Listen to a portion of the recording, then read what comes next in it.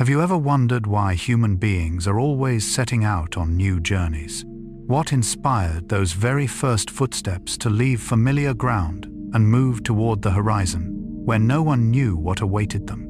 Was it simply the need to search for food and fresh water? Or was it something far deeper, a part of human nature itself, the quiet longing to explore, to adapt, and to keep searching for a place where we truly belong? Tonight, we will begin a very special journey together, a journey spanning hundreds of thousands of years, from the vast grasslands of Africa, across deserts that were once lush and green, over ancient land bridges connecting continents, across immense oceans, and through towering mountains cloaked in snow. It is the story of the great migrations that quietly shaped the world we live in today. But this is not only a story about history, it is also a story about you.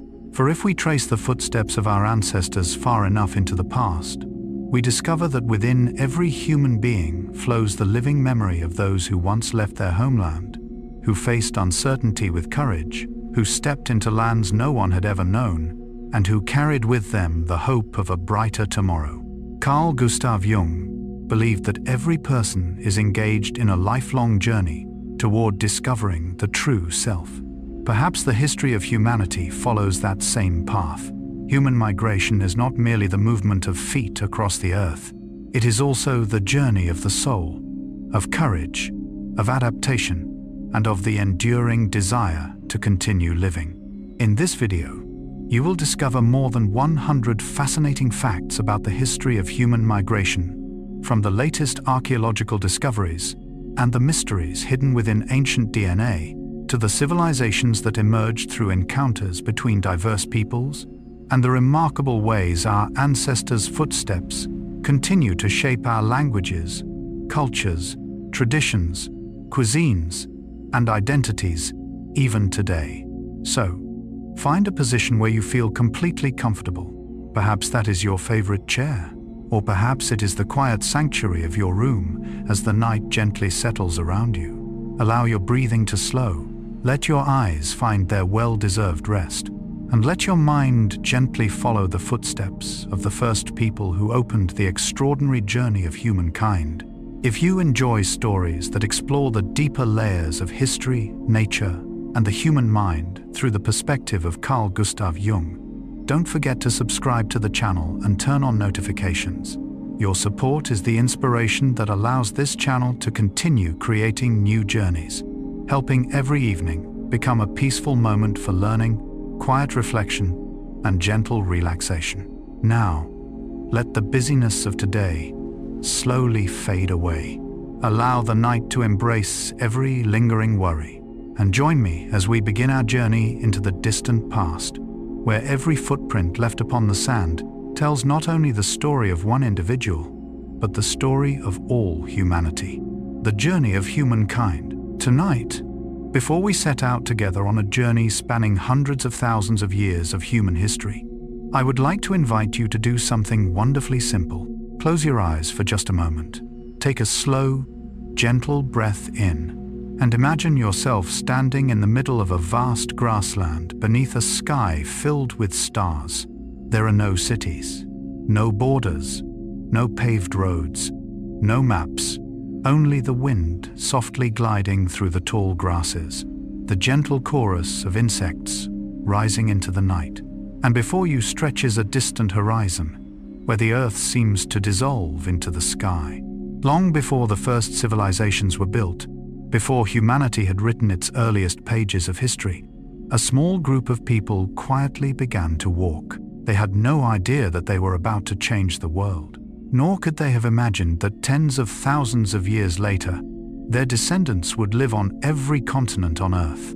They knew only one simple thing. Ahead, there might be water, there might be food, there might be a safer place to raise their children. And so, they walked. Perhaps that was one of the most important moments in the entire history of humankind. For with those very first footsteps, the human journey truly began. We often imagine that history is shaped by kings, mighty empires, and legendary battles. But if we look a little deeper, Perhaps history has always been written by something far more ordinary, by footsteps, quiet footsteps leaving home behind. Footsteps climbing over mountains, crossing deserts, following coastlines, and walking beneath a sky filled with stars. Every step carried a story, a hope, a fear, a dream of tomorrow. Carl Gustav Jung believed that deep within the human soul lives an enduring longing for exploration and growth. He saw each life as an ongoing journey toward discovering one's authentic self. Perhaps the story of humanity reflects that very same truth. Migration is not only the journey of the body, it is also the journey of the soul, a journey from the known into the unknown, from safety into courage, from the darkness of fear toward the light of hope. Tonight, we will not simply learn about history. Together, we will listen to history, not through dry numbers, not through dates that are difficult to remember, but through stories. Stories about people very much like ourselves. They knew anxiety, they knew love, they knew fear, they knew hope, and above all, they wished for their children to have a better life. Perhaps that is the most beautiful truth in all of history. No matter how the ages have changed, no matter how different our languages have become, no matter how diverse our cultures or the colors of our skin may be, the deepest hopes of humanity have always remained remarkably alike: to live, to love, to find a place where we truly belong. Today, when we look at a map of the world, it is easy to forget that borders appeared only very recently within the vast river of hundreds of thousands of years of human history. For most of our existence, humanity has been a story of journeys, always moving, always adapting, always learning from nature. Perhaps that is why, if we look closely enough, we begin to notice something remarkable. None of us is ever truly standing still, even as we sit quietly in our own room, for within every one of us lives the story of countless journeys, journeys that began long before we ourselves were born. Our DNA carries the traces of our ancestors. The languages we speak are the result of countless encounters between different peoples. The familiar meals that grace our tables are gifts brought by journeys spanning centuries. Even the bedtime stories we share with one another carry the gentle imprint of cultures that met, intertwined, and became something new together. That realization has always moved me deeply, because it reminds us of something profoundly beautiful. None of us is an isolated island. Every human being is the meeting place of countless encounters, countless farewells, and countless journeys. Carl Gustav Jung once said that we truly begin to understand ourselves only when we understand where we come from. Not only our homeland, not only our family, but also the deeper layers of the collective memory shared by all humanity.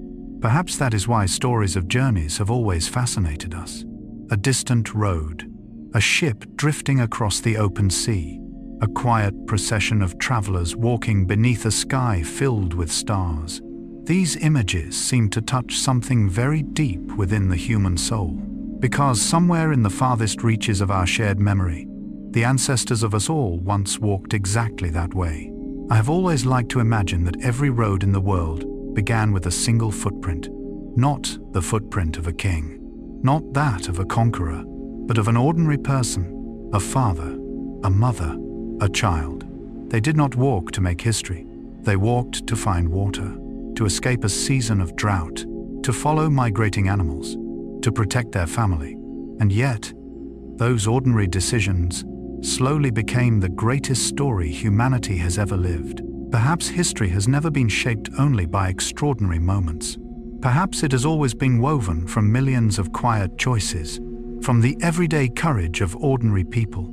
Tonight, as we begin this journey together, I do not hope that you will remember every date or every place. What I truly hope is that you will feel something even deeper. That history is not somewhere far away. History lives within each one of us, within every family story, within every language we speak, within every tradition we gently preserve without even realizing it. And perhaps, as you listen to the story of humanity's first footsteps, you may begin to see the journey of your own life through gentler eyes. For just like our ancestors, each of us is walking a path that leads not only toward new lands, but toward a deeper understanding of ourselves. And as those first footsteps left familiar ground behind, a profound question slowly emerged beneath the night sky. What inspired them to begin their journey? Was it simply the instinct to survive? Or did changing climates, the rhythms of nature, and the quiet transformations within the human spirit all gently open the way for the greatest journey in history? In the next chapter, we will discover why every person living on Earth today is descended from those who once found the courage to walk toward the distant horizon. As the first footsteps of our ancestors gradually disappeared beyond the horizon, they could never have known that every step they took would become part of the longest story humanity has ever written. Not the story of a single nation, not the story of a king, but the story of every one of us. There is something deeply fascinating about looking back through history. We often divide the world with colorful borders drawn across maps. We call one place home, another a foreign country. We speak different languages. We enjoy different foods. We cherish different traditions. Yet if we travel far enough back through time, all of those differences begin to fade. What remains are simply people walking beneath the same sky, looking up at the same stars, listening to the same wind, gathering around the same fire for warmth during the cold night. Perhaps before we learned to divide the world into many parts, nature had already taught us that Earth has always been one vast home. Carl Gustav Jung believed that every human being carries ancient symbols within the psyche, what he called the collective unconscious. These are images, emotions, and experiences preserved across countless generations. Perhaps the image of a road is one of those timeless symbols.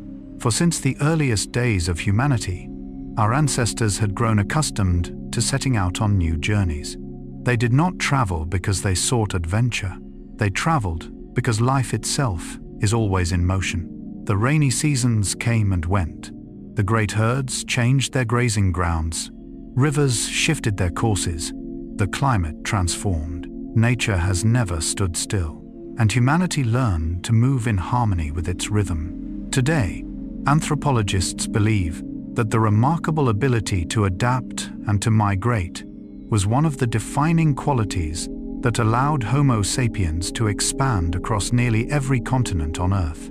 It was this capacity to observe, to learn, and to pass knowledge from one generation to the next that made such an extraordinary journey possible. Human beings to cross environments that were astonishingly different from one another, from tropical rainforests to the frozen landscapes of the far north. That has always filled me with a sense of wonder. We are not the strongest species, not the fastest. We were never equipped with sharp claws, nor with thick fur to endure the harshness of winter. And yet, we have traveled farther than so many other creatures, not because of strength, but because of our ability to learn, because of our willingness to cooperate, and because of our courage.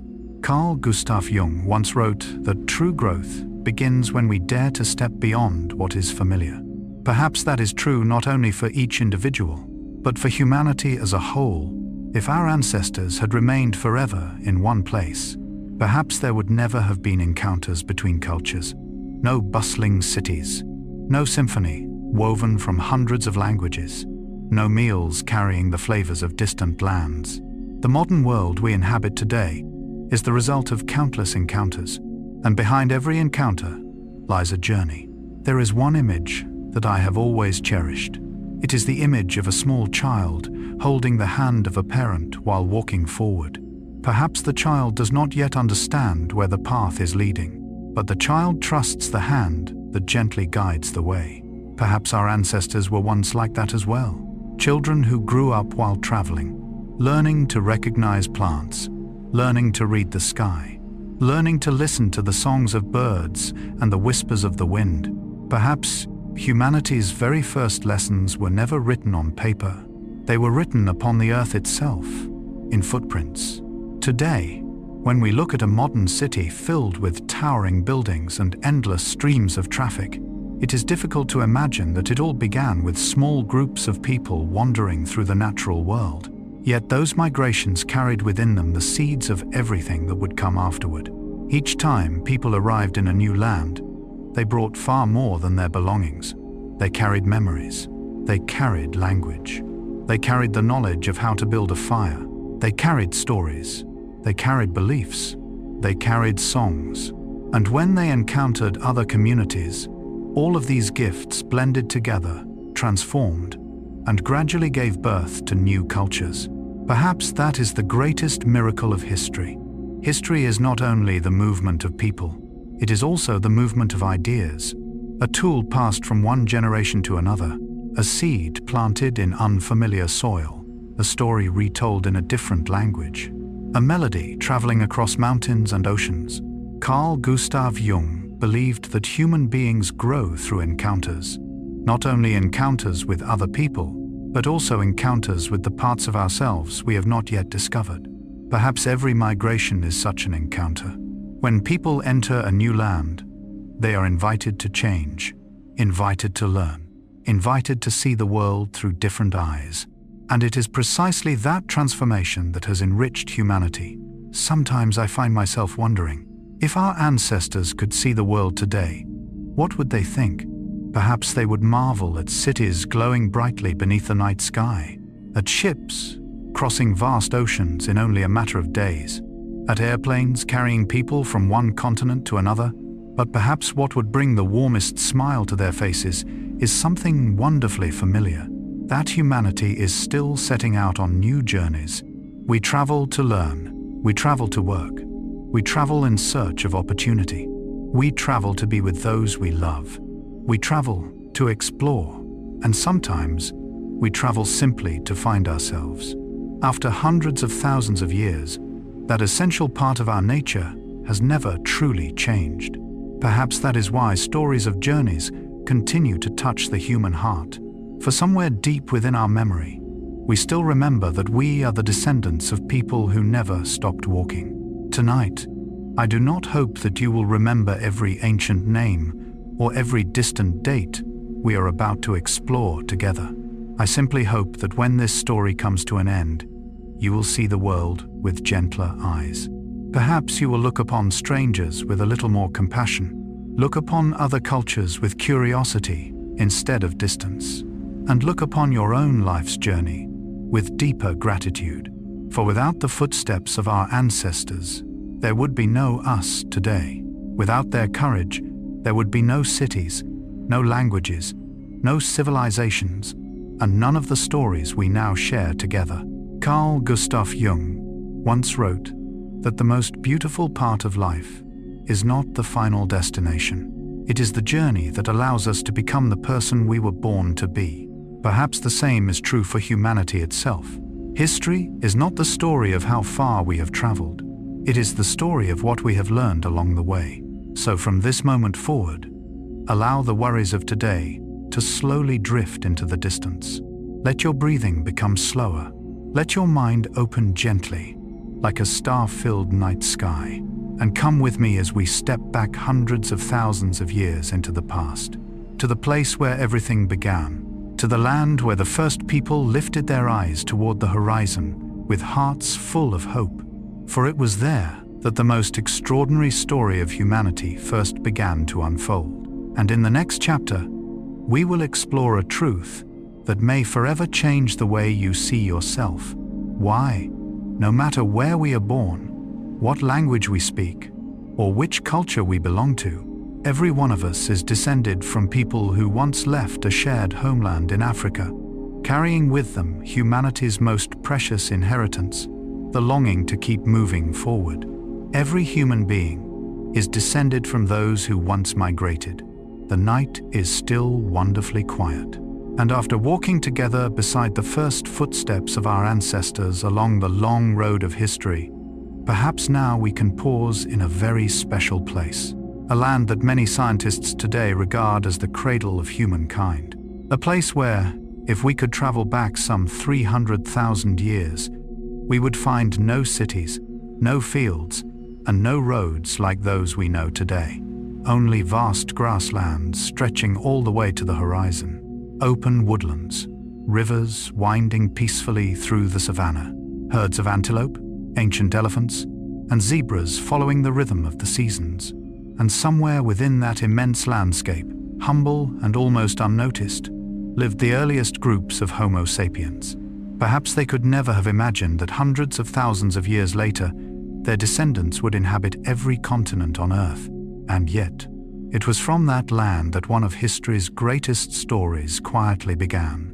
Today, discoveries from archaeology, fossil evidence, and especially genetics all point to Africa as the birthplace of the earliest Homo sapiens. Although many questions about ancient human populations and the process of evolution continue to be explored, the evidence available today strongly suggests that the deepest origins of modern humanity are intimately connected with this remarkable continent. That realization has always touched me deeply, because when we look at today's world map, it is so easy to forget that all our differences in skin color, language, and culture began with the very same story. A remarkably small story. A handful of people, a single land, a single sky. Carl Gustav Jung believed that beneath the differences between individuals lies a deeper layer of consciousness shared by all humanity.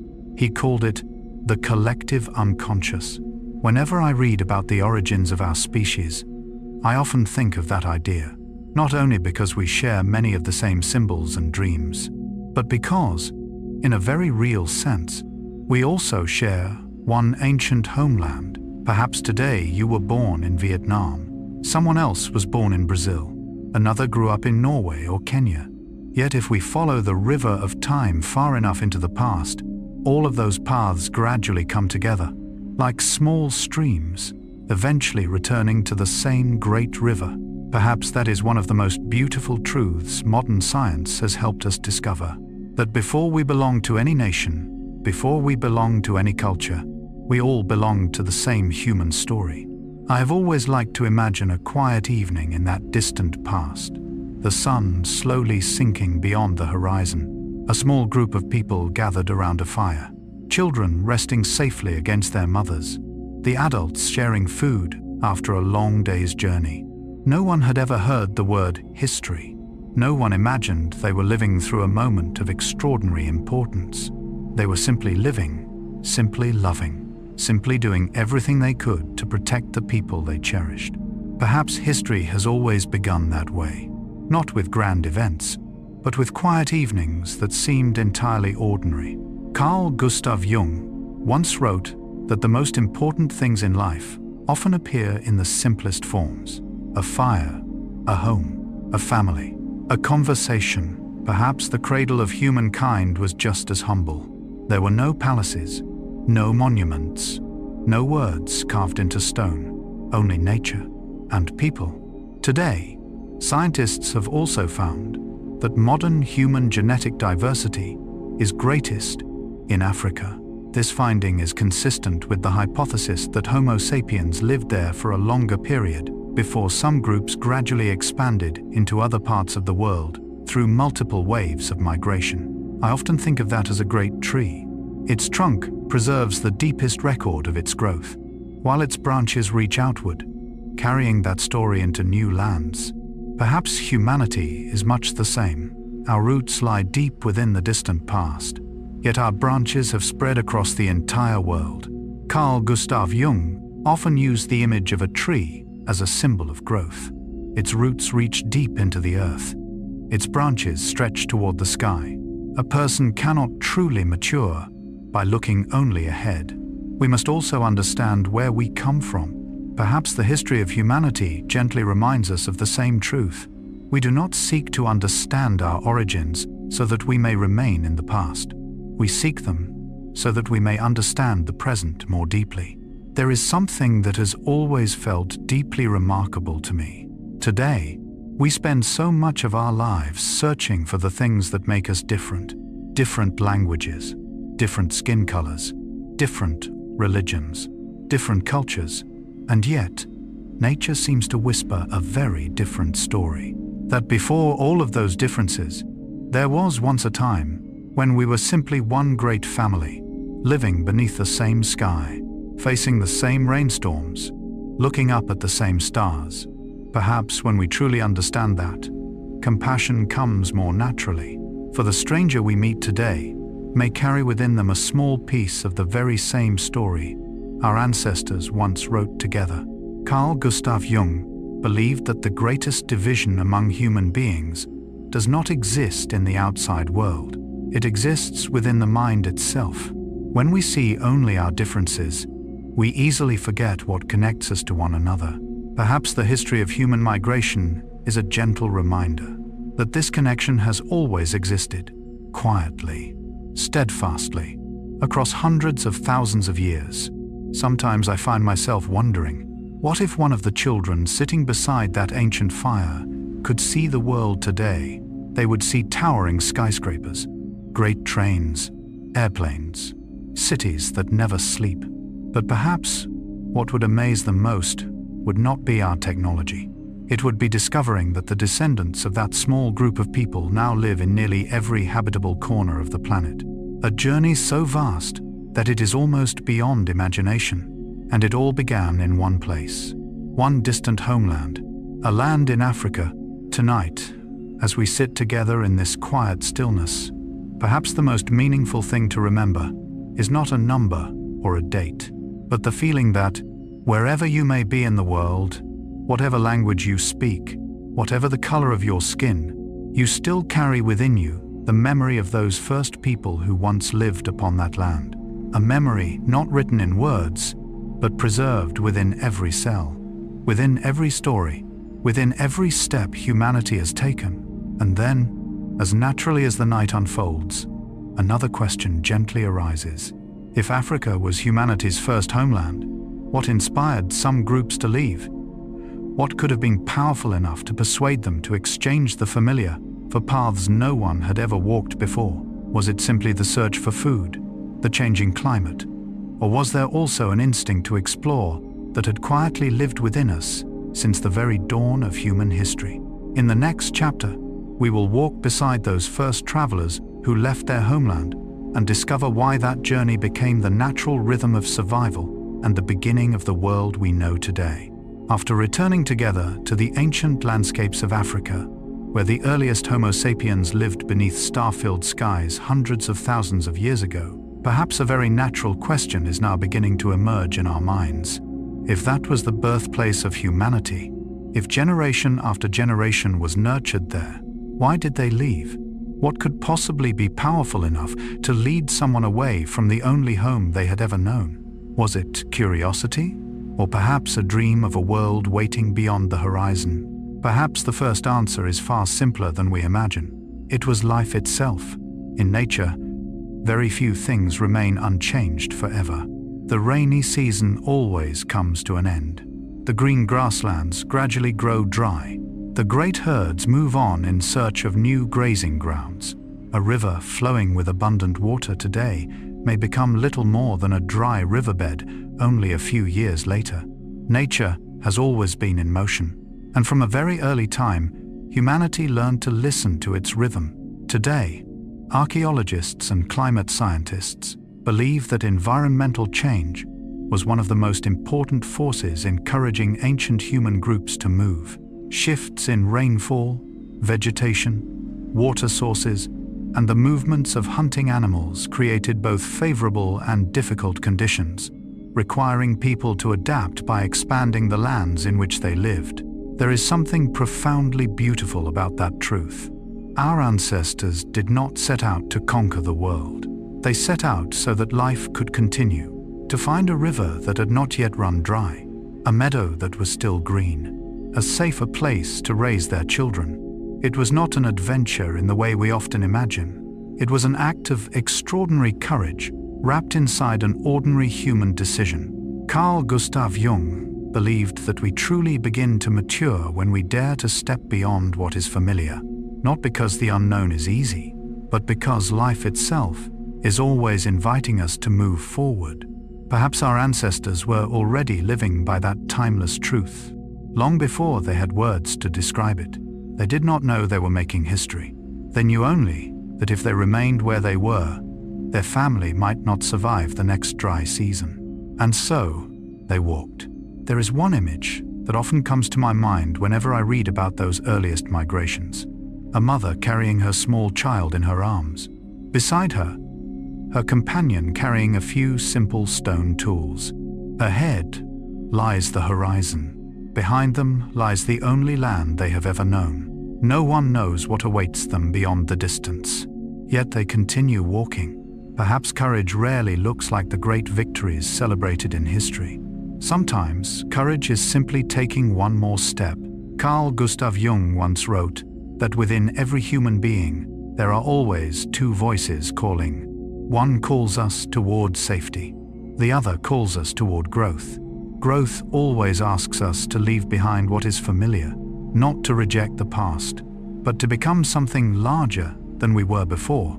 Perhaps the same has always been true for humanity itself. If those first groups of people had never dared to leave the lands they knew, there would have been no encounters between cultures, no great voyages across the seas, no civilizations flourishing beside mighty rivers, and no richly diverse world like the one we share today. Today, many anthropologists regard adaptability as one of the defining characteristics of our species. Rather than relying solely on biological evolution to survive, human beings learned to adapt by changing their behavior, improving their tools, developing new forms of social organization, and passing knowledge from one generation to the next, allowing them to thrive in remarkably different environments. That has always filled me with awe. We did not adapt through physical strength alone. We adapted through memory, through cooperation, through our ability to tell stories. One group discovered a new source of water. They remembered the path.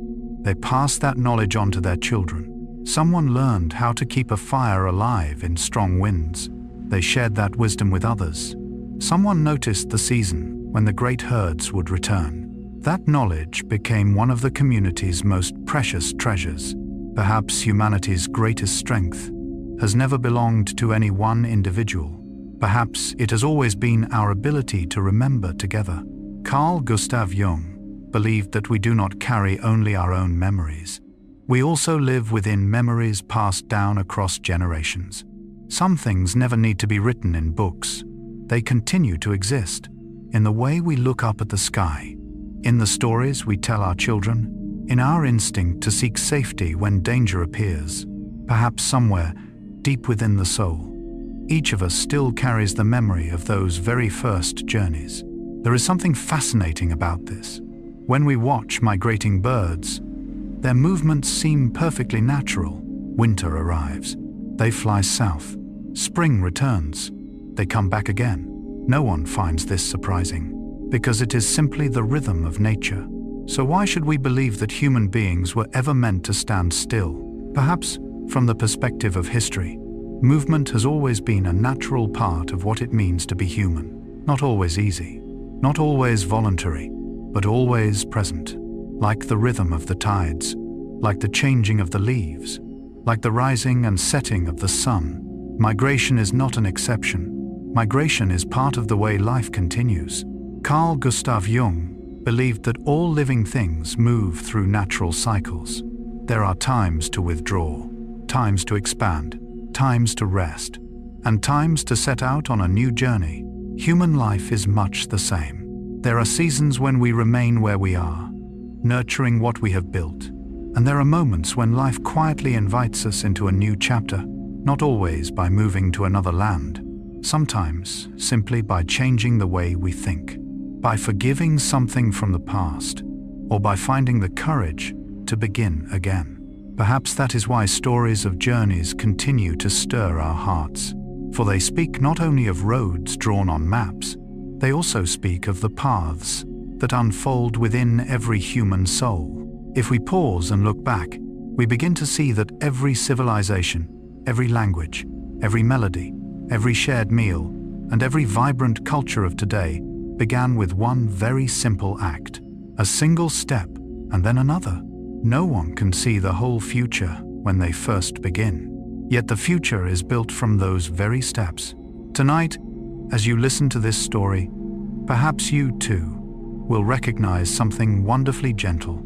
Each of our lives is, in its own way, a migration. We leave childhood behind as we enter adulthood. We leave old fears behind as we learn to trust. We leave older versions of ourselves behind to become who we are today. Some journeys unfold across the earth, others unfold within the soul. But every journey begins with the same thing: the courage to take the next step. And perhaps that is the greatest gift our ancestors have left us. Not a treasure, not an empire, but the ability to keep adapting to change. The ability to look toward the horizon with hope, and the faith that, no matter how much uncertainty lies ahead, there is always a sunrise waiting at the end of the journey. In the next chapter, we will follow the footsteps of the first people who left Africa and explore one of the greatest adventures in human history: the ancient routes by which they reached other continents, and the quiet ways climate itself shaped those pathways across the world. The first migration out of Africa. The night remains wonderfully still. And now, after returning together to the vast grasslands of Africa, where the earliest Homo sapiens learned to tend a fire, tell stories, and raise the first generations of their children, we arrive at one of the most important moments in the history of humankind. A moment without the sound of trumpets, without marching armies, without anyone standing before the world to declare that a new age had begun. There was only a small group of people, quietly, leaving their homeland behind. Perhaps they never imagined they were changing the world. They simply walked. Yet those humble footsteps opened a journey that would continue for tens of thousands of years, carrying humanity to nearly every habitable corner of Earth. There is something profoundly beautiful about imagining that moment. If you could stand upon a hillside somewhere in Africa 70 or 60,000 years ago, you would not see a vast procession of travelers, not thousands of people setting out together, not the sweeping migrations we often see in films.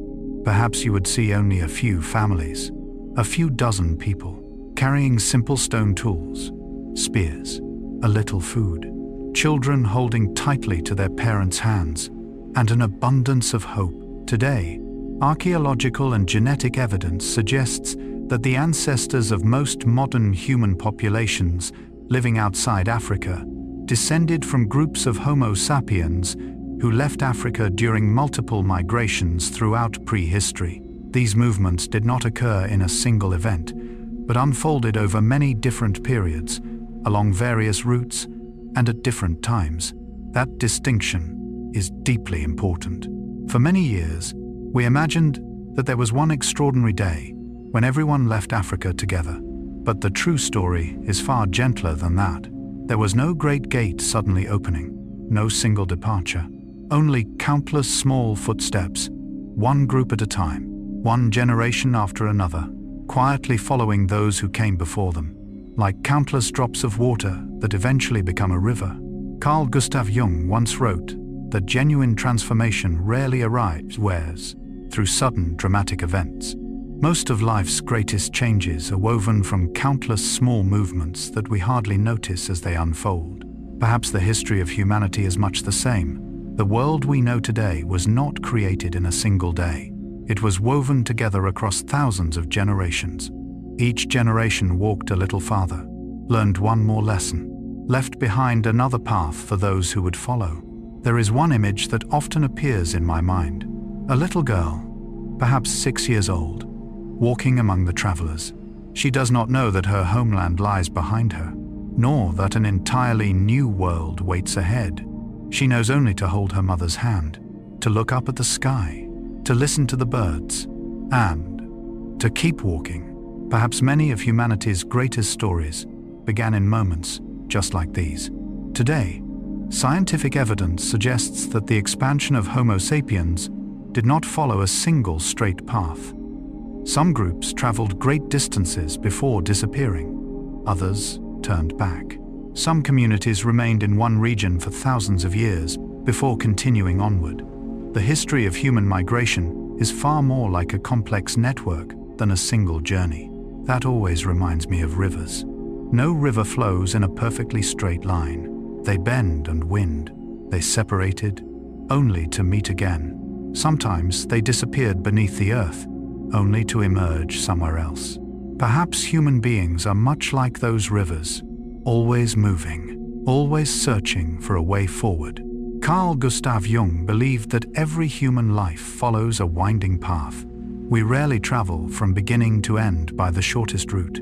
At times we lose our way. At times we pause.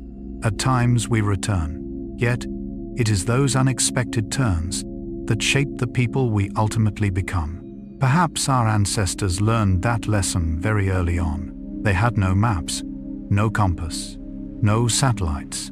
The only things they possessed were careful observation. They followed the footprints of migrating animals. They watched the direction of the wind. They remembered the position of the sun. They learned which season brought fruit to the trees, and which season filled the rivers with fresh water. Nature was humanity's very first book, and its very first teacher. Carl Gustav Jung once suggested that modern people have, in many ways, lost the ability to listen to nature. We have grown accustomed to looking at screens, yet we often forget to look at the sky. We have learned to read written words, yet we have forgotten how to read the signs of the living world. Perhaps our ancestors lived in a very different way. Each morning when they awoke, they did not ask what day of the week it was. They asked where the wind was coming from, how the clouds were moving, which direction the birds were flying. That was knowledge, a kind of wisdom never written in books, but remembered through experience. Perhaps it was that kind of wisdom that carried humanity farther than any other species. I have always been deeply moved by the thought that every step they took contained a choice: to remain, or to continue, to turn left, or to follow the river, to climb the hill, or to walk beside the coast. Those decisions may have seemed very small, yet sometimes they shaped the future of millions of people who would come after them. Today, through the study of ancient DNA and archaeology, scientists are able to trace many waves of prehistoric migration. Every new discovery reveals more clearly that the journey of Homo sapiens was never a simple story, but rather a tapestry woven from countless movements, countless encounters, and countless acts of adaptation unfolding across tens of thousands of years. That often makes me think, perhaps history is not a book that has already been completed. Perhaps it is more like a painting that is still being created. Every newly discovered fossil, every newly uncovered skeleton, every newly analyzed strand of ancient DNA is another piece quietly added to the picture. Carl Gustav Jung believed that throughout life we are always searching for our true selves. Perhaps science is traveling a similar path. The more deeply we explore the past, the more clearly we understand the present. And the more clearly we understand the present, the more deeply we come to understand ourselves. Tonight, as you imagine those first groups quietly leaving Africa behind, perhaps you will no longer see them as distant figures from the pages of history. Instead, you may recognize something wonderfully familiar within them: a father hoping to protect his family, a mother dreaming of a better life for her child, a curious child gazing toward the horizon. And those ordinary people, walking slowly yet never stopping, began writing the very first chapter of the story we now call humanity. Then, as gently as the night itself, another question begins to emerge. If those first groups left Africa, which paths did they follow? What guided them northward along distant coastlines, or persuaded them to remain for generations in certain lands? Was it the climate itself, the rains, the changing seasons, and the slow transformations of the earth that quietly became humanity's first guide? In the next chapter, we will explore those earliest waves of migration and discover how nature itself drew the ancient pathways our ancestors once walked. After following the footsteps of the first Homo sapiens who left Africa, perhaps now we can pause to meet the quiet companion that traveled beside them all along. Not a leader, not a guide, but the earth itself. Long before human beings learned to draw maps, nature had already been drawing its own roads. Not with ink, not with stone, but with rain, with wind, with the long ages of ice, and with the slow rhythm of a changing climate unfolding across tens of thousands of years. Perhaps we often imagine history as the story of humanity alone, but the more I learn, the more I realize that history is also the story of the sky, of rains that came and went, of deserts that were once covered in life, of lands that now lie beneath the sea but were once vast open plains. Nature has never stood still, and through its continual transformation, it quietly opened and later closed the invisible doorways that shaped the journeys of our ancestors. Today, paleoclimate research shows that throughout hundreds of thousands of years, Earth has experienced many different climatic periods. During some eras, increased rainfall, expanding vegetation, and abundant water sources created favorable conditions that allowed both humans and animals to travel across regions that are now dry and barren. During colder or more arid periods, however, many of those natural pathways gradually narrowed or disappeared altogether. That realization always fills me with humility, because it reminds me that so many decisions we imagine were made entirely by human beings actually began with the rain. A rainy season that lasted a few years longer, a river that continued to flow, a grassland that remained green. Sometimes, those simple changes were enough to alter the course of an entire generation. Carl Gustav Jung once wrote that we often believe we are the ones directing our lives. Yet as we grow older, we gradually discover that we, too, are carried by currents much greater than ourselves. There are the currents of time, the currents of nature, and the currents of history. Perhaps our ancestors understood that better than anyone. They could not command the rain. They could not stop the dry season. They could not persuade the sun to rise any earlier. The only things they could do were observe, adapt, and begin walking when the moment arrived. I often like to imagine a morning in that distant past. A man steps quietly out from his shelter. He lifts his eyes toward the sky. He silently feels the direction of the wind. He studies the clouds. He notices a flock of birds flying north. Without a single instrument, he knows the season has changed. Perhaps it is time for the entire group to move on. Today, we call that adaptability. For them, it was simply life. Carl Gustav Jung believed that wisdom does not live only in books. It also lives in our ability to listen to the world. Perhaps our ancestors listened to nature more deeply than any generation since. They read the sky as we read a book. They read the rivers as we read a map. They read the footprints of animals as we read the morning news. Nature never spoke with words, yet it constantly offered signs, and those who knew how to notice them found their way. There is something truly fascinating about this. When we look at a map today, it is easy to imagine that the continents have always looked exactly as they do now. But during the Great Ice Ages, sea levels were dramatically lower than they are today. Vast lands now hidden beneath the ocean were once wide open plains. Natural land bridges connected places that are now separated by great stretches of sea, which means that, for our ancestors, the world was not quite the same world we see today. Today, geologists and archaeologists believe that changing sea levels during the Ice Ages profoundly influenced the migration routes of early humans. As glaciers melted and sea levels rose, many ancient land corridors were submerged beneath the oceans, leaving only faint traces of their existence. I have always found that deeply astonishing. How many roads once existed? How many footprints were left upon lands that now rest beneath the sea? No one can see them anymore. No one remembers their names, yet they were once real. Carl Gustav Jung believed that many of the most important things in life are much the same. Not everything of value remains visible before our eyes. Some memories sink deep into the unconscious. Some experiences quietly disappear into the past, yet continue shaping who we become. Perhaps those ancient pathways are symbols of that very truth. They vanished from the surface of the earth, but they never disappeared from humanity's story. There is one image that always touches my heart. A group of travelers pausing at the summit of a hill. Beyond them lies a land entirely unknown. No one promises the road is safe. No one can guarantee there will be food. Yet they continue, not because they are free from fear, but because life itself gently invites them to take one more step. Perhaps courage has never meant the absence of fear.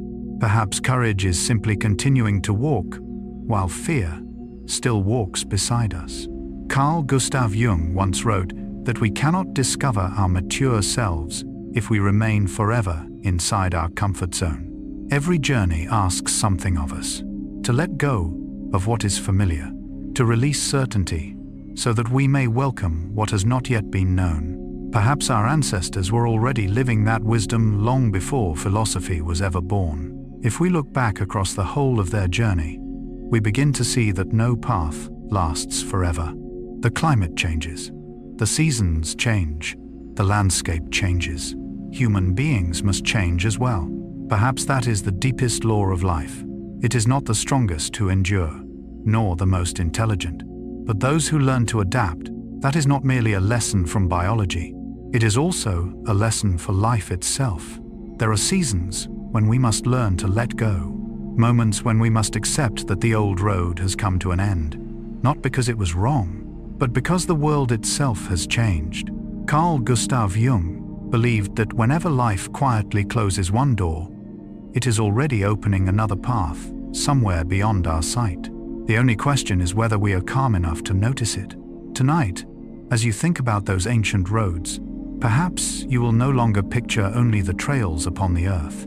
Perhaps you will also see the rivers, the rains, the great ages of ice, the endless grasslands, and an entire planet quietly walking beside humanity. It turns out that the history of migration has never been only the story of human footsteps. It is also the story of the sky, of climate, of nature, and of the extraordinary gift every human being carries within the ability to listen to the world, to change when change is needed, and to keep moving forward even when the road ahead is still wrapped in mist. Perhaps that is the most beautiful truth this journey has to offer. Our ancestors did not conquer nature. They learned to walk alongside it. And it was that quiet humility that opened the way for humanity to gradually reach new lands. In the next chapter, we will discover one of the greatest surprises in Earth's history. There was a time when what is now the dry Sahara Desert was a flourishing landscape filled with lakes, rivers, and abundant life. Those remarkable shifts in climate quietly opened and later closed the natural windows that guided the next great migrations of humankind. When climate opened, invisible pathways, after following the ancient paths our ancestors carved across lands that had not yet been given names, tonight we arrive before one of the greatest wonders our planet has ever held. A place that, if seen only through the eyes of the present, would be almost impossible to imagine in any other form. Close your eyes for just a moment, and imagine that before you there are no endless sand dunes, no golden waves of sand drifting silently with the wind, no scorching dry air like the one we now associate with the Sahara Desert. Instead, imagine vast grasslands stretching all the way to the horizon, crystal clear lakes reflecting the sky above, herds of giraffes wandering peacefully across fertile grasslands, elephants, hippopotamuses, and antelopes gathering along the rivers to drink, birdsong greeting each new morning, the breeze carrying the fresh scent of young grass after the rain. It seems almost impossible to believe. And yet, all of this once existed. Today, research in paleoclimatology, lake sediments, fossil pollen, and ancient rock art shows that the Sahara Desert has passed through many very different periods throughout its history. In particular, between a little over 11,000 and roughly 5,000 years ago, during a period commonly known as the Green Sahara or the African Humid Period, many regions that are now desert received far more rainfall, supporting lakes, grasslands, and rich communities of plants and animals. Whenever I read about that time, I feel as though I am listening to one of nature's own fairy tales. It is difficult to imagine that a place now known as one of the driest regions on Earth, was once overflowing with life. But nature has always been like that. It never stands still. It is never fixed. It never keeps the same form forever. Carl Gustav Jung believed that one of humanity's greatest illusions is the belief that everything will always remain as it is today. Yet if we observe nature long enough, we begin to realize that change is the only thing that never truly changes. A forest may become open grassland, a lake may become a valley, a green landscape may become a desert, and perhaps tens of thousands of years from now, today's sand dunes may once again bloom with grasses and trees. Perhaps the earth itself breathes with a rhythm all its own, sometimes moist, sometimes dry, sometimes cold, sometimes warm, never hurried, never impatient, simply changing, patiently, through cycles that unfold across thousands of years. I have always liked to imagine the Green Sahara as a peaceful painting. Lakes stretching one after another like enormous mirrors, small rivers winding gently through the grasslands, herds of animals following the rhythm of the seasons, and somewhere nearby, the first human communities building simple shelters beside the water, fishing, hunting, sharing stories around the fire as night quietly falls. To them, it was not a miracle. It was simply home. Today, many rock paintings and engravings discovered throughout the Sahara portray giraffes, elephants, crocodiles, hippopotamuses, and scenes of people paddling boats or herding livestock. These remarkable images provide important evidence that this landscape was once dramatically different from the dry desert we know today. That realization always moves me deeply, because somehow, even stone remembers. Not through words, not through writing, but through quiet carvings that have endured for thousands of years. Carl Gustav Jung believed that memory lives not only within the human mind. He suggested that the world around us also preserves traces of the past. A tree carries its age within every ring of wood. A mountain preserves Earth's history within every layer of rock. And perhaps the Sahara still remembers the rains that once fell there so long ago. Some memories cannot be seen immediately, but if we learn how to listen, they are still there. There is something that often stays with me. Today, many people see the desert as a symbol of hardship, yet for our ancestors, perhaps it was once a symbol of life itself. It reminds us that we should never judge a landscape only by what it looks like today, just as we should never judge a person by only one moment in their life. Carl Gustav Jung believed that every human being possesses depths far beyond what others can see. There are hidden sorrows, untold hopes, springs that have long passed, yet still leave their gentle imprint upon the soul. Perhaps the Sahara is much the same. Beneath today's burning sands, still rests the memory of rivers, of lakes, of endless grasslands, of bird song echoing across the morning air. Nature has never truly forgotten. Time has simply wrapped everything in a different garment. Today, scientists believe that changes in Earth's orbit, together with shifts in the strength of the African monsoon, were among the most important factors driving the alternating wet and dry cycles of the Sahara in the distant past. These processes unfolded very slowly across many generations, gradually transforming the landscape of an immense region. That realization reminds me of something quietly beautiful. The greatest changes in the world rarely happen in a single day. A desert is not born overnight. Neither does a forest grow after only one rainy season. Everything requires time. Carl Gustav Jung wrote that the growth of the soul is much like nature itself. It cannot be hurried. It cannot be forced by will alone. It grows little by little, like a tree, like a river, like the Sahara itself.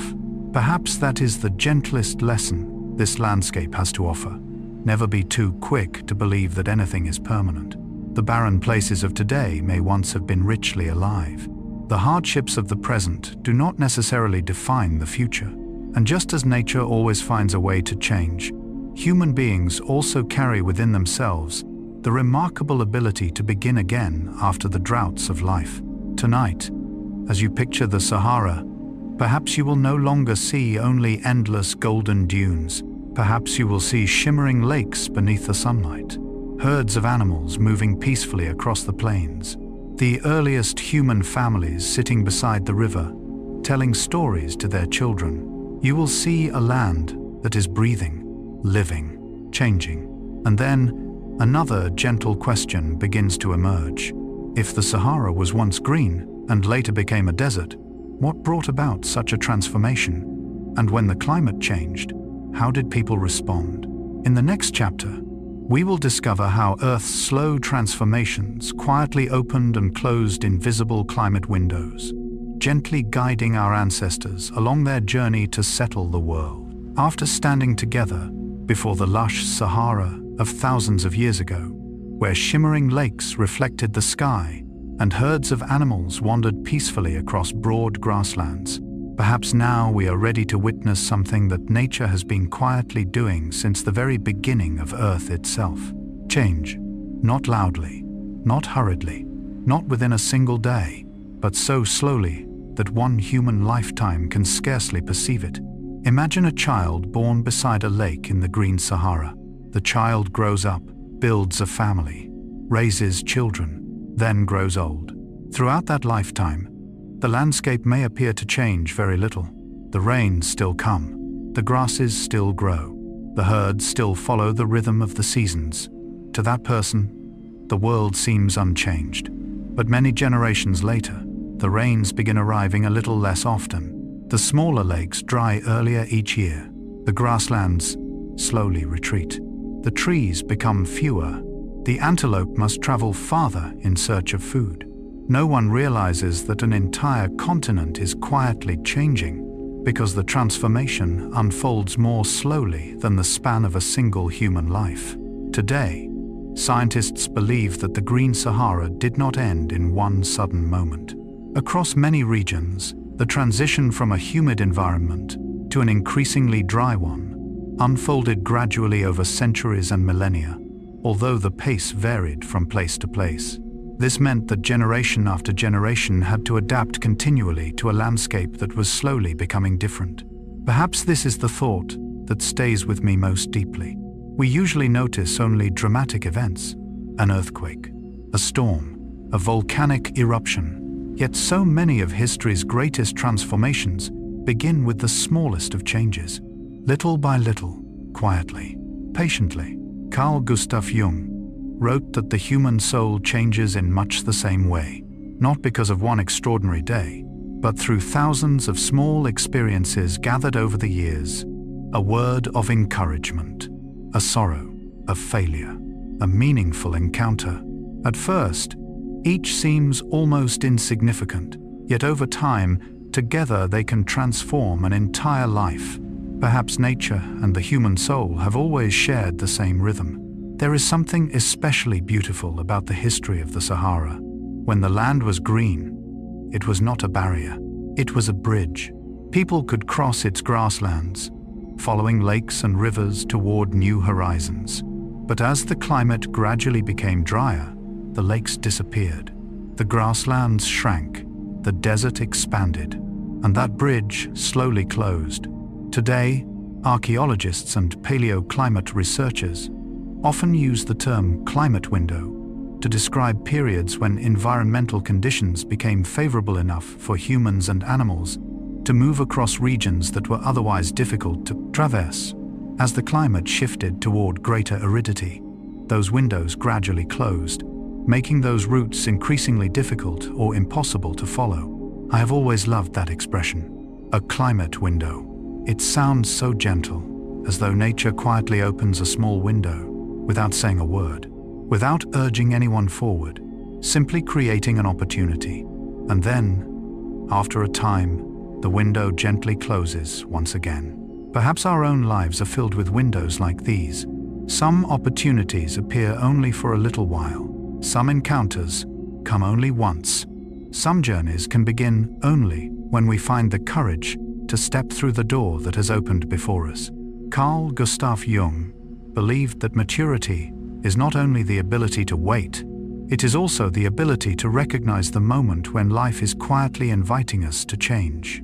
Perhaps our ancestors did exactly that. They had no calendars, no clocks, no weather forecasts, but they knew how to observe. They noticed that the rains were becoming less frequent. They saw that the herds had changed their course. They realized that the water was no longer as plentiful as it once had been, and they understood it was time to move on, not because they wished to leave their homeland, but because their homeland itself was changing.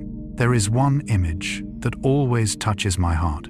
An elderly man stands beside a lake. He grew up there. He once fished in those waters. He once sat by the shore, telling stories to his grandchildren. But today, the water lies lower than it did the year before, and lower still than when he himself was a little boy.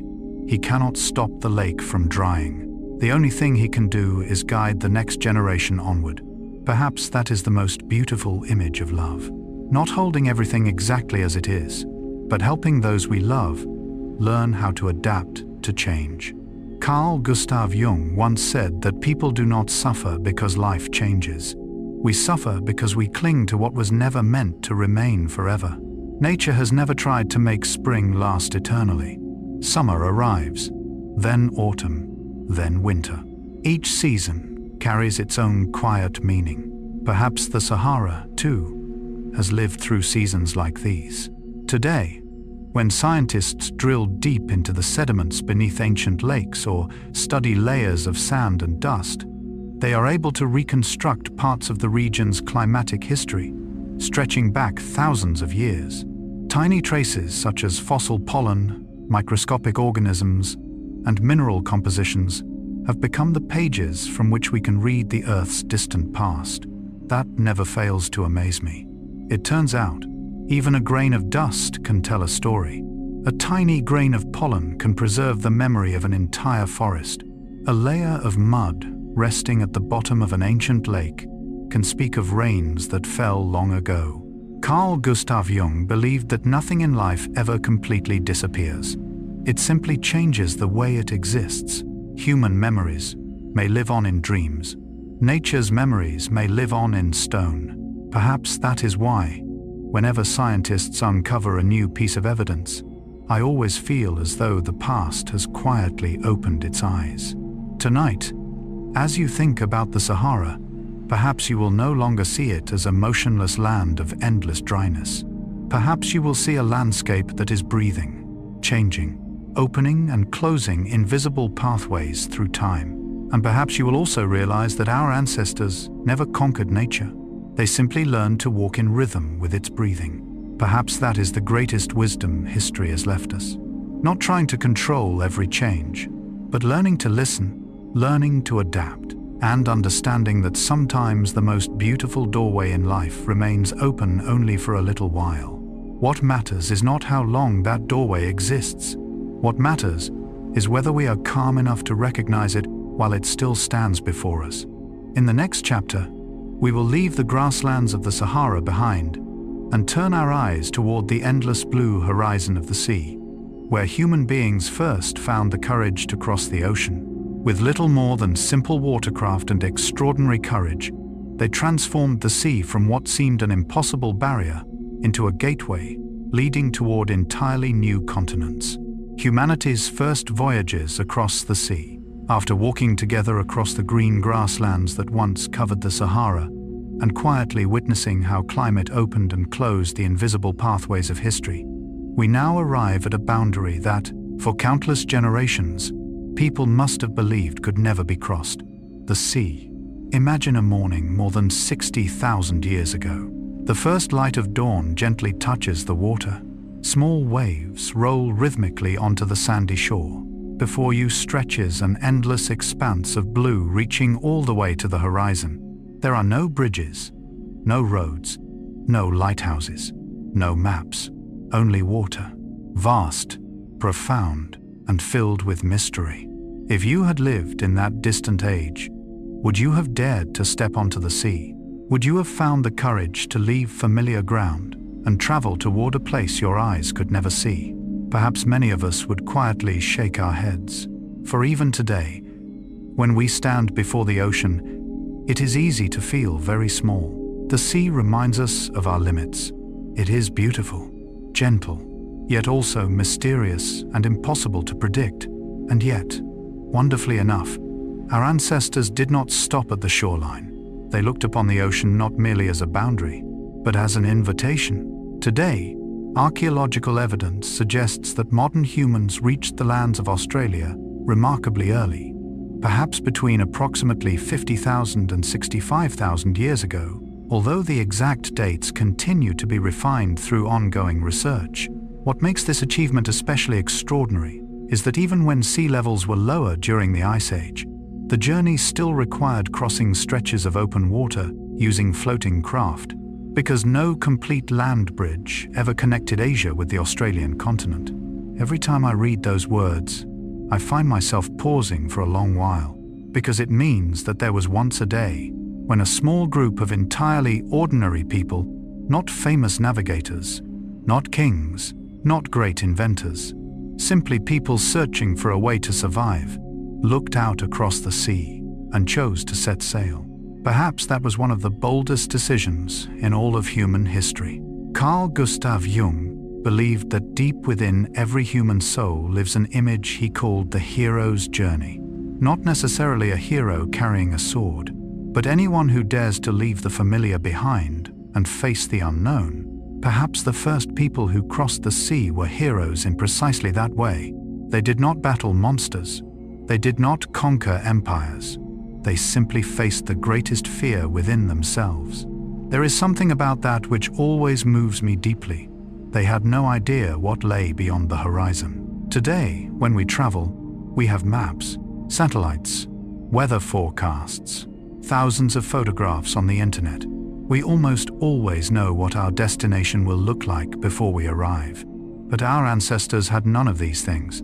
Beyond the horizon, there might have been fertile land, or there might have been nothing but endless ocean. No one could promise them either outcome. And that uncertainty is exactly what makes their decision so extraordinary. Carl Gustav Jung once wrote that fear itself is not humanity's enemy. What truly holds us back is allowing fear to make our decisions for us.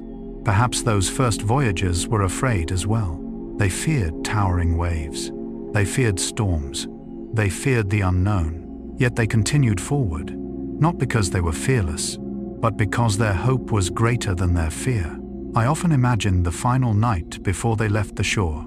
A small group of people gathered around a fire, the dark sea stretching endlessly before them, the children already asleep, the adults speaking quietly among themselves. Perhaps very few words were spoken. There was only the sound of the waves, the whisper of the wind, and the firelight dancing across thoughtful faces. Tomorrow, everything would be different. Tomorrow, they would leave the land that had nurtured them. Tomorrow, they would place their trust in something no one could yet see. Perhaps that is the most beautiful definition of hope, to believe in something that does not yet exist. Today, many researchers believe that reaching Australia required prehistoric people to possess the ability to plan ahead, cooperate as a group, and use floating craft capable of carrying them across stretches of open water that could not be crossed on foot. Although we still do not know exactly what those early vessels looked like, the journey itself demonstrates that human organization and reasoning had already developed remarkably early. That realization reminds me of something profound. Human progress has never come from intelligence alone. It has also come from trust. One person cannot cross the sea alone, but a group of people working together can. One prepares the food, another watches the tides. Someone cares for the children, someone keeps the fire alive, someone rows. No one does everything, yet together they make the journey possible. Carl Gustav Jung believed that we truly begin to mature when we realize that we are part of something greater than ourselves. Perhaps humanity's first boat became a symbol of exactly that. It remains afloat only when everyone helps keep it balanced. If even one person acts only for themselves, the boat may overturn. Perhaps life is much the same. All of us are traveling together aboard the same vessel called humanity. The safety of each person is quietly connected to the well-being of everyone else. Tonight, as you gaze toward the sea, perhaps you will no longer see only the waves. Perhaps you will glimpse the silhouettes of those first voyagers, the people who dared to step onto simple rafts, who entrusted themselves to the wind, to the currents, to the stars above. And from that very moment, the ocean was no longer merely a boundary separating distant lands. It became a road, a deep blue road leading humanity toward new horizons. And then, another gentle question begins to emerge. What enabled those early travelers to cross the sea without maps, compasses, or the ships we know today? How did they build the first floating vessels? And why did the ocean, which had once inspired humanity's greatest fears, eventually become the gateway to entirely new continents? In the next chapter, we will explore one of the boldest turning points in human history, the moment people learned to transform the vast waters into a pathway of hope. As the first rays of sunlight shimmered across the sea tens of thousands of years ago, our ancestors could never have known that they were standing before an idea that would change history forever. It was not the wheel, not agriculture, not metal. It was a wonderfully simple thought. If a log can float upon the water, could a person float with it?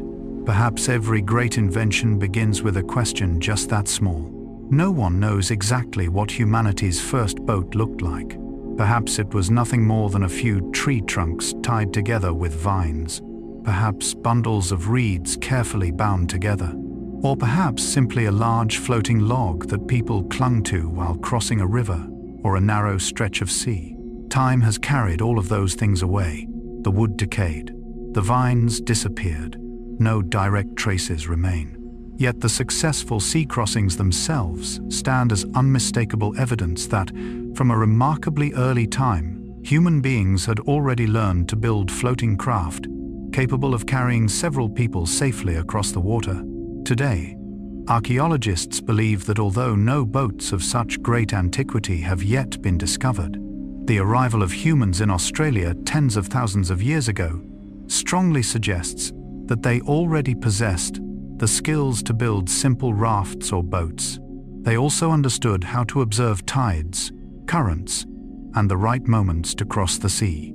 That realization never ceases to amaze me. Perhaps humanity's first invention was not born from the desire to conquer nature, but from the desire to protect life.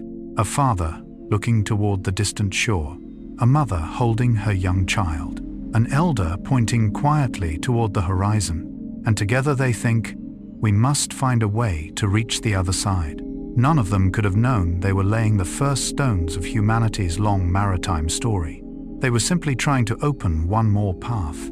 Carl Gustav Jung believed that human creativity often appears when we find ourselves facing our limits. Without challenges, there would be no innovation. If there had been no seas separating distant lands, perhaps humanity would never have imagined building boats. Sometimes it is the barriers themselves that quietly teach us how to grow. I often like to imagine the moment when that first raft drifted away from the shore.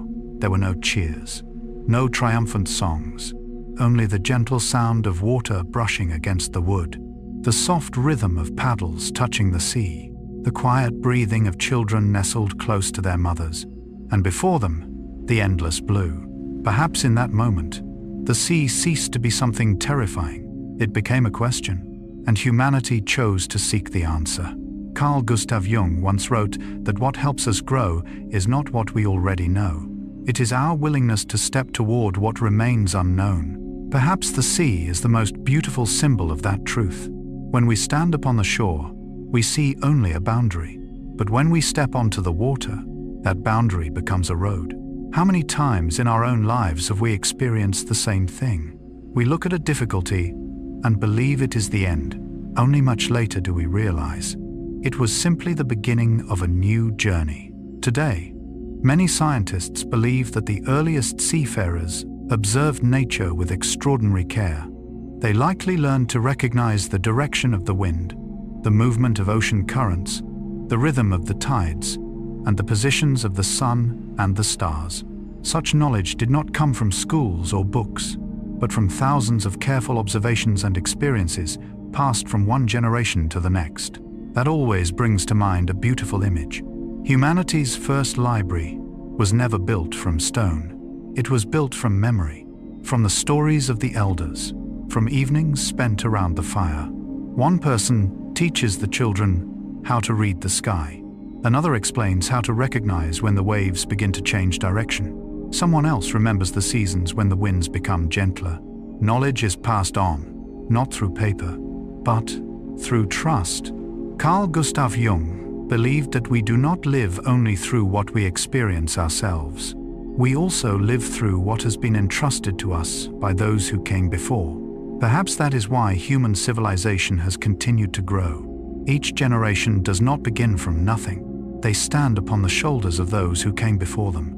There is something truly fascinating about this. For many animals, the sea is a boundary. For human beings, the sea gradually became a bridge. Not a bridge built from stone, but from imagination. Perhaps that is what truly sets humanity apart. We possess the ability to see a road even before it exists. A small raft, one short voyage across the sea, then another and another. Little by little, the oceans that once divided distant lands became humanity's first great pathways of connection. Carl Gustav Jung believed that every symbol has two faces. The sea is no different. It is both fear and hope, both separation and connection. Everything depends upon the way we choose to see it. Perhaps very few things in life are entirely good or entirely bad. A challenge today may become tomorrow's greatest gift. A farewell may become the beginning of a new meeting. A stretch of water that once seemed impossible to cross may become the road leading to an entirely new continent. I often find myself wondering, what did those first travelers see when they finally reached the shores of Australia? Perhaps they saw endless beaches untouched by human footprints, forests unlike anything they had ever known, birds whose songs had never been given names. The stars were the same, yet somehow the sky seemed wider.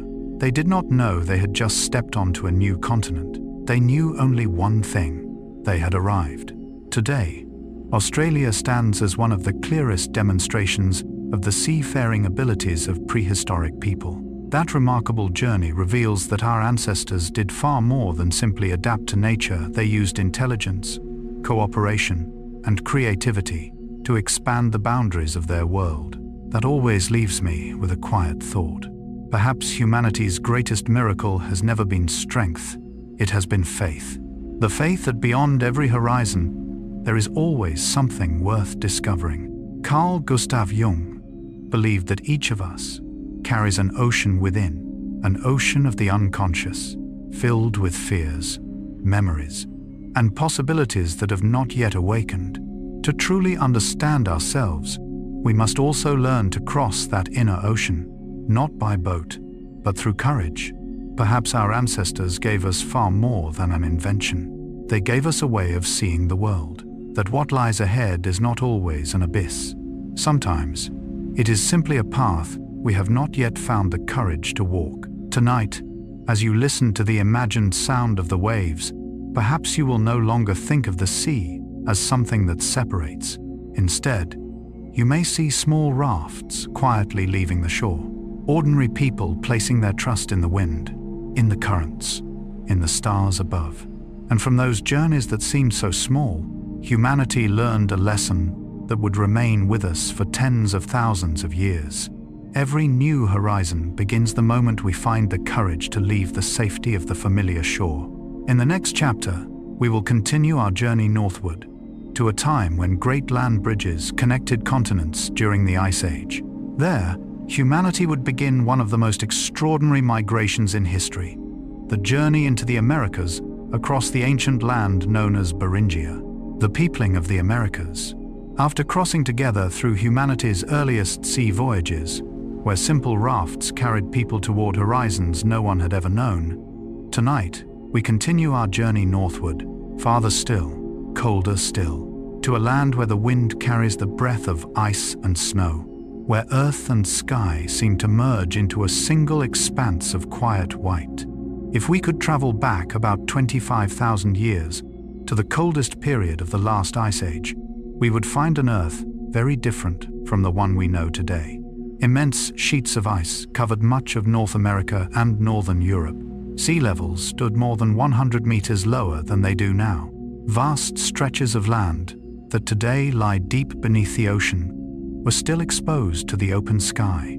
And between northeastern Asia and northwestern North America lay an immense landscape that we now call Beringia. Looking only at a modern map, it is difficult to imagine that Siberia and Alaska were once not completely separated by the sea. Yet through the slow rhythms of climate and changing sea levels, nature quietly created an enormous bridge, not built from stone, not built from wood, but from the earth itself, a bridge stretching for thousands of kilometers, covered with cold grasslands, low shrubs, and the great herds of migrating animals.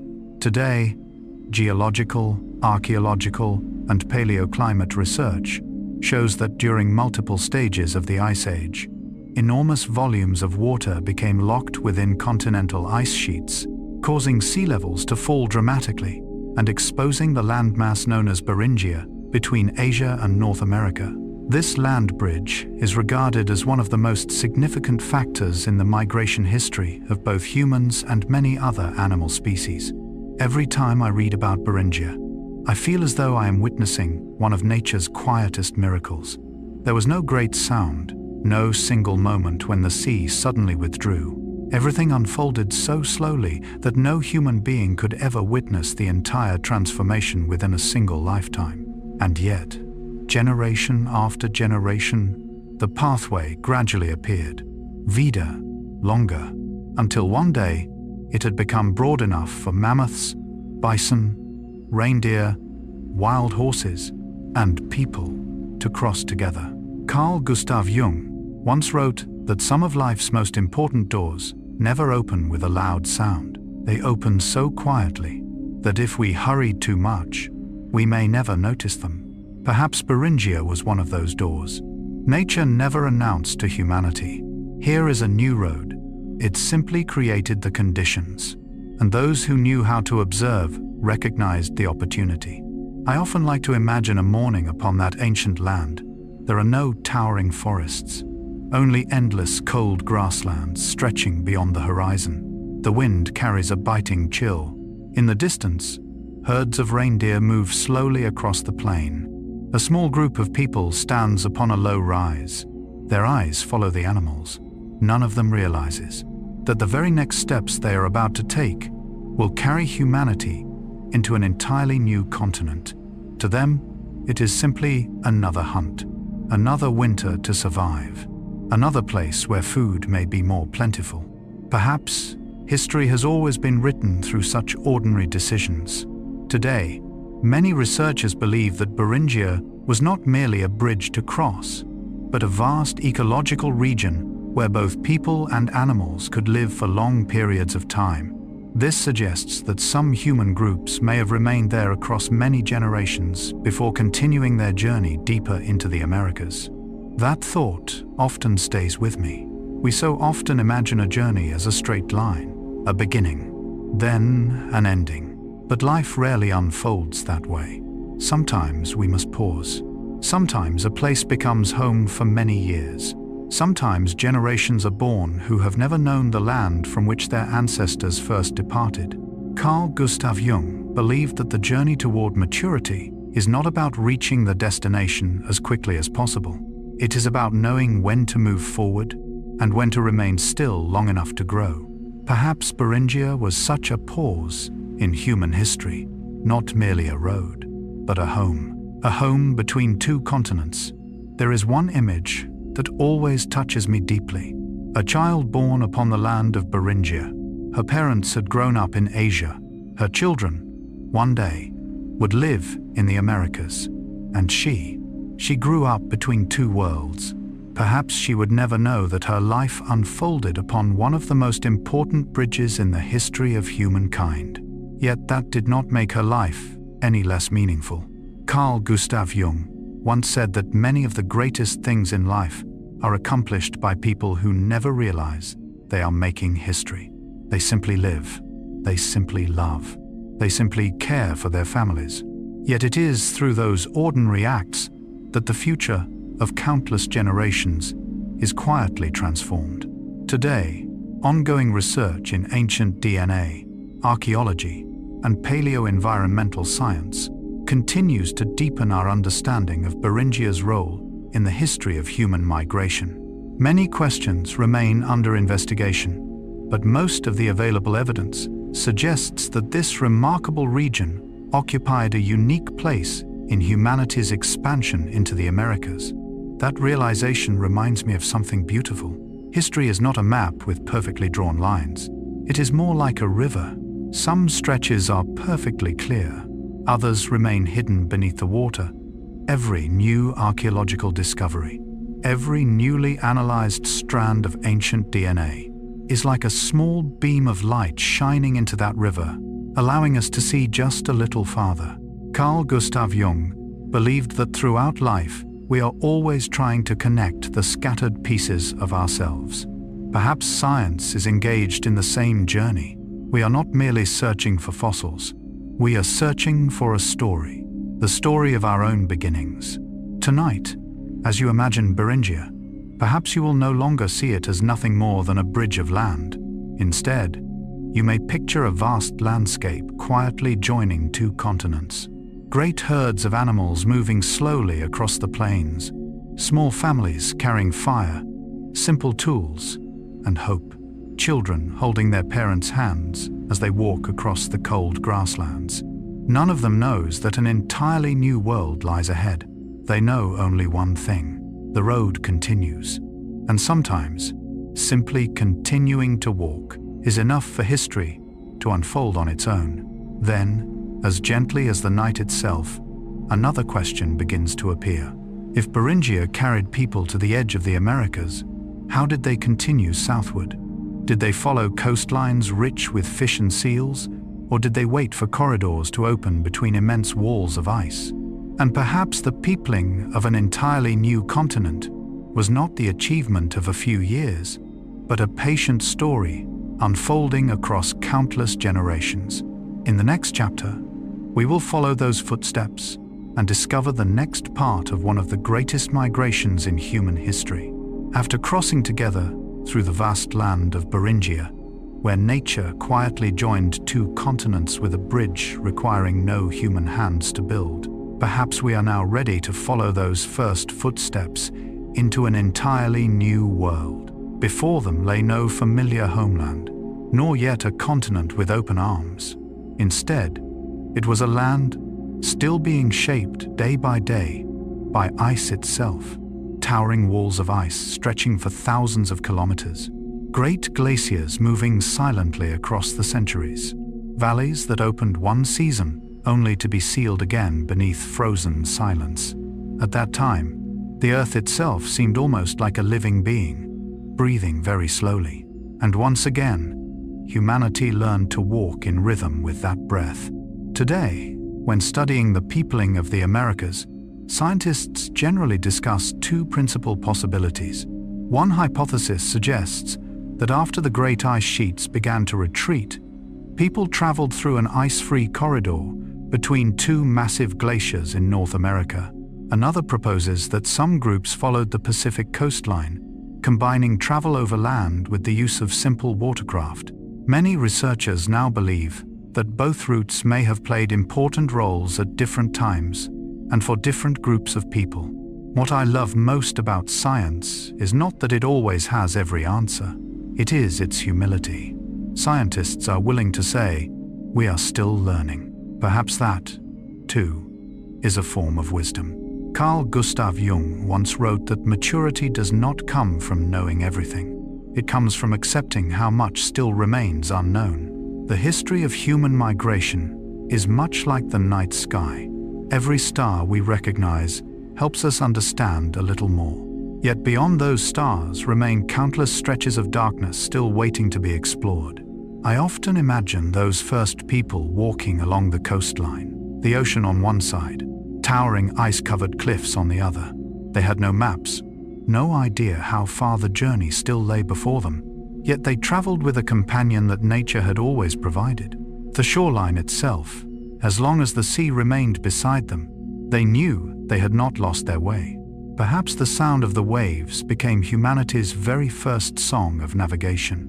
By day, they gathered shellfish, fish, and seaweed. With the changing seasons, they may have hunted marine animals or seabirds along the shore. By night, they lit fires upon the sand, lifted their eyes toward the stars, and listened to the endless rhythm of the water. Perhaps none of them believed they were discovering a continent. They were simply searching for a place where tomorrow their children might eat more than they had today. Carl Gustav Jung believed that life's deepest meaning is often built from the simplest actions. A father searching for food, a mother singing her child to sleep, a family enduring another winter together. At first glance, it is simply life. But when thousands of families live that way, across hundreds of generations, the history of an entire continent quietly comes into being. There is something important that we sometimes forget. Humanity did not conquer the Americas in a single journey. It was not a military campaign lasting a few months, nor the achievement of one generation. It was a story unfolding across thousands of years. Today, archaeology and genetics both indicate that people spread throughout the Americas over many generations. Human groups gradually adapted to remarkably different environments, from temperate forests and sweeping grasslands to towering mountains and tropical regions. Every step required time, learning, and the ability to adapt to local conditions. That thought often stays with me. We love stories about heroes who changed the world overnight, but real history rarely unfolds that way. A child is born, grows up, travels another few dozen kilometers. That child's own children continue the journey, then their grandchildren, and so it goes. Across hundreds of generations, those small footsteps eventually connected an entire continent. Carl Gustav Jung believed that maturity is not a single moment, it is a process. Some things can be completed only by time itself. A tree does not grow in a single season. A river does not carve a canyon within 1 year. A civilization cannot be built within the lifetime of one person. Perhaps the history of the Americas offers us that same gentle reminder. Some of the most beautiful things require many generations before they fully bloom. I often like to imagine an evening in northern North America 15,000 years ago. A small group of people sits around a fire. They tell stories about the land where their grandparents once lived. Perhaps those stories changed with every generation. Some details were forgotten, others were lovingly added, until one day, no one in the group had ever seen the land beyond Beringia with their own eyes. Their ancient homeland slowly became a story, yet the journey continued. Carl Gustav Jung once said that human beings are nourished by more than food alone. We are also nourished by stories. Perhaps it was those stories about their ancestors that helped later generations understand something deeply important. They were never alone. They were part of a journey far greater than themselves. Today, when archaeologists uncover ancient campsites throughout the Americas, they find more than stone tools or the remains of old hearths. They see evidence of patience, evidence that human beings never stopped learning, never stopped adapting, never stopped building lives in places that had once been entirely unfamiliar. That realization always moves me deeply, because it turns out, what carried humanity farther than anything else was not strength. It was the ability to pass hope from one generation to the next. A father teaching his child how to shape stone. A mother teaching her child when the fish would return with the changing seasons. An elder explaining to the children why they should always look to the sky before setting out on a journey. Those small lessons became the bridge connecting thousands of years of history.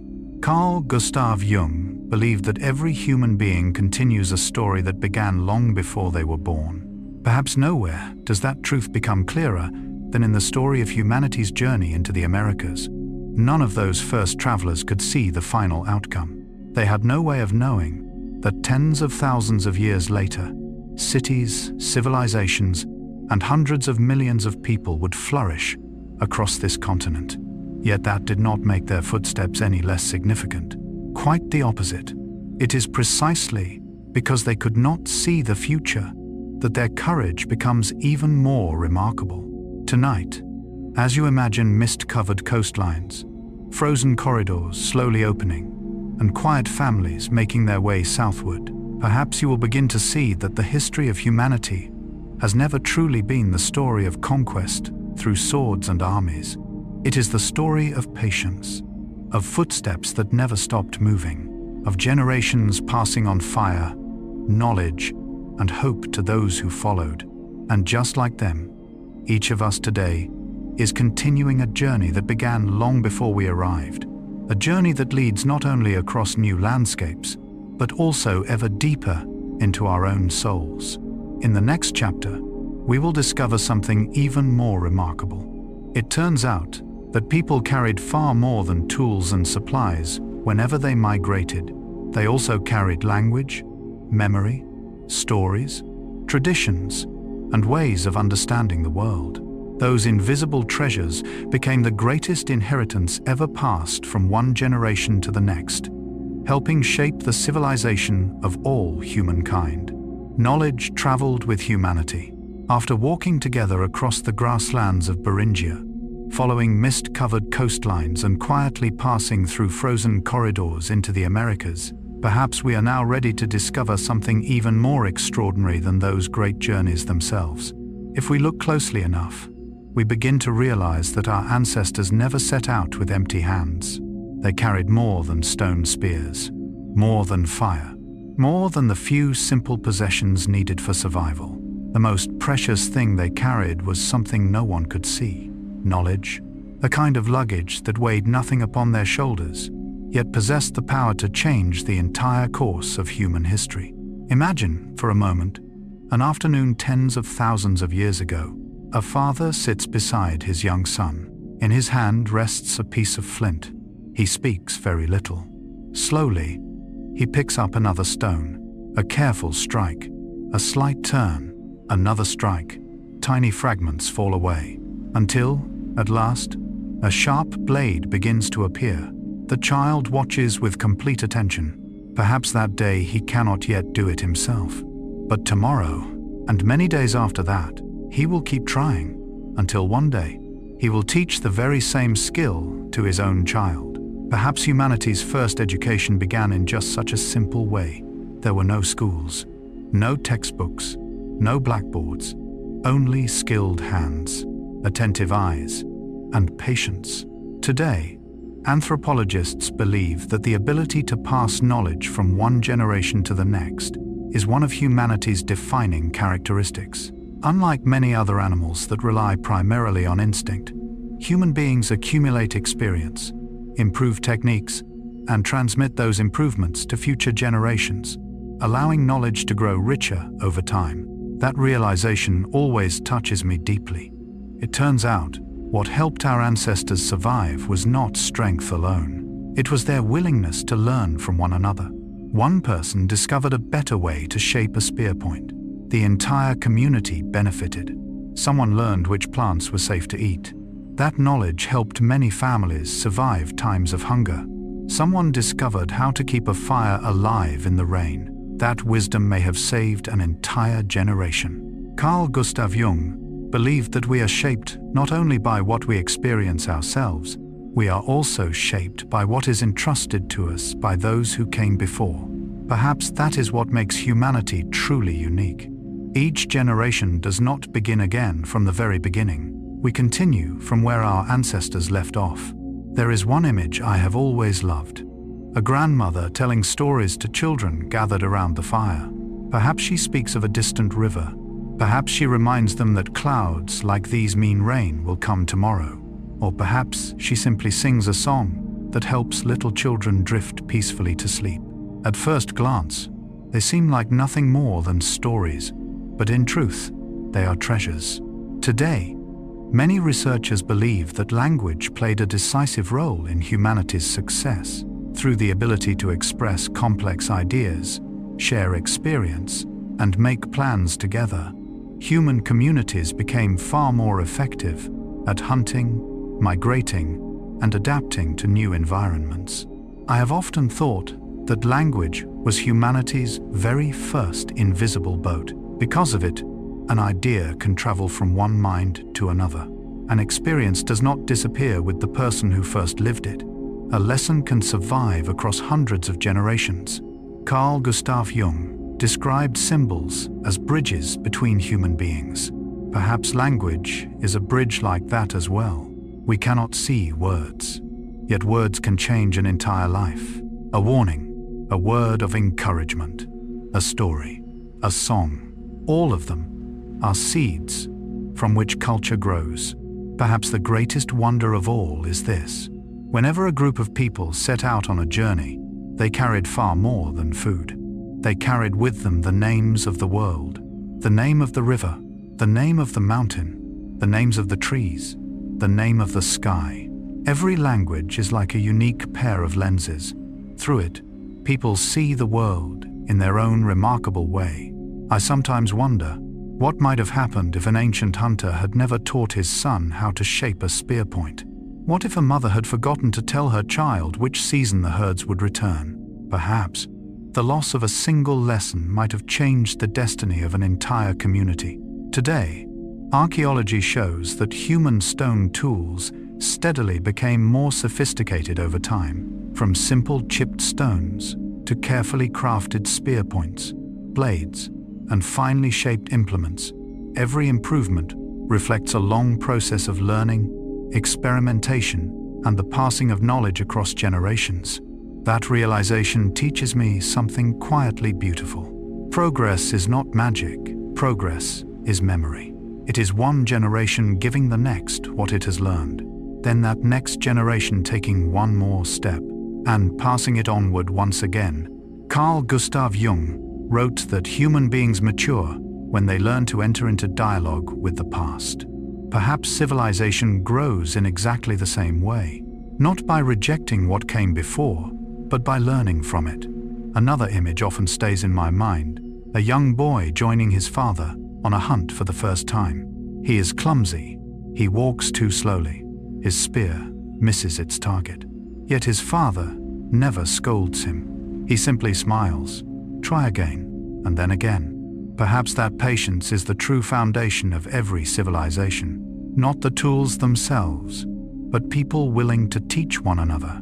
Carl Gustav Jung believed that the greatest gift we can leave to the next generation is not wealth, it is wisdom, for wealth can be lost. But wisdom continues to grow within the minds of those willing to receive it. Tonight, as you think about those first migrations, perhaps you will no longer see only groups of people crossing mountains and frozen lands. Perhaps you will see stories being told, lessons being passed from one generation to another, weathered hands patiently guiding younger ones, children learning to read the sky, recognize the footprints of animals, shape a piece of stone, or keep the fire alive through the night. It turns out that what traveled across the world with humanity was never just our feet. It was knowledge. A fire may warm the body for a single night, but one true lesson may warm countless generations. And it was these invisible possessions that enabled humanity not merely to survive, but to continue growing with every step of its journey. Then another gentle question begins to arise. If tools and language could be passed from parents to their children, what about stories, beliefs, memories, and traditions? Could it be that these invisible treasures became the thread connecting one generation to the next? And perhaps it was culture, not DNA alone, that traveled farther than anything else alongside humanity's footsteps. That is the story we will explore in the next chapter. After quietly watching our ancestors pass on stone axes, spear points, the skills of tending a fire, and even the names they gave to the world around them, perhaps we are now ready to journey deeper into an inheritance more invisible than any of these. Memory. Not the memory of one individual, but the memory of an entire community. A spear may break, a raft may decay, a shelter may disappear after thousands of years, yet stories can continue to live from the lips of a grandmother to the ears of her grandchild, and then from that grandchild to generations that had not yet even been born. Perhaps, long before humanity learned to write, memory was the first library our species ever possessed. Imagine a night in the distant past. The sky is filled with stars. A small fire burns softly. The children gather in a circle around the eldest member of the tribe. He does not tell stories of kings, nor does he speak of great battles. He tells them about the river where their ancestors once lived, about the season when the reindeer will return, about the mountain that should never be crossed once the snow begins to fall, about the woman who saved the entire tribe by discovering a source of water during a season of drought. At first, they sound like simple stories, but in truth, they are maps, they are calendars, they are textbooks, they are history, and they are the future. Today, anthropologists believe that oral tradition played an essential role in preserving knowledge within hunter-gatherer societies. Stories, songs, rituals, and traditions carried not only spiritual meaning, but also practical knowledge about landscapes, seasons, animals, weather, and survival, allowing information to pass from one generation to the next long before the invention of writing. That realization always touches me deeply, because it turns out, a beautiful story is not merely entertainment, it can save a life. A song is not only something to lull a child to sleep, it may help an entire community remember the way home. A ritual is not merely an expression of belief, it is also a way of preserving a shared memory. Carl Gustav Jung believed that deep within every human soul live images and symbols that have been passed down across countless generations. He called this the collective unconscious. Although this idea belongs to psychology rather than archaeology, I sometimes feel that it offers a beautifully meaningful way of looking at history. Perhaps, beyond the DNA that science can study, human beings also carry invisible traces of culture, a particular way of telling stories, a symbol of the mother, the image of a fire, the quiet belief that after every winter, spring will always return. Some things are not written into our genes, yet they continue to live for a very long time within the human soul. I have always liked to think of culture as a flame. If we keep it only for ourselves, it slowly fades. But if we use it to light another person's lamp, its light spreads farther and farther. Perhaps our ancestors understood that instinctively. They never kept knowledge only for themselves. They passed it on. Today, scientists often emphasize that cultural transmission can occur far more rapidly than genetic change. A new technique, a more effective tool, or a better way of preparing food can spread from one community to another within only a few generations, while genetic changes generally require much longer periods of time to accumulate. That is a remarkably beautiful idea, because it means that whenever two groups of people met, they exchanged far more than food. They exchanged ideas. One group discovered how to shape sharper blades. Another learned the technique. One community knew how to weave fishing nets. The other learned how to use them. One group discovered better methods of preserving food. That knowledge quickly spread. Culture is like water. It always finds a way to flow toward new places. Carl Gustav Jung believed that human beings grow through encounters, not only through meeting those who are like ourselves, but also through meeting those who are different. It is those differences that gently expand our minds. Perhaps the history of humanity has also been written through encounters like these. They were not always peaceful, yet many of them gave birth to something entirely new. A new language, a new custom, a new way of seeing the world. There is one image I have always found especially beautiful. Two groups of people meeting beside a river. At first, they remain cautious, watching one another from a distance.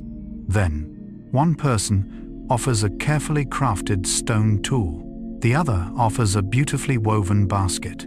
They do not share the same language, yet somehow they understand. Perhaps that was the moment when culture first stepped across its earliest bridge. Carl Gustav Jung believed that the opposite of fear is not strength, It is understanding. When we truly understand another person, we fear them less. Perhaps that is why every time humanity learned something from another community, the world quietly became a little larger. I often wonder, what if our ancestors had kept every piece of knowledge only for themselves? What if every tribe had remained completely isolated, never sharing, never learning? Would humanity have journeyed so far? Perhaps not. Because civilization has never been built by one individual, nor by one people alone. It has been built through countless small exchanges, unfolding across tens of thousands of years.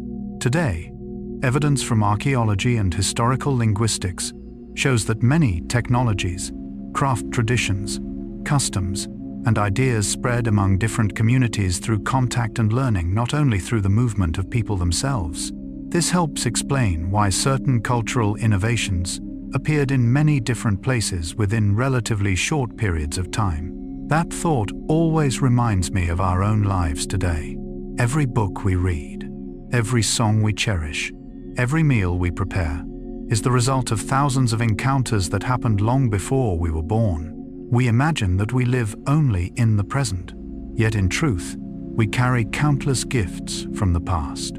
Carl Gustav Jung once wrote that to understand ourselves, we must understand where we come from. Perhaps those words are true not only for individuals, but for humanity as a whole. For once we understand that culture has always been built through sharing, we begin to look upon the world with greater kindness. Difference no longer appears frightening. It becomes an opportunity to learn a new language, a new melody, a new way of living. Each one enriches the shared story of humankind. Tonight, as you reflect upon those ancient migrations, perhaps you will no longer picture only people carrying possessions upon their backs. Perhaps you will see stories being passed from one generation to the next, songs rising softly around the fire, lessons carefully remembered in the heart, customs crossing mountains, seas, and fields of ice. It turns out that the thing which traveled farthest with humanity was never our feet, nor our stone spears. It was culture, for a tool may one day be left behind, a home may change, but a beautiful idea, a meaningful story, a true lesson, can continue living through hundreds, even thousands of generations. And perhaps that is the most extraordinary inheritance our ancestors have left for every one of us. In the next chapter, we will step into an entirely different world, the world of ice. Amid the unforgiving winters of the Ice Age, we will discover how human beings built shelters, crafted clothing, hunted enormous animals, and adapted to one of the harshest environments our species has ever faced. It was within that bitter cold that the extraordinary strength of the human mind and spirit revealed itself more clearly than ever before. Surviving the Ice Age, after quietly making our way across the vast grasslands of Beringia, where great herds of animals once guided humanity's earliest migrations, our journey now brings us to an entirely different world. A world where the green of forests gradually gives way to the white of snow and ice, where the wind no longer carries the fragrance of open grasslands, but instead brings a cold so deep that every breath becomes a cloud of mist. Imagine that we are traveling back in time, some 20,000 years. This is the coldest period of the last ice age. Much of the northern hemisphere lies beneath ice sheets that stretch for miles in thickness. Mountain ranges are buried beneath snow. Frozen steppes extend all the way to the horizon. Winter seems almost endless, and even summer is little more than a brief pause between two long seasons of bitter cold. If a modern person was suddenly placed in that world, without specialized clothing, without fire, without food, and without shelter, they would likely struggle to survive for more than a few days. Yet the remarkable truth is that our ancestors did far more than survive. They raised children. They nurtured new generations. They shared stories around the fire, and they continued expanding their journey into lands that seemed almost impossible to inhabit. Today, paleoclimate research shows that during the last glacial maximum, Average temperatures across many regions of the Northern Hemisphere were significantly lower than they are today. Massive ice sheets covered much of North America and Northern Europe, while many other areas consisted of cold, dry, wind-swept grasslands. It was one of the harshest environments that human beings have ever successfully adapted to. Every time I read about that era, I am filled with deep admiration. Not because our ancestors were stronger than we are, but because they were more patient. They understood that nature was not an enemy. Nature simply followed its own laws. If you learn to listen, to observe, to adapt, life could still be found, even in the deepest cold. Carl Gustav Jung once wrote that we truly discover our own strength only when we find ourselves in the greatest trials. Not when everything is easy, but when hope itself seems almost out of reach. Perhaps the Ice Age was exactly such a trial, not only for the body, but for the human spirit. I often imagine a winter morning tens of thousands of years ago. The sun rises late. A pale light settles across the snow. A man steps out from his shelter. He takes a deep breath. The freezing air tightens his lungs. In the distance, the fresh tracks of a herd of reindeer remain pressed into the snow. He knows, if he does not follow them, his family will have no food. No one orders him to go. No one calls him a hero. He is simply a father who wants his children to live one more day. Perhaps many of history's greatest chapters have been written through love as simple as that. Carl Gustav Jung believed that within every human being lies a profound instinct to protect life, not only our own lives, but also the lives of those we love. Perhaps it was that instinct that carried our ancestors through the longest winters. There is something fascinating to remember. When we think of the Ice Age, we often imagine a world completely buried beneath ice. Yet reality was far richer than that. Not every place was covered by glaciers. Many regions were vast, cold grasslands, where vegetation still grew during the warmer months, supporting enormous herds of mammoths, bison, reindeer, and wild horses. And wherever there were animals, there were people. Today, archaeological evidence suggests that Ice Age communities often chose to settle near water sources where migrating herds regularly passed. Their ability to recognize the rhythms of nature enabled them to find food and adapt to an environment that was constantly changing. That realization always leaves me with a gentle sense of wonder. Our ancestors never tried to force nature to change. Instead, they changed themselves. They learned to read footprints in the snow. They learned to read the color of the sky to anticipate the weather. They learned to listen to the direction of the wind. Perhaps humanity's very first book was never written with words. It was written in snow, in clouds, and in the movements of great herds of animals. Carl Gustav Jung once said that modern people sometimes lose their connection with nature. We grow accustomed to looking at clocks, but forget to look at the sun. We check weather forecasts, but forget to notice the scent of rain before it arrives. Perhaps our ancestors never had that luxury. If they wished to survive, they had to become part of nature, not standing apart from it, not struggling against it, but moving in harmony with its rhythm. I have always loved imagining the children of the Ice Age. They grew up without modern toys, without classrooms, without books, yet they learned things that very few people today still know. How to distinguish the tracks of different animals, how to find shelter from the wind, how to recognize which layers of ice were safe to cross. Every day of their childhood was a lesson in survival. Carl Gustav Jung believed that childhood is the time when human beings absorb the world in its most natural form. Perhaps the children of prehistory were much the same. They learned with their eyes, with their ears, with their hands, and through constant observation. There is one thing that moves me deeply, even while living in the bitter cold. Even while facing relentless hardship, human beings never forgot the things that give life its beauty. They still painted on cave walls. They still carved animals into bone. They still wore carefully crafted strings of beads. That tells us something profound. Even when survival was the highest priority, the human soul still longed for beauty. Carl Gustav Jung once wrote that art is not a luxury. It is one of the deepest needs of the human soul. Even in the longest winter, people still need hope. They still need symbols. They still need stories that remind them life has meaning. Tonight, as you imagine the Ice Age, perhaps you will no longer see only endless fields of cold white snow. You will see small fires glowing softly in the darkness, families sitting close together, sharing warmth, fathers quietly following the tracks of reindeer, mothers cradling their children beneath thick animal skins, children gazing at a sky filled with stars through clear and wondering eyes.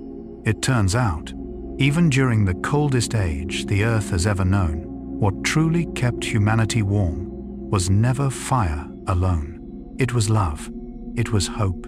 It was the quiet faith that after every long winter, the sun would always return.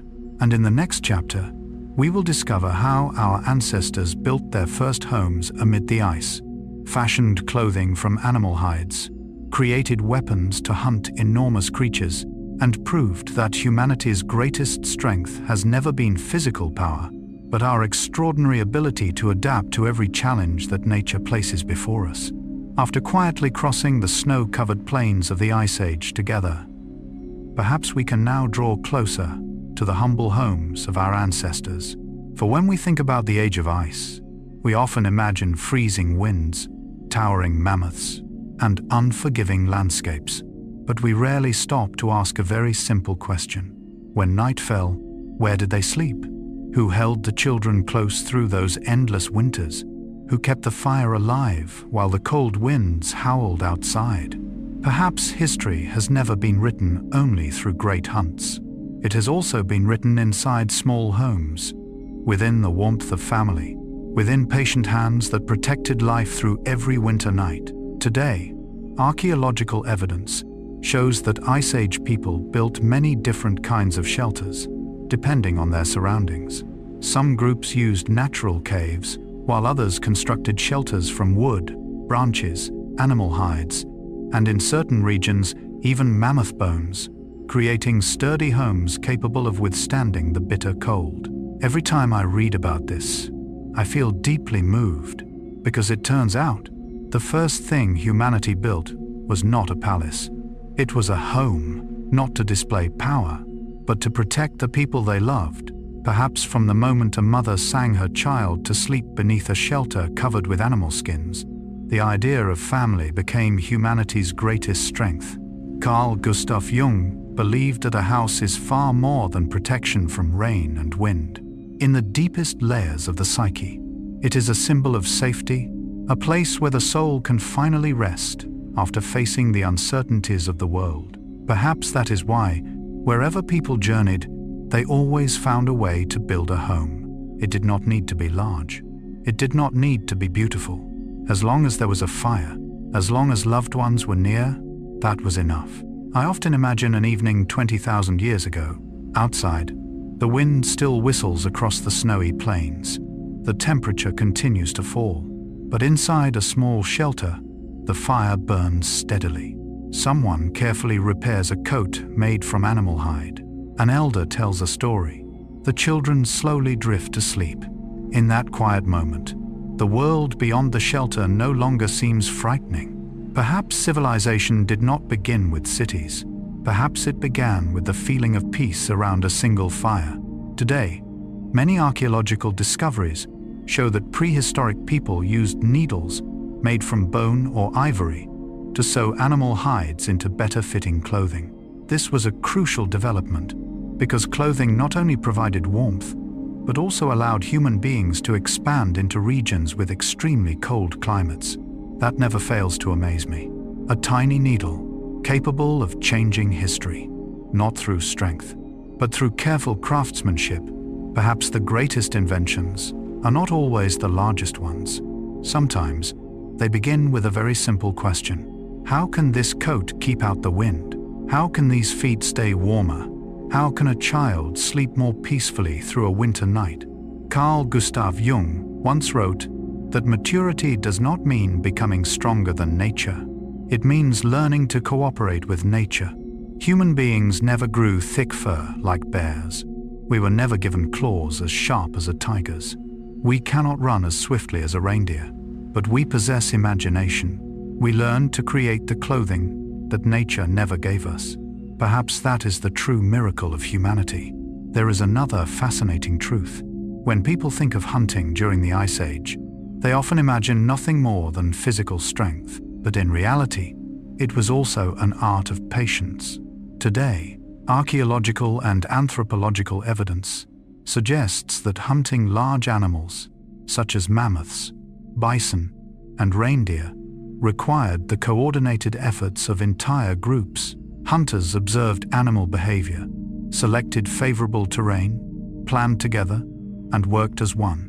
Success depended not merely upon the strength of individuals, but upon the cooperation of the entire community. That realization reminds me of something deeply beautiful. Human beings have never truly been strongest when standing alone. We are strongest when we journey together. One person watches the tracks, another tends the fire, another shapes the spears, another cares for the children. No one does everything, yet together they sustain life. Carl Gustav Jung believed that we can understand ourselves only when we recognize that we always belong to a community. Perhaps our ancestors understood this long before we did. No one could survive the Ice Age alone, but together they endured. Perhaps humanity's greatest miracle was never conquering the cold.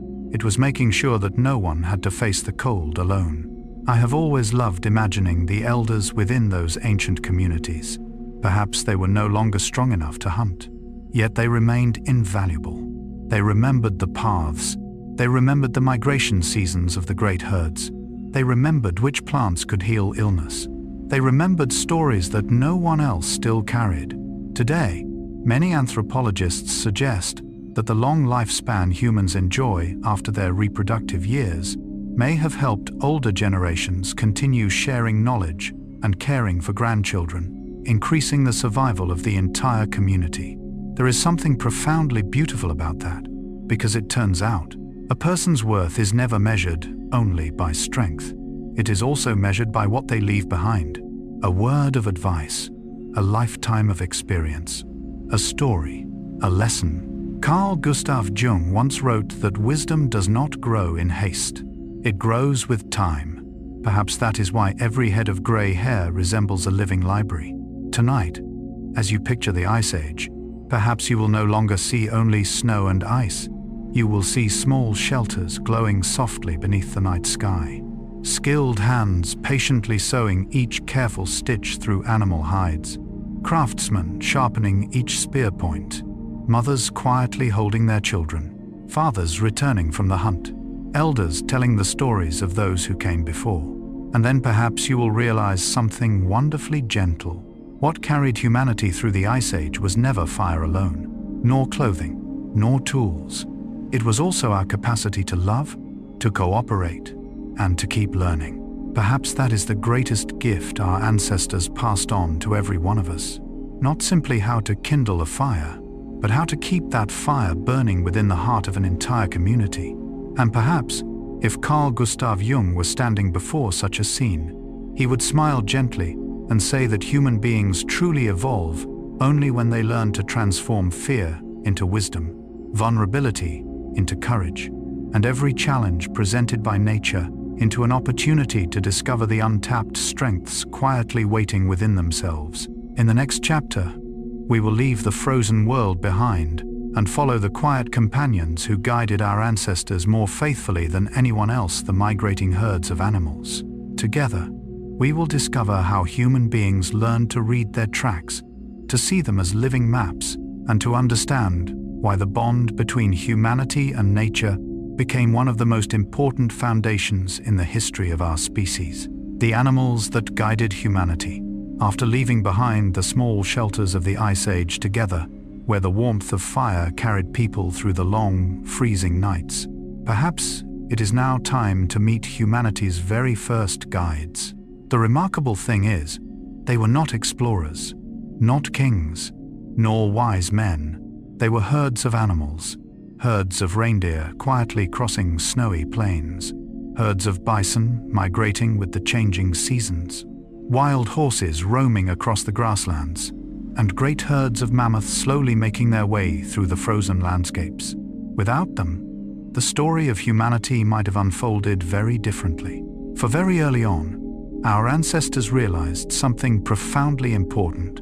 If you want to know where to go, watch where the herds are going. Imagine a dawn tens of thousands of years ago. A thin veil of mist still hangs over the cold grasslands. A young hunter kneels to the ground. He does not look up at the sky. He looks down at the earth. Fresh footprints are pressed into the soft soil.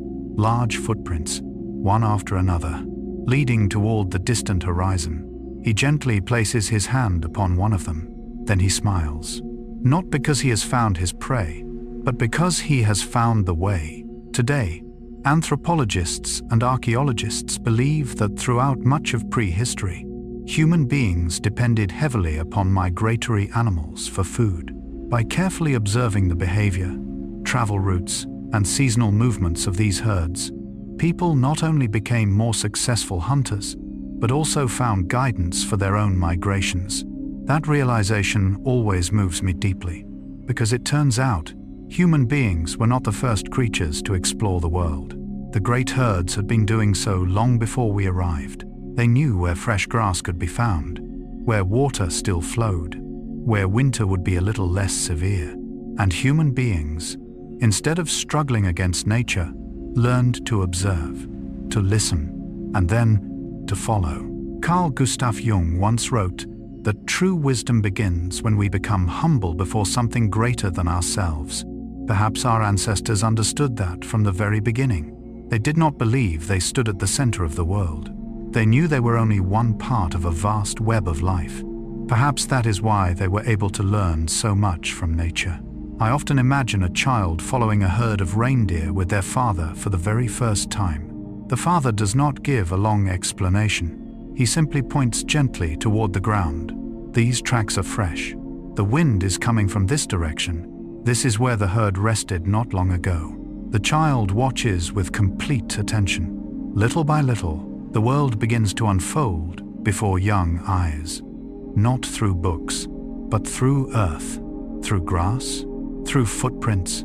Today, many surviving hunter-gatherer communities demonstrate that reading animal tracks is an extraordinarily refined skill. An experienced tracker can distinguish the footprints of different species, estimate when they passed, determine the size of the herd, and sometimes even understand its condition from the smallest signs left upon the ground. Whenever I read studies like these, I cannot help but wonder, can modern people still see such things? We have become remarkably skilled at reading screens, but can we still read footprints in the sand?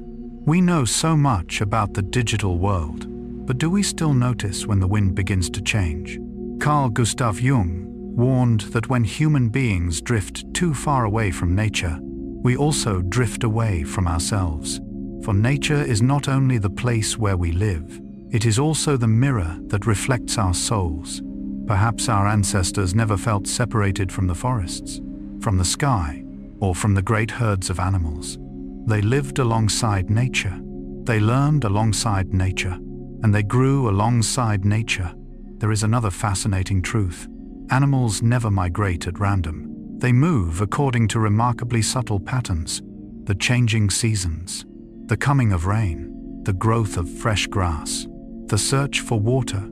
Every herd seems to carry an invisible compass within itself, and through patient observation over countless generations, human beings learned how to read that compass.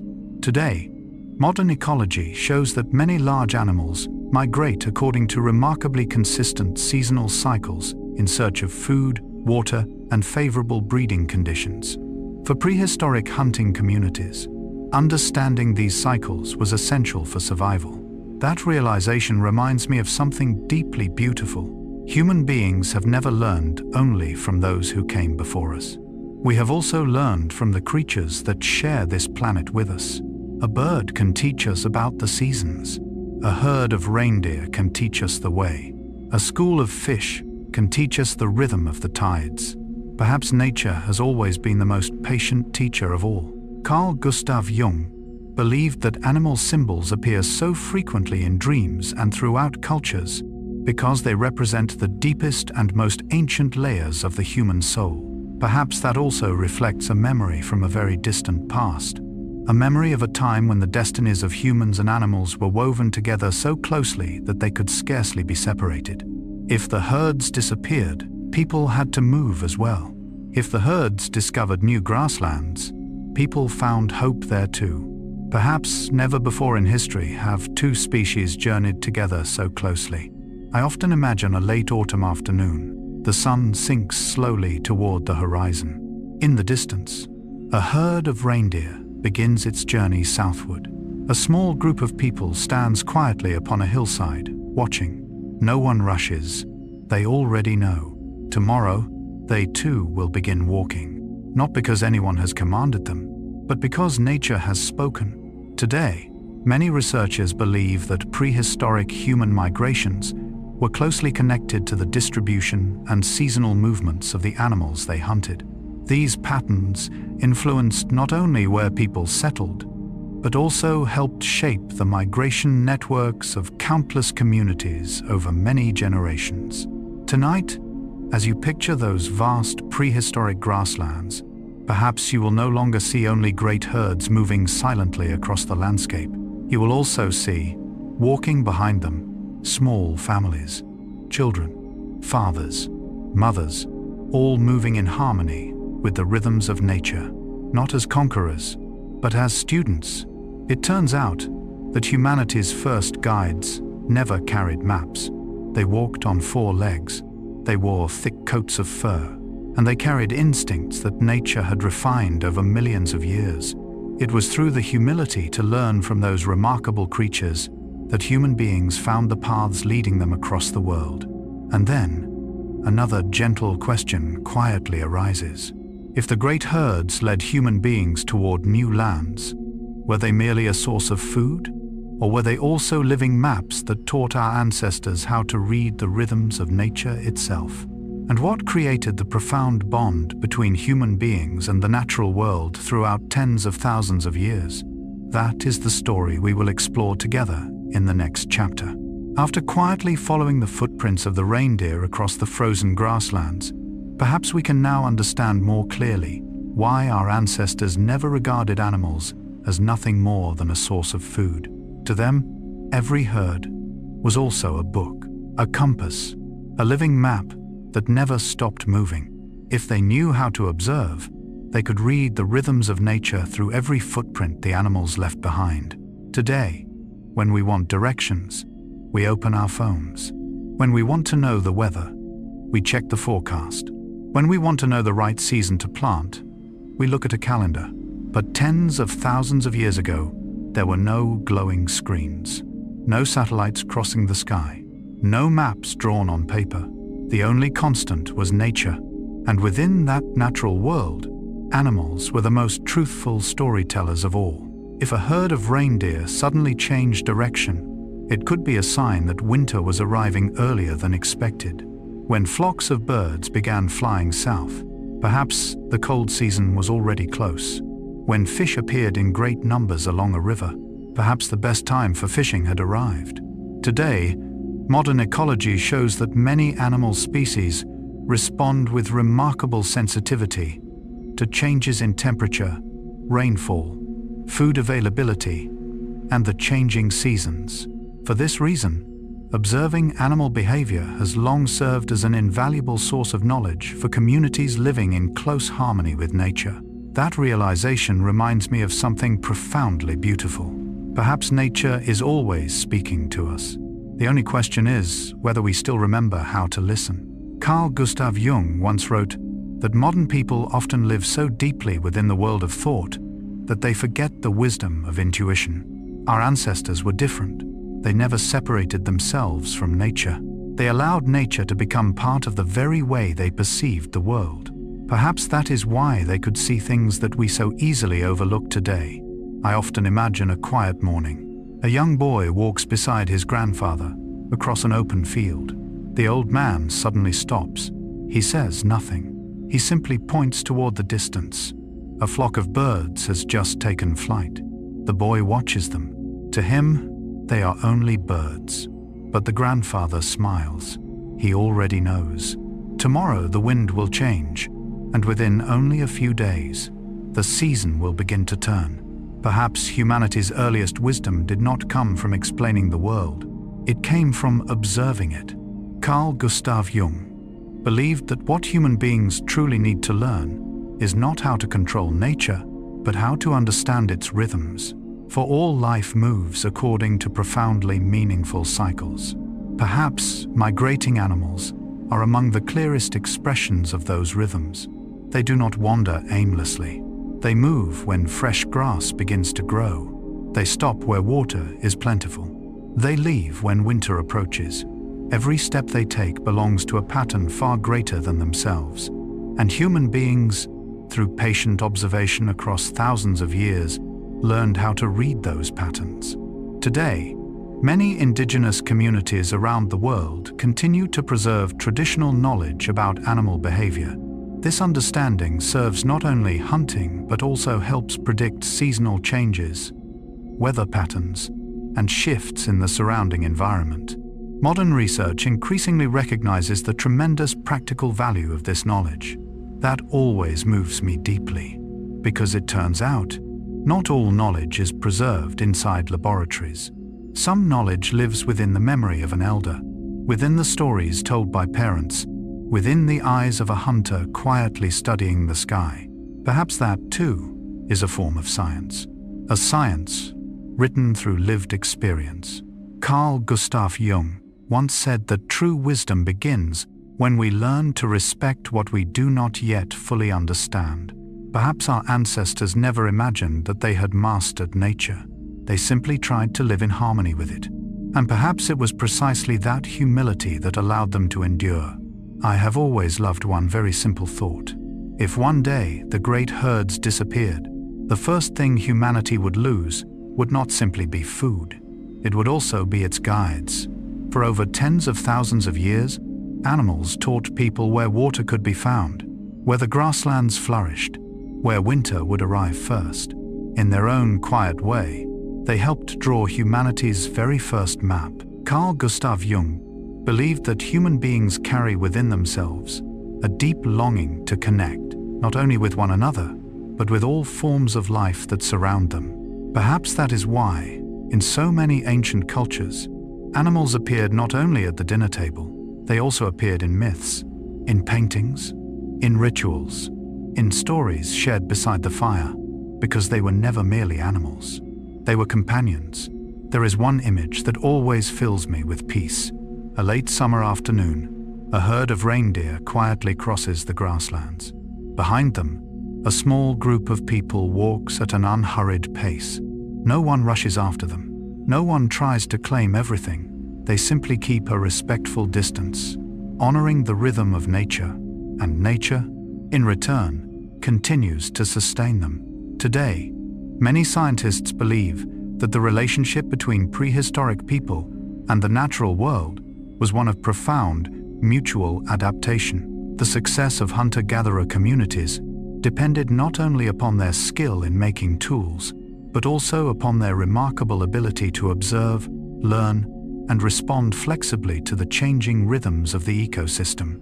That makes me think about our own modern lives.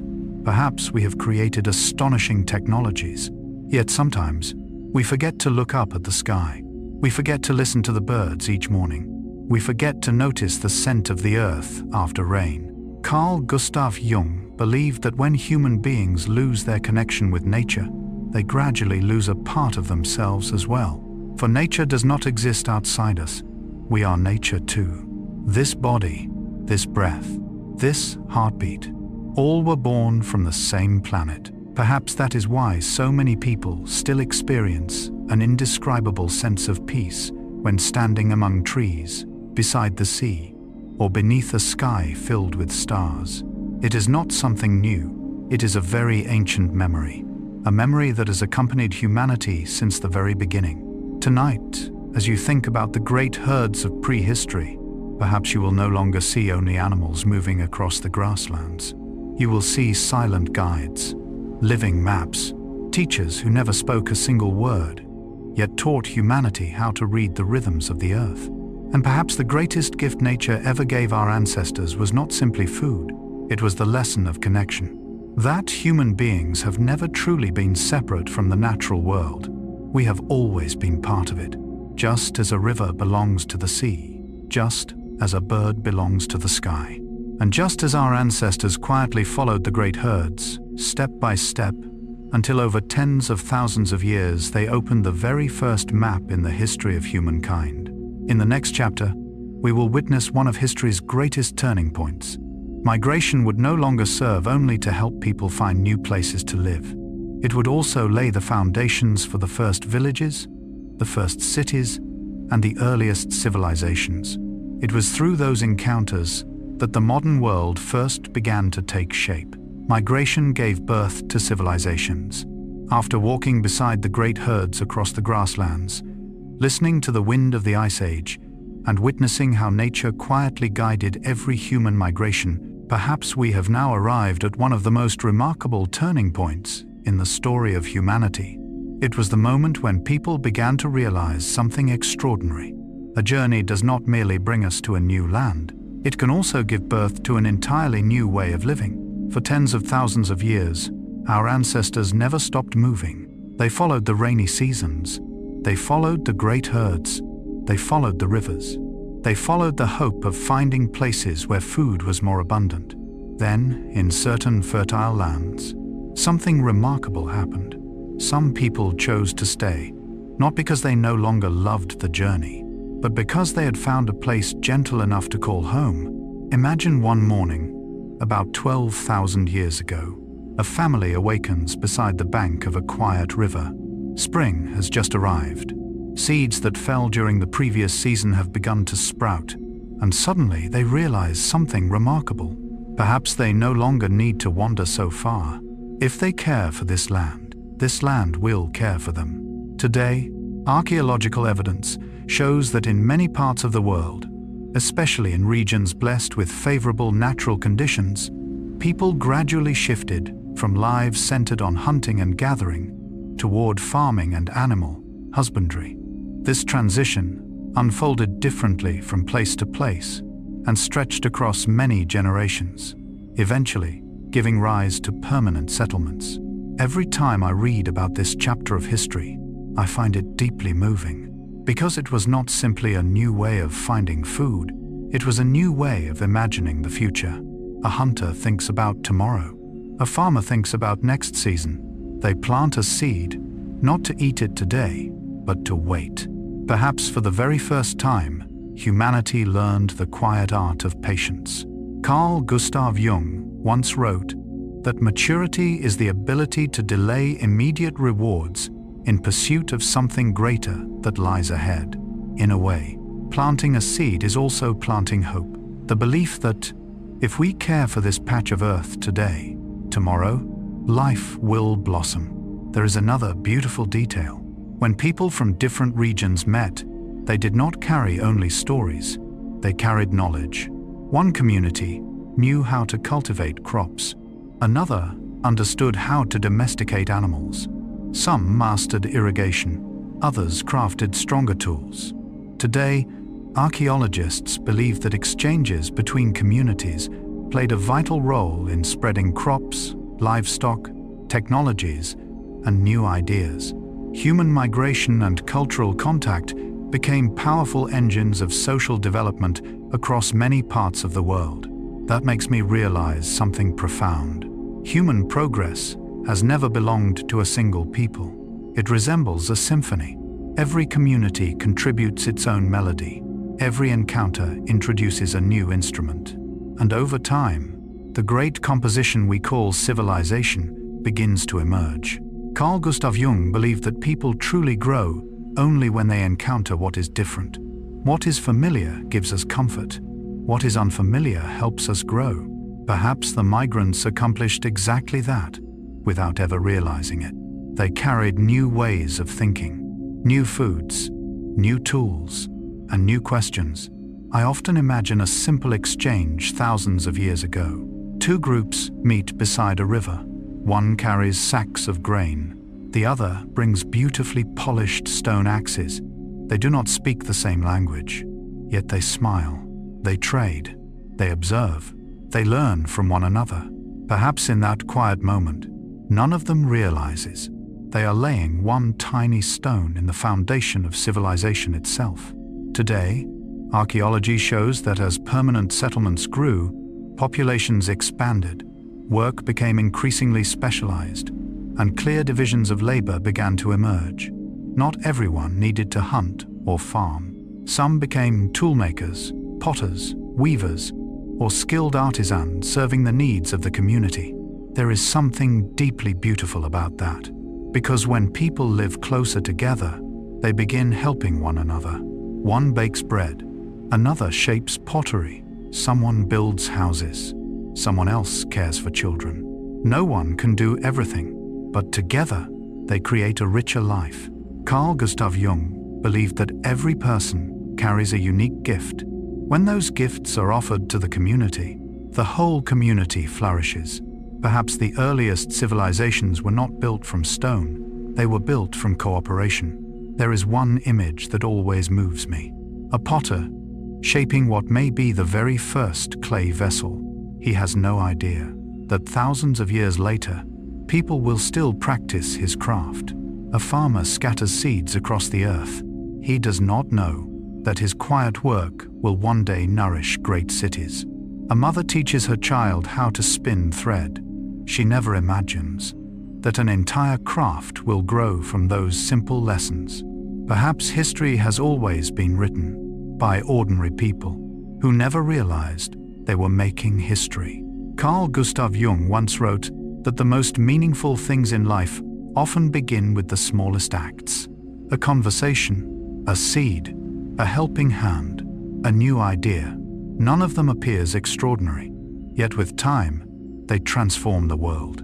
Tonight, as you think about those first migrants, perhaps you will no longer see only people quietly crossing forests and grasslands. You will see people carrying seeds, carrying tools, carrying knowledge, carrying hope. Every step they took opened not only new roads, but planted the first seeds of human society. It turns out that civilizations never appeared out of nowhere. They grew slowly, from encounters, from shared learning, from courageous people who left their homes and unknowingly carried the future into new lands. Then, as villages grew larger and roads became busier, another quiet miracle began to unfold. Markets, cities, economies. After watching the first seeds take root and the earliest settlements rise beside fertile rivers, perhaps we are now ready to enter an entirely new chapter in the human story, the birth of cities.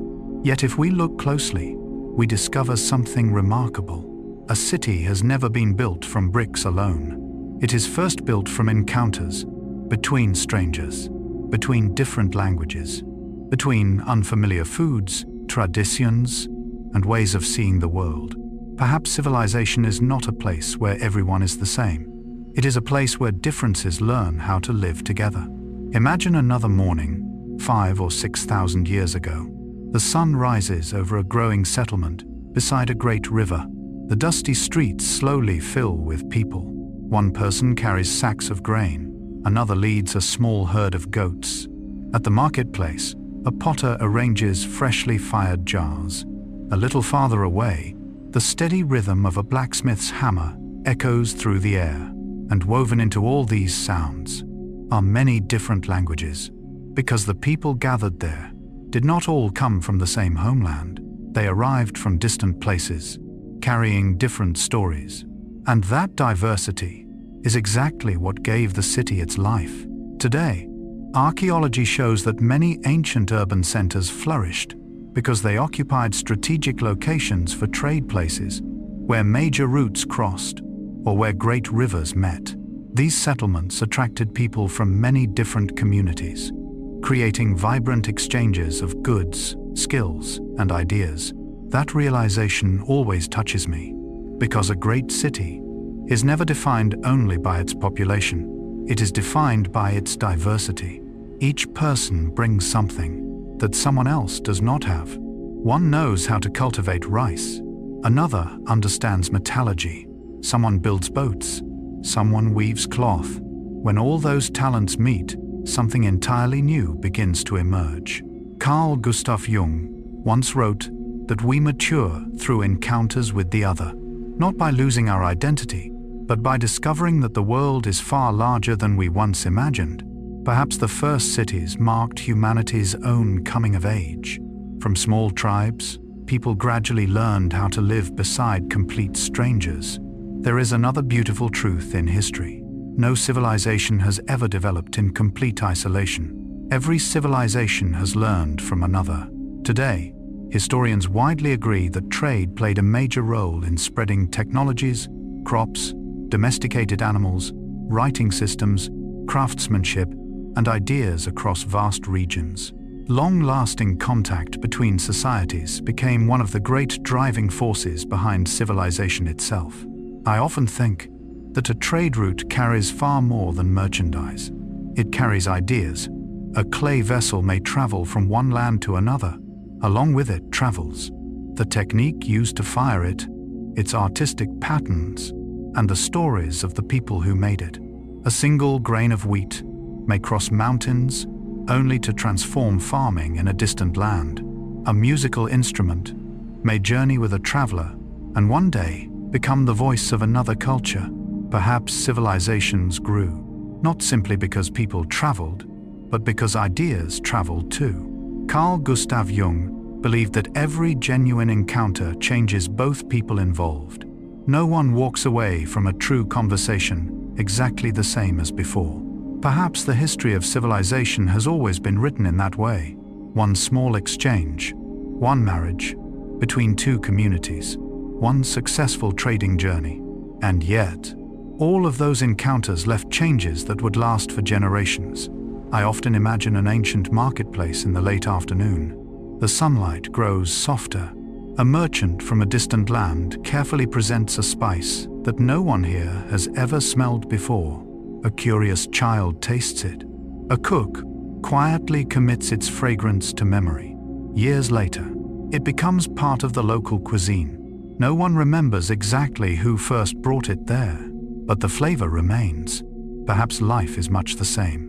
What matters most is not who was first. What matters is that something beautiful continues to be passed on. Today, archaeology and ancient DNA research show that many of the world's earliest cities and centers of civilization were home to people of diverse origins.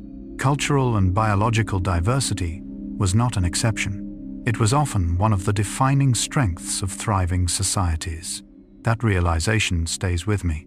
Perhaps the word civilization has never meant that everyone becomes the same. Quite the opposite. The greatest civilizations were often the places where many currents came together, like two rivers. When they meet, neither disappears. Together, they become something greater.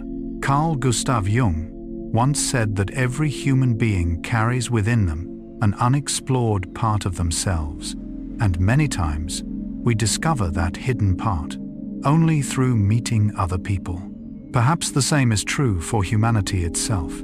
By meeting one another, we learned new ways of thinking, new ways of living, new ways of loving. There is something about that always brings me peace. For tens of thousands of years, people have kept moving, kept meeting, kept learning, sometimes in peace, sometimes through conflict. Yet in the end, what remains the longest is rarely war. It is culture, music, food, language, the countless gifts that make life richer. Carl Gustav Jung believed that becoming whole does not mean eliminating every difference. It means learning to reconcile the seemingly opposite parts within ourselves. Perhaps civilizations grew in exactly that way, not through uniformity, but through connection. Tonight, as you picture the first cities of humanity, perhaps you will no longer see only mud brick walls or crowded streets. You will see curious eyes, meeting strangers for the first time, hands exchanging goods, children learning unfamiliar words, craftsmen discovering a new technique. From a traveler who came from far away, you may begin to see that every city is like a great fire, kindled from countless smaller flames that migrants carried with them throughout their journeys. And perhaps that is the most beautiful secret of history. No civilization has ever truly been born in isolation. The greatest civilizations have always flourished where roads crossed, where rivers met the sea, where people who were different were brave enough to sit together, to listen, to learn, and together to continue writing the shared story of humanity. In our next chapter, we will leave behind the bustling markets and ancient cities to begin another remarkable journey. This time, the storytellers will no longer be bricks or stone tools. They will be DNA, ancient skeletons, and the silent traces preserved beneath the earth. Together, they will reveal how modern science is slowly uncovering the great migrations that shaped the world we know today. DNA tells the story of human migration. After walking together through humanity's earliest cities, where countless roads and cultures converged to create flourishing civilizations, perhaps we are now ready for an even more astonishing journey. This time, our storyteller will not be stone walls, not clay pots, nor legends passed from one generation to the next. This storyteller lives inside every one of us, within every cell, within every tiny molecule, a silent record that has traveled with humanity for hundreds of thousands of years. Its name is DNA. There is something almost magical about realizing that every one of us carries an ancient book, a book written without ink, without paper, never placed upon a library shelf. It lives quietly inside every cell of our bodies, patiently preserving stories that even we ourselves never knew we carried. Perhaps that is why, whenever I look into a sky filled with stars, I feel that every human being contains two universes, one stretching endlessly above us, and another, much smaller, hidden within. Today, modern genetics has become one of the most powerful tools for studying the history of human migration. By analyzing the DNA of living people alongside ancient DNA recovered from archaeological remains, scientists can identify ancestral relationships, trace family lineages, and reconstruct many of the migrations that unfolded across the distant past. Every time I read about this, I am filled with wonder, because it means that even after every house has disappeared, even after ancient roads have vanished beneath the sea, even after no one remembers the names of the first travelers, our bodies still remember. Carl Gustav Jung believed that human beings carry more than personal memories. He spoke of deeper layers of the psyche, where symbols and patterns have been passed down through countless generations. Although his idea belongs to psychology rather than genetics, I have always felt there is something beautifully harmonious between the two. Science tells us that our bodies carry traces of our ancestors. Jung reminds us that our souls, too, are nourished by a history far older than ourselves. Perhaps we truly are the living result of countless journeys that began long before we were ever born. I often imagine a newborn child taking their very first breath. They have never seen the Sahara, never walked across Beringia, never watched herds of reindeer cross the great grasslands. And yet, somewhere deep inside them, those ancient journeys still quietly live. Within every tiny cell, there are still traces of the people who once walked across all those distant lands. How extraordinary that is. Today, studies of ancient DNA have helped scientists better understand many chapters of human history, including the expansion of Homo sapiens, interactions among ancient human populations, and the many waves of migration that unfolded across different periods. New genetic evidence has refined and sometimes transformed ideas that were once widely accepted. That makes me think, that history is not a finished book. It is an ongoing conversation. Every new discovery allows us to understand ourselves a little more deeply. Carl Gustav Jung once said that the most important journey a person can take is the journey toward discovering who they truly are.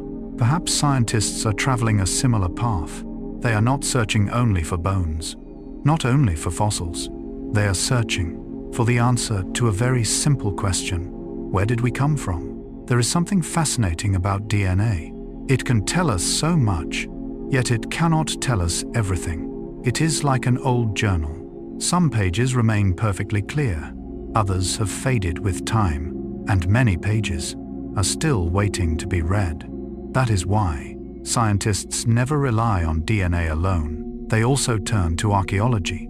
Today, archaeology provides physical evidence such as stone tools, pottery, dwellings, hearths, animal bones, and countless other traces of ancient life. When combined with genetic data, these discoveries allow researchers to build a far more complete picture of how people lived, migrated, and interacted throughout the past.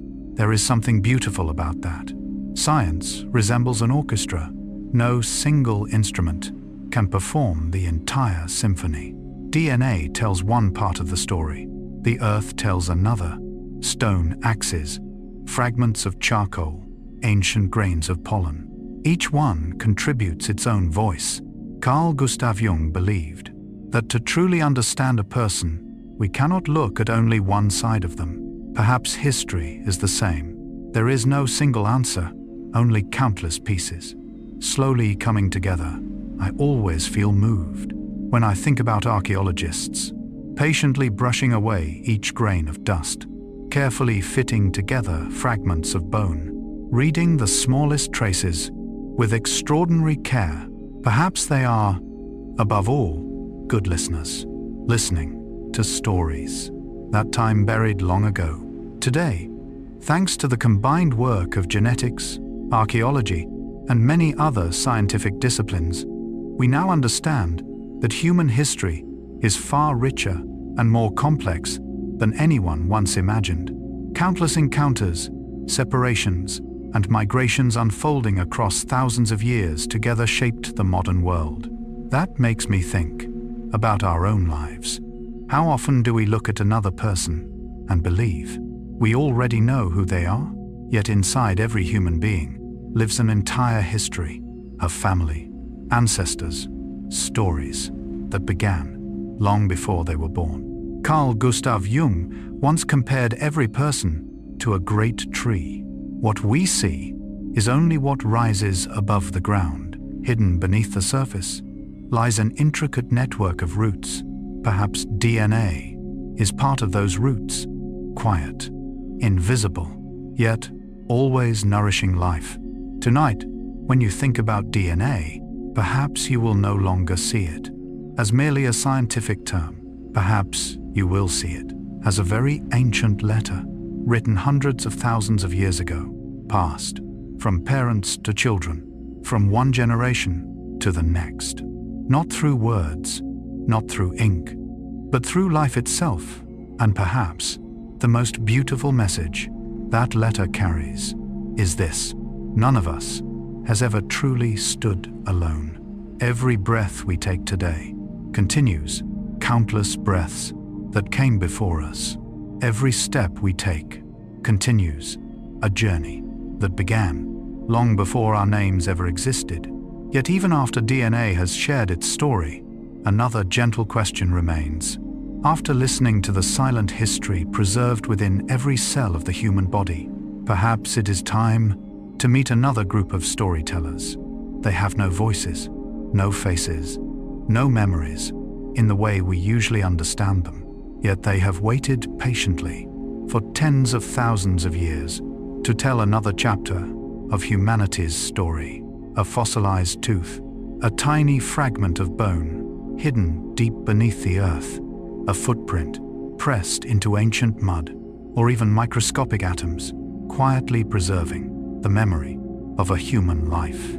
If someone had told our ancestors that tens of thousands of years later their descendants could examine a single tooth and discover where they grew up, what water they drank, or which landscapes they crossed.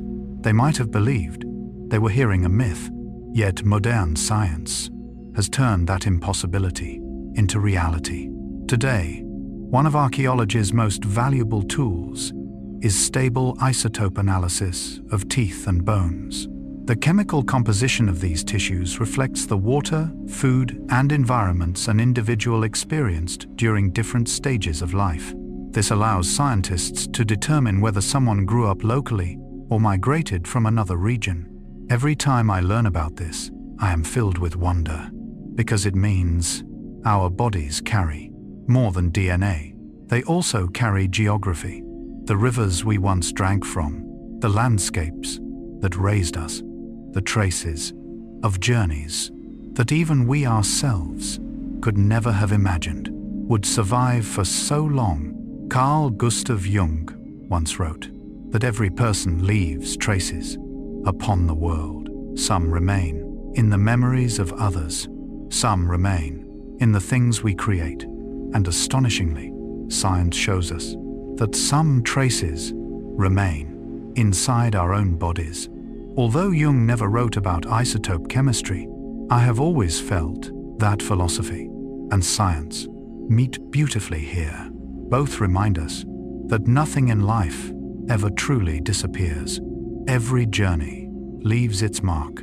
I often imagine a young boy living 15,000 years ago.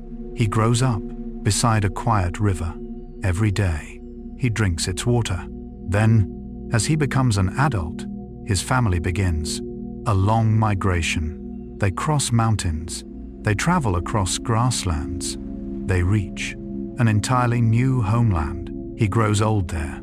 He dies there.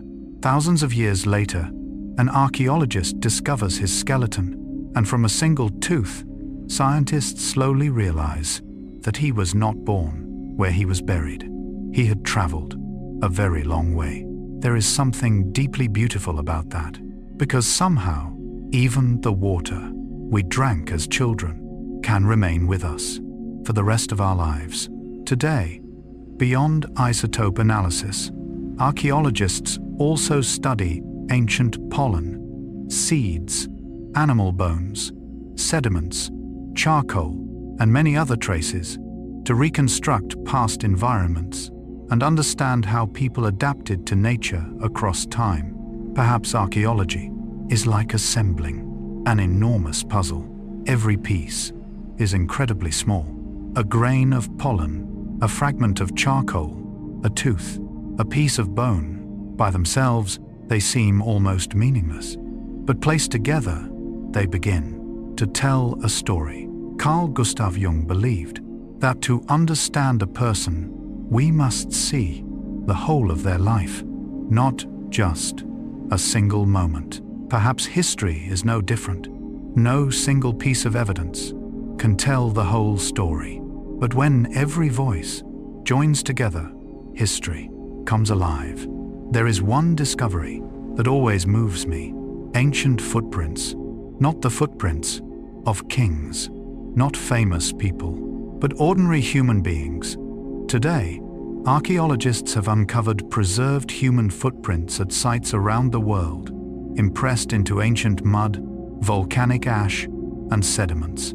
These footprints reveal remarkable details about the number of people in a group, their ages, the direction they traveled, how quickly they moved, and sometimes even what they were doing at that very moment. I always pause whenever I see photographs of those footprints, because they make history feel astonishingly close. The footsteps of a mother, the tiny footprints of a child walking beside her, the larger stride of a father. Perhaps they were simply looking for water or returning home after a day's hunt. They never imagined that tens of thousands of years later, someone would quietly kneel beside their footprints and smile. Carl Gustav Jung once wrote that what moves us most deeply is not what feels unfamiliar, but the moment we recognize ourselves in people who lived long before us. Perhaps when we see those footprints, we suddenly understand. They loved, they worried, they hoped, not so differently from us. Today, by combining ancient DNA, isotope chemistry, archaeology, geology, and many other scientific disciplines, researchers are reconstructing the history of human migration in ever greater detail.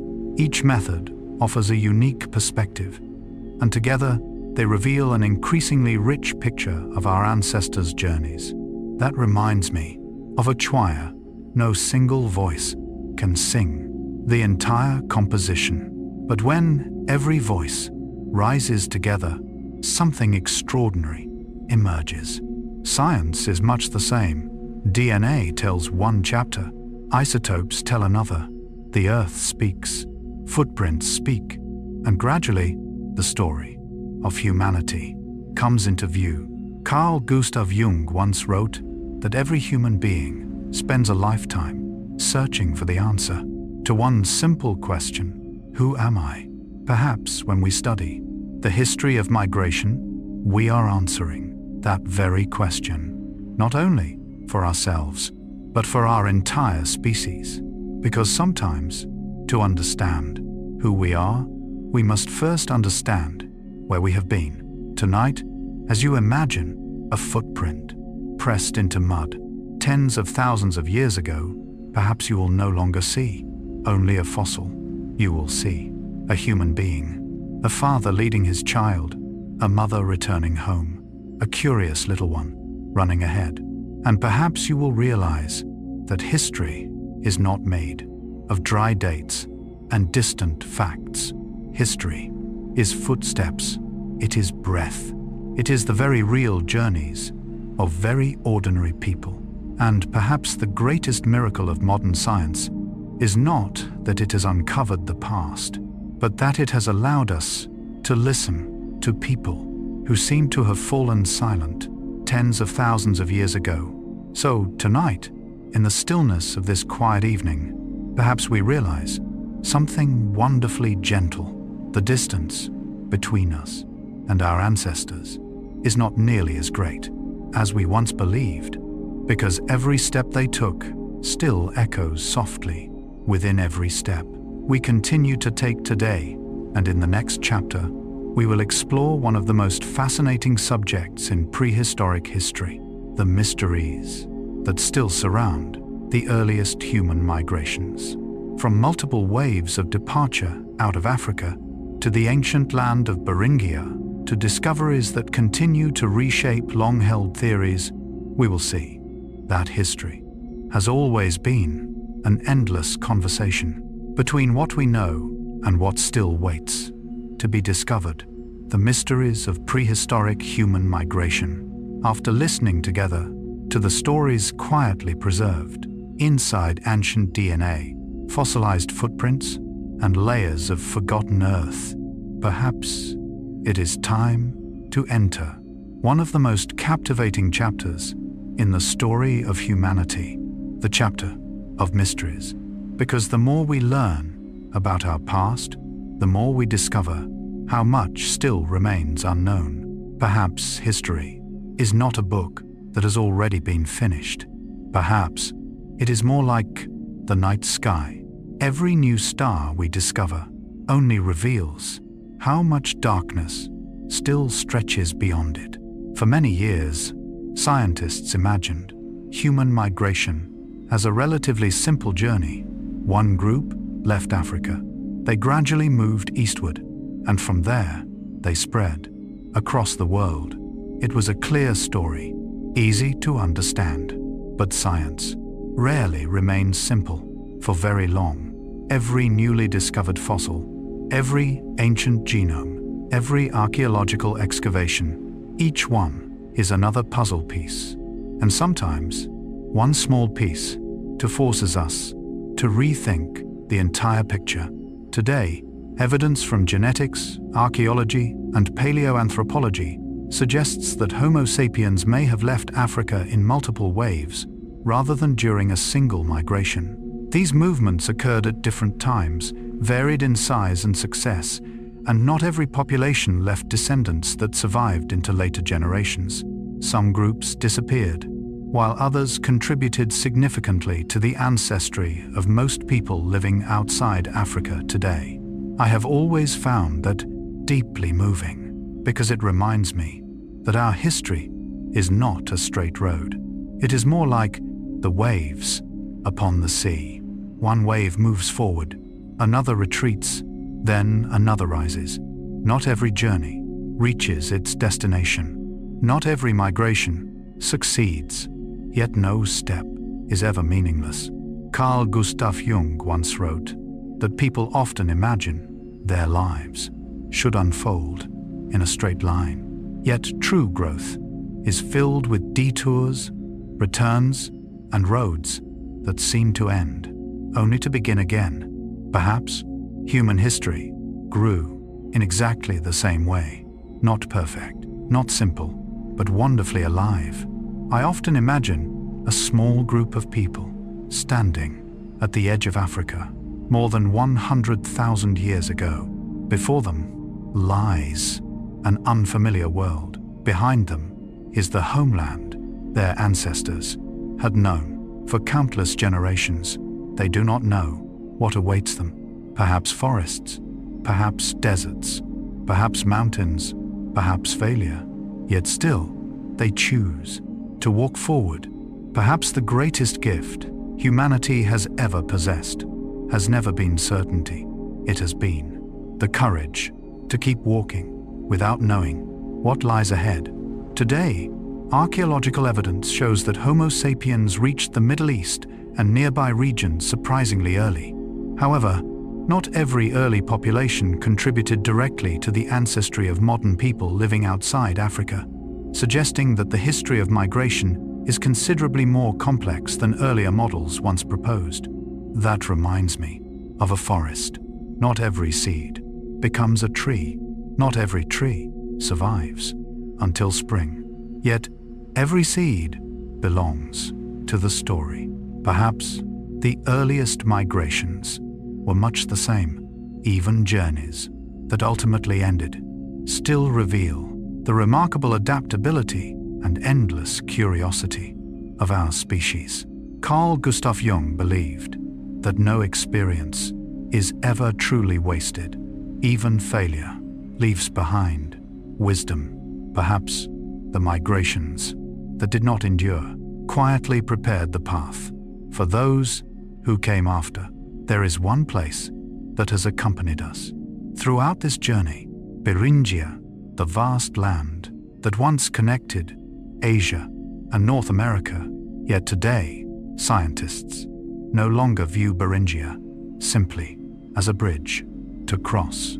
Increasingly, they see it as a homeland, a place where generations of people may have lived long before.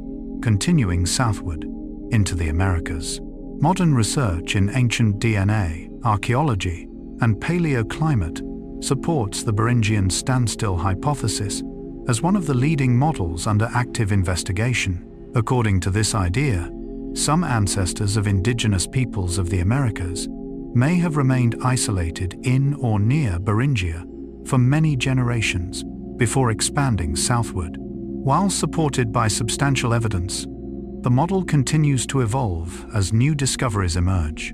There is something beautiful about that, because perhaps some journeys require moments of stillness, not because people have lost their way, but because nature is quietly waiting for the right time. Carl Gustav Jung believed that growth has its own rhythm. Sometimes we move forward, sometimes we remain still, sometimes nothing appears to change at all. Yet often, those quiet moments are when the most important transformations are taking place. Perhaps Beringia was one of those moments, a pause lasting many generations. And from that silence, an entirely new chapter of human history began. I often find myself thinking about a child born in Beringia, Perhaps that child never saw Africa. Their parents never saw it. Perhaps their grandparents never saw it either. Yet all of them were still continuing a journey that had begun long before they were born. They did not know it, yet their footsteps still carried the story of their ancestors. Perhaps we are not so different. We cannot remember every person who lived before us, yet in the way we love, in the way we search for meaning, in our longing to explore what remains unknown, somewhere the footsteps of countless generations still echo quietly within us. Carl Gustav Jung once wrote that the past never truly disappears. It continues to live inside the present in new forms. Perhaps modern science is telling us exactly the same thing, not only through DNA, not only through fossils, but through the questions that still remain unanswered. Tonight, when you think about humanity's first departures from Africa, perhaps you will no longer imagine a single procession walking silently toward the horizon. Instead, you will see many groups, many moments, many different paths. Some traveled very far, some stopped, some vanished into time. Others became the ancestors of millions living today. Together, they formed the immense tapestry of human history. And perhaps the greatest lesson science teaches us is not that every question already has an answer.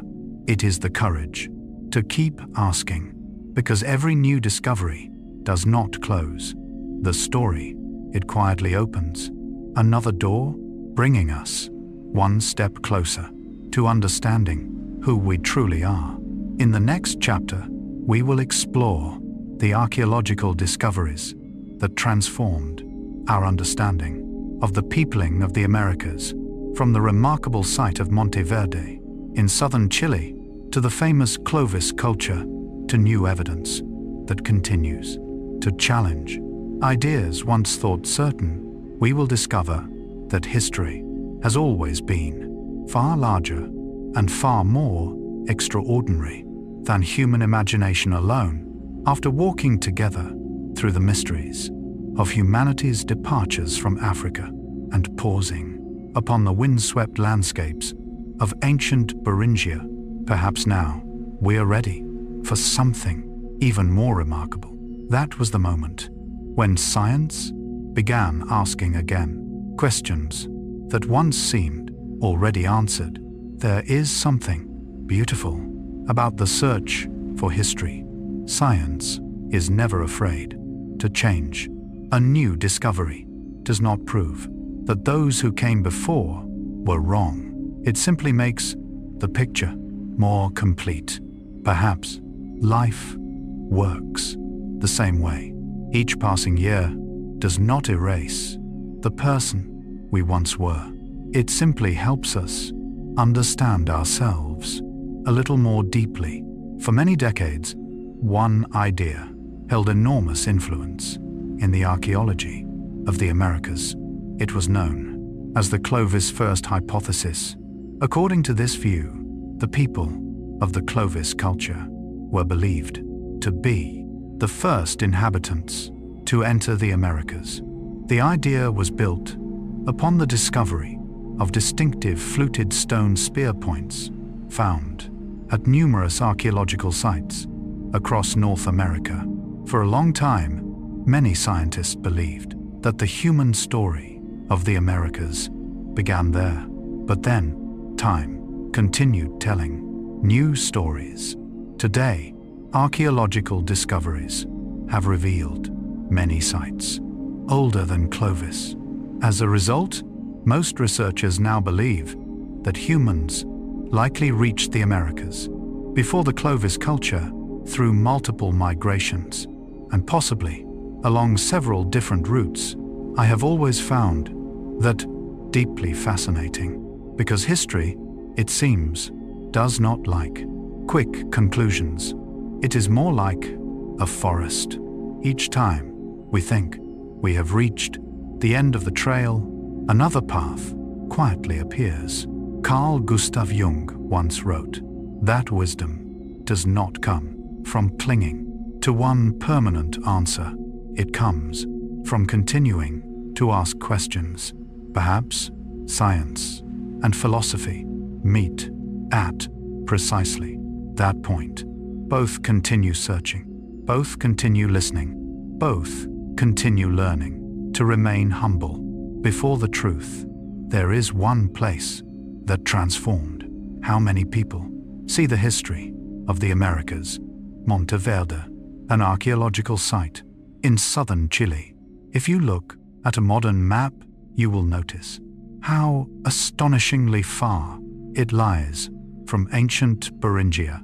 So far, in fact, that many people once believed such an early settlement was impossible. But then, the ancient soil began to speak. Pieces of wood, fireplaces, stone tools, plant remains. Together, they quietly told another story. Today, Monteverde is regarded by many archaeologists as one of the strongest pieces of evidence that people were living in southern South America before the Clovis period. Its discoveries fundamentally changed how researchers think about when and how humans first reached the Americas. Whenever I read about Monteverde, I feel a quiet emotion, not because of the artifacts themselves, but because of what they mean. One small settlement, one quiet place, enough to encourage the entire world to think again. Perhaps truth is often that humble.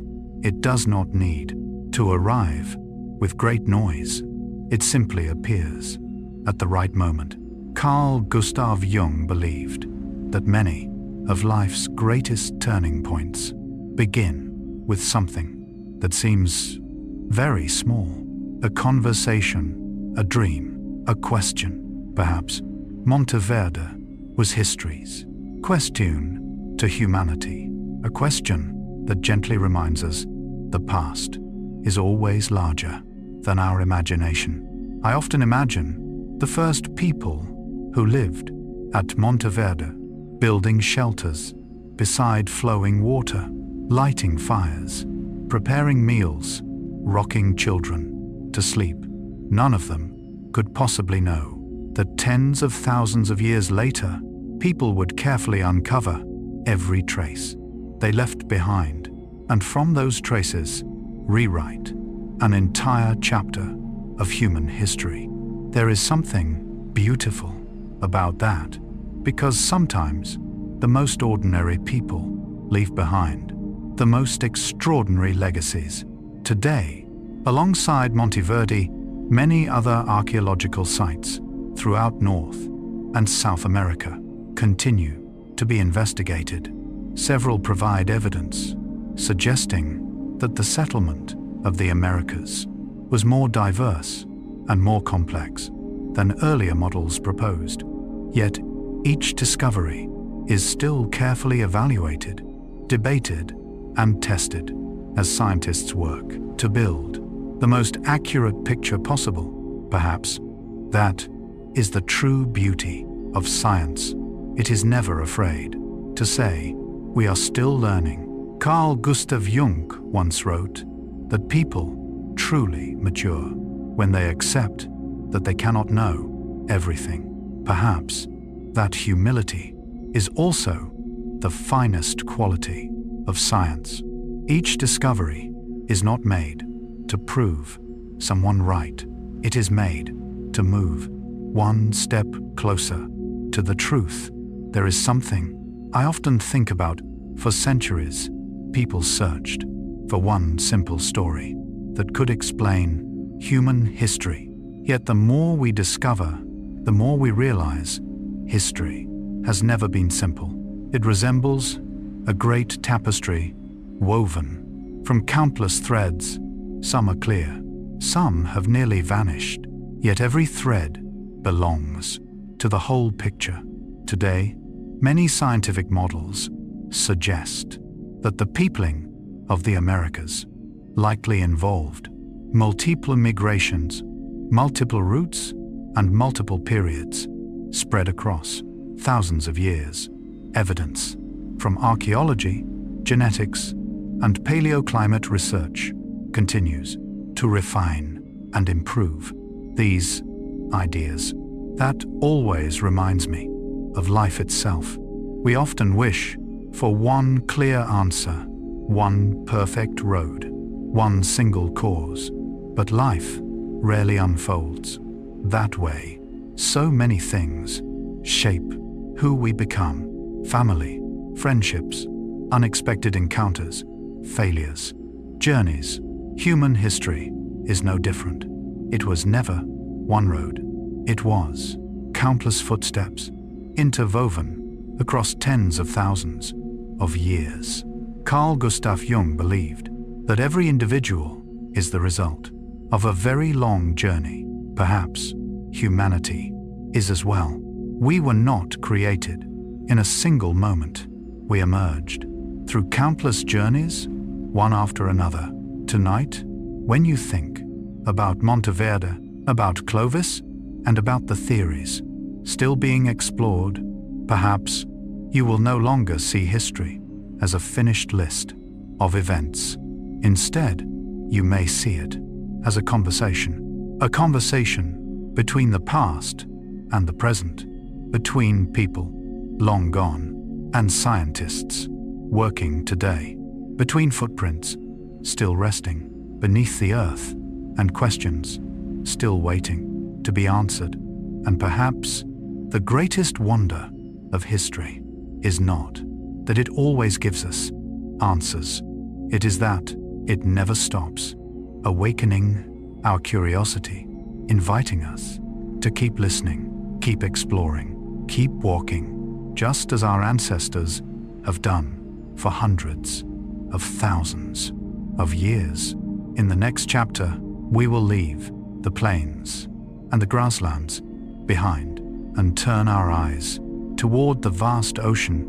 There, we will meet humanity's earliest navigators, people who learned to read the stars, listen to the rhythm of the waves, and cross immense stretches of open sea to reach some of the most distant islands on Earth. Their story will remind us that the human desire to explore has never known any boundaries. The first mariners, after following together the footprints of humanity's migrations across the land, after listening to the stories quietly preserved within ancient DNA and layers of forgotten Earth, perhaps now it is time to lift our eyes toward something even greater: the ocean, an ocean that seemed to stretch without end, where the horizon dissolves into the sky, where there are no roads already drawn, no milestones, no signposts, only the wind, the stars, the waves, and the courage of human beings. If great herds once guided our ancestors across the land, then upon the open ocean, humanity was forced to learn from another teacher, the sea itself. Imagine a sunrise over the Pacific Ocean. More than 3,000 years ago, the water lies perfectly still, like an endless mirror. A wooden double-hulled canoe quietly leaves the shore. There is no compass, no map, no engine. On board are small families, fathers studying the sky, mothers holding children close, elders gazing calmly toward the distant horizon. No one knows exactly where the next island lies, yet everyone believes the sea will show the way. Today, archaeologists and historical linguists recognize the Austronesian-speaking peoples as one of history's greatest maritime civilizations, beginning near what is now believed to be Taiwan. Their descendants gradually spread through the Philippines, Indonesia, Melanesia, and eventually across the vast Pacific and Indian Oceans over thousands of years. That has always filled me with wonder, because somehow they transformed the ocean from a barrier into a pathway, not through force, but through observation, memory, and faith. Carl Gustav Jung once wrote that people truly mature only when they dare to enter the unknown. Perhaps nothing illustrates that truth more beautifully than a small canoe floating upon an endless sea. Behind them lies home. Ahead of them, only the horizon. Yet that empty horizon opens an entirely new world. There is one culture that has fascinated scientists for generations: the Lapita culture. Today, archaeological discoveries show that Lapita communities flourished through Melanesia and Western Polynesia more than 3,000 years ago. Their beautifully decorated pottery, coastal settlements, and everyday artifacts have helped researchers reconstruct how people expanded into the islands of the Pacific. I often think about those pottery vessels, not simply as objects, but as letters. Each pattern feels like a quiet message. Someone once lived here. There was laughter, shared meals, children running along the shore, and nights filled with stars. Carl Gustav Jung believed that people leave behind symbols because symbols allow memory to outlive time. Perhaps the designs of Lapita pottery are exactly that kind of memory. They need no written language. They still tell stories. There is something deeply beautiful about the Austronesian voyagers. They never tried to conquer the ocean. Instead, they learned to move with its rhythm. Today, research into traditional navigation shows that these communities developed double-hulled canoes and outrigger vessels, remarkably suited to long-distance ocean travel, providing stability across thousands of kilometers of open sea. That reminds me of something very profound. Perhaps our greatest strength has never been forcing the world to change for us. Perhaps it lies in understanding the world's rhythms and quietly moving with them. Carl Gustav Jung once wrote that wisdom does not come from defeating nature. It comes from discovering our place within it. Perhaps the first navigators understood this through the lives they lived. They never demanded that the sea be calm. They simply learned how to travel with the waves. I often imagine a child growing up on a tiny island. From a very young age, the child already knows how to read the color of the ocean, how to listen to the wind, how to recognize the shapes of clouds. For that child, the sea is not an empty space. It is home. Today, many researchers believe that Polynesian and Austronesian navigation was passed from one generation to the next through observation, practice, and oral tradition. Knowledge of winds, waves, seabirds, and natural signs formed the foundation of voyages lasting weeks or even months. There is something beautiful about that, because knowledge does not live only inside books. It also lives inside, to Ben's, a person's eyes, their hands, their journeys. A father does not simply give his child a canoe. He teaches how to read the sea. A mother does not simply teach a song. She teaches how to listen to the wind. Carl Gustav Jung believed that life's greatest lessons are rarely taught through words. They are passed on through experience. Perhaps the first seafaring peoples understood exactly that. They did not study the ocean. They lived with it. One image always moves me. A tiny canoe, alone upon the open sea. Nothing but water in every direction. No land, no harbor. Yet no one is afraid, because they know the sky is still there. The wind is still there. The stars will appear when darkness falls. And the sea will always tell them where they are. Carl Gustav Jung once wrote that when people learn to trust something deeper than fear, they eventually find their path. Perhaps the first navigators did exactly that. They did not allow fear to guide them. They allowed understanding to lead the way. Tonight, as you imagine those small wooden vessels quietly departing across the immense Pacific, perhaps you will no longer see people merely searching for new lands. You will see human beings expanding the boundaries of themselves, carrying seeds, families, stories, languages, and above all, the quiet belief that beyond every horizon, another island is waiting to be discovered. Perhaps that is what has always defined humanity, not simply our ability to walk, but our courage to continue the journey even when nothing lies ahead except an endless sea.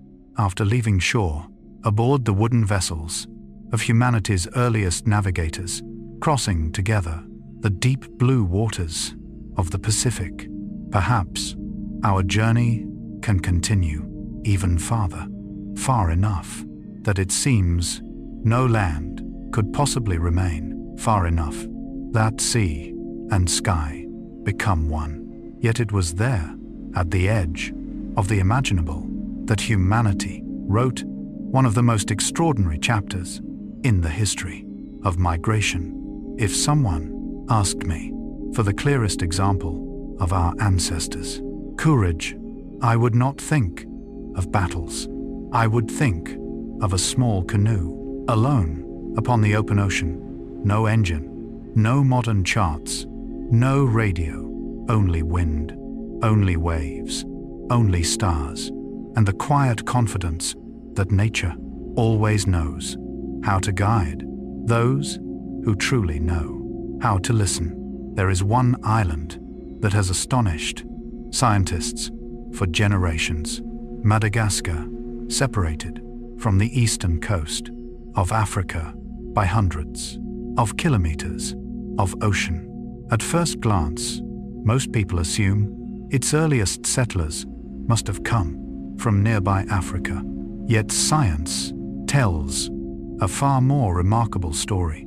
Today, evidence from linguistics, genetics, and archaeology shows that much of the earliest ancestry of the Malagasy people came from Austronesian-speaking communities in island Southeast Asia, later joined by substantial African ancestry. It remains one of history's most remarkable examples of long-distance seafaring. Whenever I read about Madagascar, it feels almost like reading a fairy tale. Yet it is real history. People aboard small wooden boats, crossing thousands of kilometers of ocean, bringing crops, language, music, and memories of home before creating a unique culture in the heart of the Indian Ocean. Carl Gustav Jung once wrote that people carry their homeland within their souls. Perhaps that is why No matter how far we travel, we plant familiar seeds, cook familiar meals, sing familiar songs, because home is not merely a place on a map. It is something we carry inside our hearts. If Madagascar fills us with wonder, then New Zealand inspires admiration. It was one of the last large landmasses settled by human beings. Today, archaeological and historical evidence shows that the ancestors of the Maori people reached New Zealand around the late 13th century, bringing plants, animals, and generations of accumulated navigation knowledge across the Pacific. I often imagine the moment those first voyagers saw the mountains of New Zealand emerging through the mist. After weeks, perhaps months, of seeing nothing but water, land finally appeared. Perhaps no one said a word. Perhaps they simply smiled. Sometimes the greatest happiness is not discovering something new. It is knowing that your journey has finally brought you home. Carl Gustav Jung once said that every human being needs a place where the soul can finally anchor. Perhaps New Zealand became that place for countless families, not because it was the most beautiful land, but because it was the place they chose to begin a new life. Yet perhaps what astonishes the world most is not the distance they crossed. It is how they found their way. Today, many researchers of traditional navigation have shown that Polynesian master navigators could cross vast oceans by combining their observations of the stars, the sun, cloud formations, the color of the sea, wave patterns, ocean currents, seabirds, and countless other natural signs. It was an extraordinarily sophisticated system of knowledge, refined across generations. Every time I read about that, I feel deeply humble, because somehow nature has always been speaking to humanity. The only question is whether we still remember its language. A master navigator does not see the ocean the way most of us do. He sees to roads, not roads made of stone, but roads made of waves. No two seas are ever the same. Every swell carries information. Some waves were born from storms thousands of kilometers away. Others return after striking an unseen island beyond the horizon. Someone trained from childhood can feel those differences through nothing more than the movement of the canoe. To them, the sea has never been empty. It is a living map. Carl Gustav Jung once wrote that intuition is one of humanity's deepest forms of intelligence. Not something mystical, but the ability to recognize subtle patterns before the conscious mind finds words for them. Perhaps the art of ancient navigation grew from that very union: observation, experience, and intuition. I often imagine a Polynesian boy, about 10 years old. At night, he lies upon the deck of a canoe. His grandfather points upward. He does not begin by teaching the names of the stars. He teaches the child how to look, how to wait, how to remember, how to let the sky become a friend. Year after year, the boy grows, and one day he is able to guide an entire canoe across the open ocean without maps, simply by looking at the heavens. Today, Modern voyage, using traditional Polynesian navigation, have demonstrated that experienced navigators can successfully complete long-distance ocean crossings without modern navigation instruments, confirming the extraordinary value of knowledge passed down through generations. That often makes me think about our own lives. Today, we have GPS, satellites, smart devices for almost everything. Yet perhaps we look at the sky less often than any generation before us. Carl Gustav Jung warned that when people place all their trust in machines while forgetting their intuition and their connection with nature, they risk losing something very deep within themselves. Perhaps he was never asking us to reject science. Perhaps he was simply reminding us that true wisdom has always required both reason and relationship with the living world. Tonight, as you imagine, small canoes gliding silently beneath a sky filled with stars, perhaps you will no longer see only navigators. You will see storytellers. Every star becomes a story.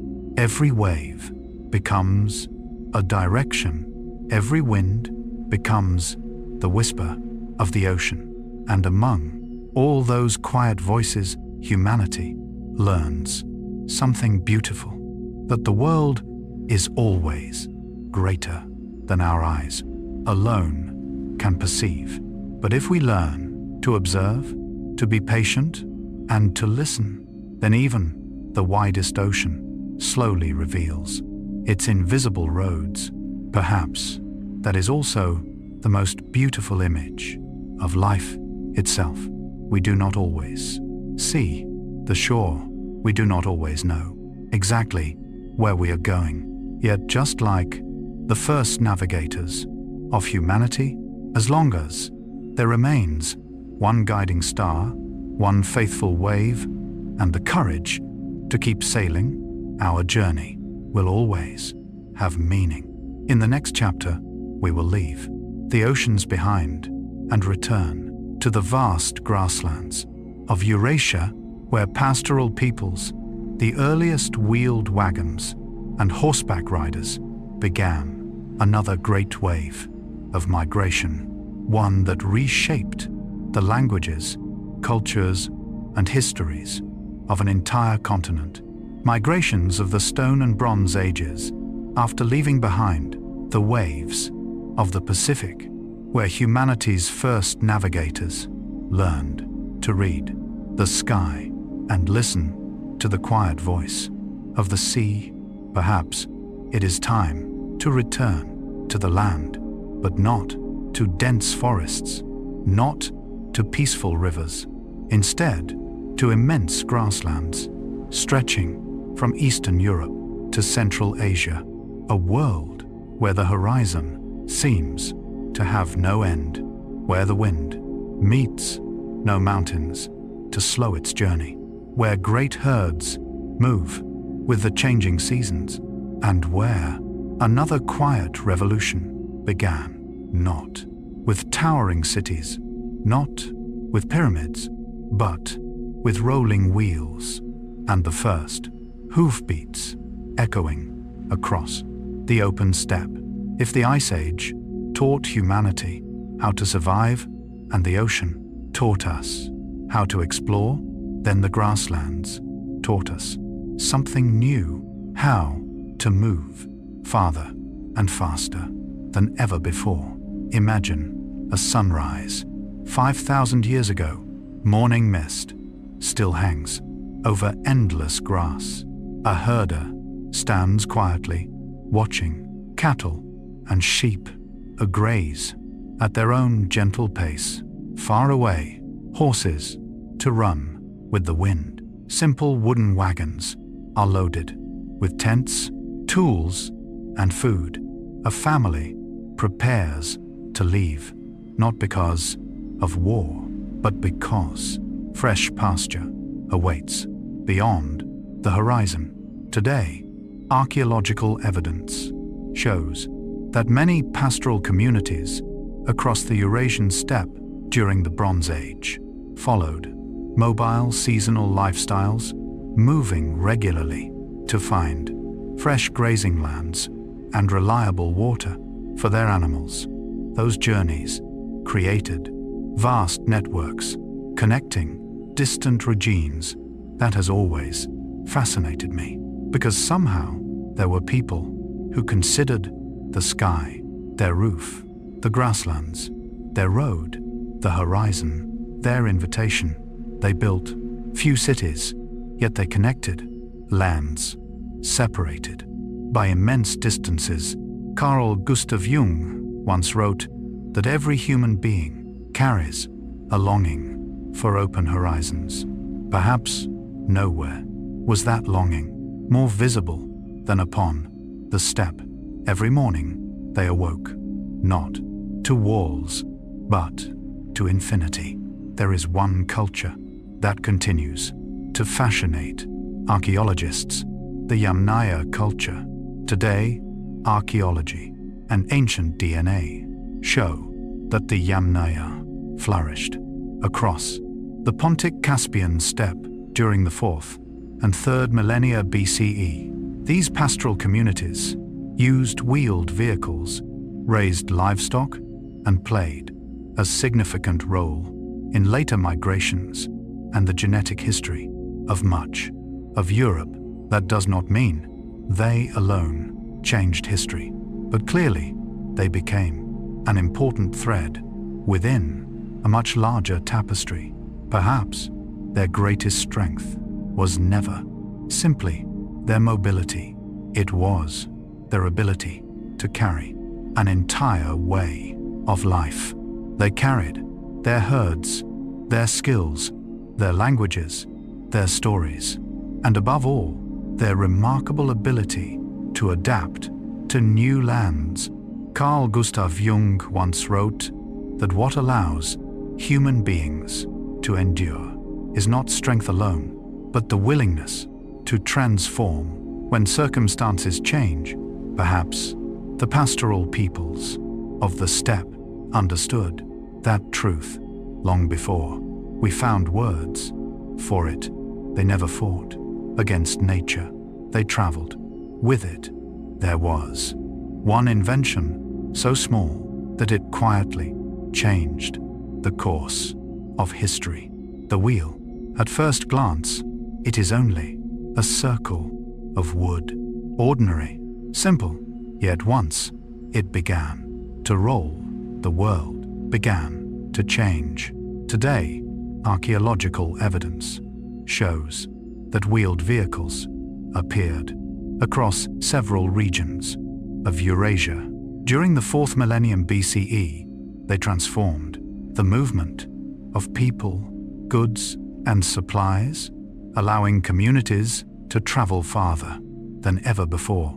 I often find that deeply moving. Perhaps many of humanity's greatest inventions did not begin with complicated ideas.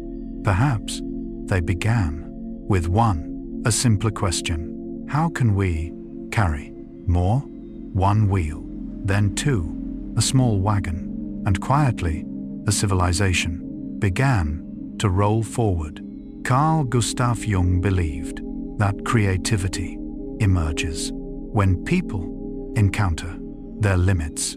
Perhaps the wheel was born for exactly that reason, not to conquer, but simply to solve an ordinary problem. There was another companion that quietly transformed history: the horse. Today, archaeology and paleobiology show that horse domestication developed across the Eurasian steppes, bringing profound changes to transportation, pastoral life, communication, and cultural exchange.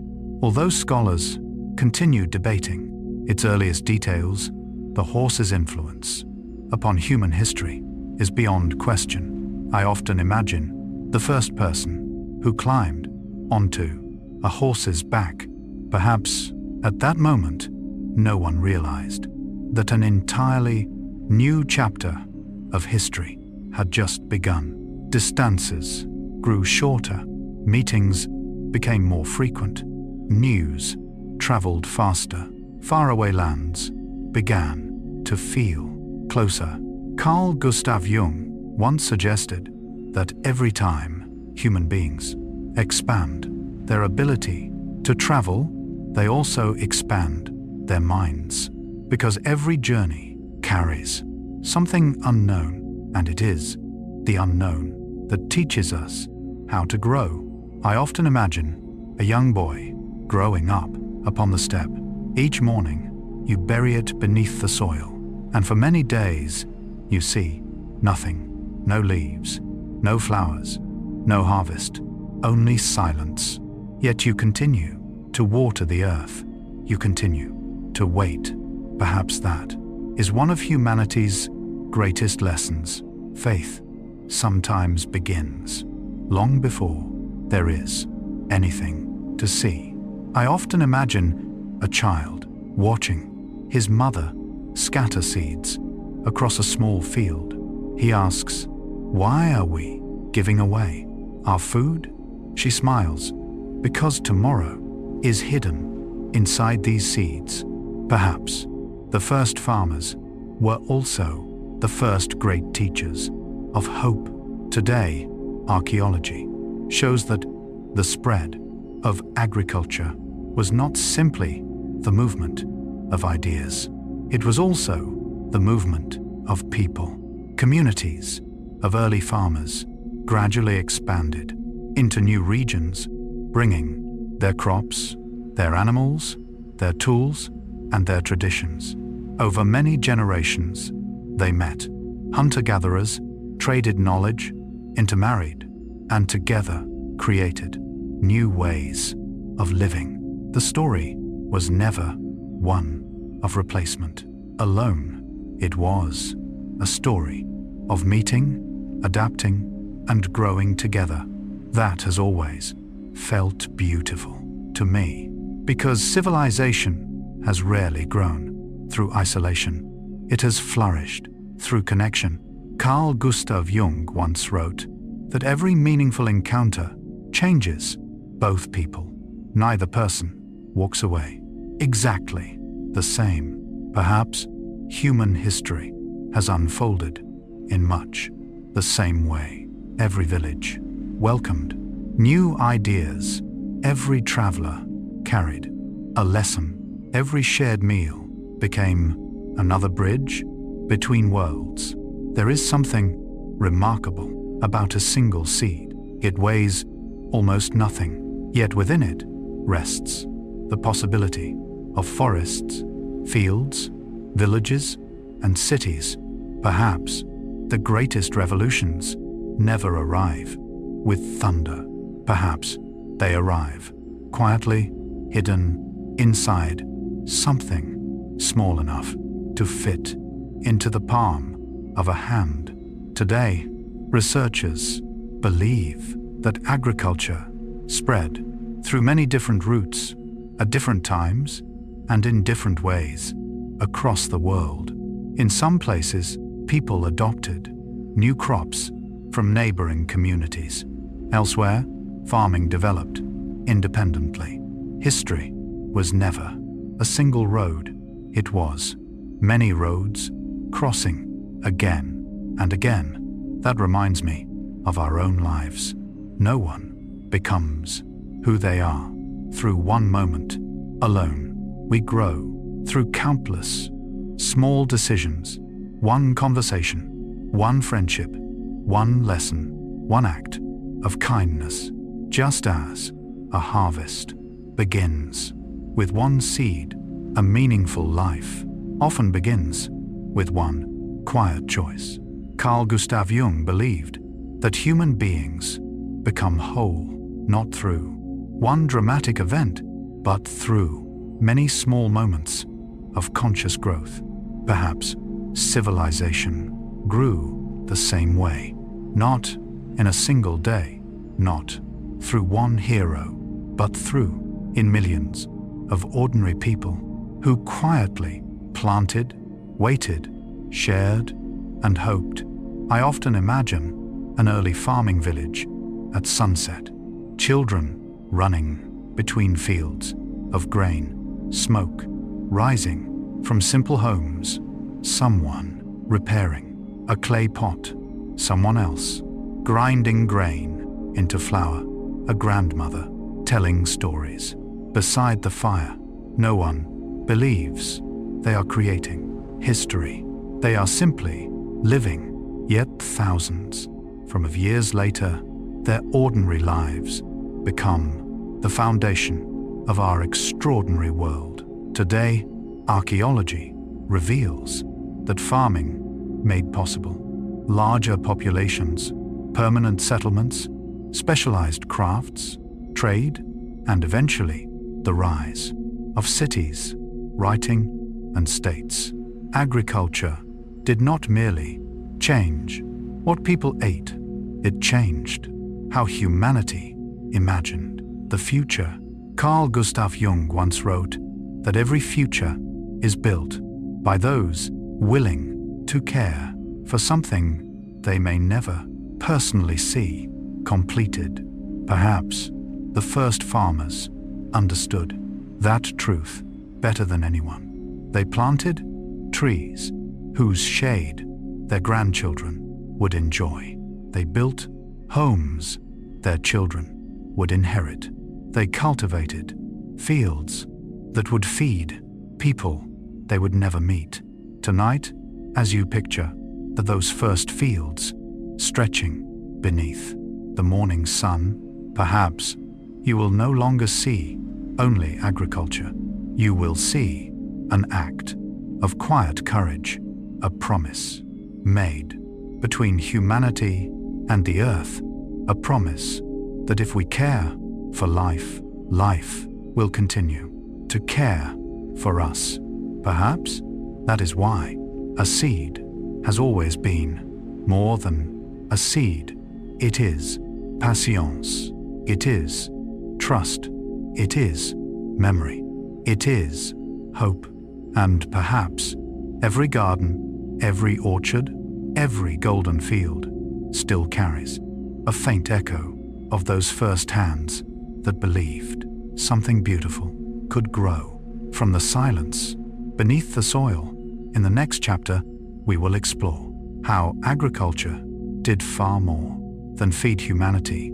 It transformed the rhythm of daily life, reshaped our relationship with time, and laid the foundations for writing, government, trade, and the great civilizations that would forever change the course of human history. Perhaps that is why the history of humanity has never truly been the history of tools. It has always been the history of the hands that chose how to use them. A plow could become the beginning of a harvest. An axe could open a new field. A knife could prepare a family's meal. The same piece of iron could serve destruction or creation. The difference was never the metal itself, it was the heart that held it. Carl Gustav Jung once wrote that every human being carries within both the power to create and the power to destroy. Perhaps civilization has always grown whenever we choose creation a little more often than destruction. There is another quiet beauty in the story of the Bantu expansion. It reminds us that history does not always spread through armies. Sometimes it spreads through gardens. A family plant miyat, their children plant another field, their grandchildren carry those seeds to a distant valley. Generation after generation, the landscape changes, not overnight, but patiently, like dawn, slowly replacing the darkness. Today, linguistic research shows that The Bantu languages form one of the world's largest language families, spoken today by hundreds of millions of people across much of sub-Saharan Africa. Although individual languages have evolved in many different ways, their shared roots still reveal the remarkable journeys of countless communities over thousands of years.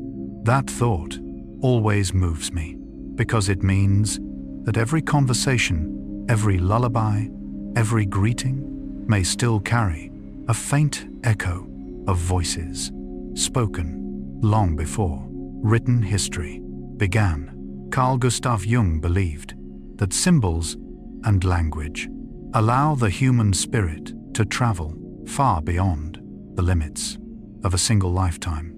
Perhaps every language is a bridge built by generations who never met, yet still found a way to speak to one another across time. I often imagine an evening in a small village somewhere in Central Africa, thousands of years ago. Children sit quietly around a fire.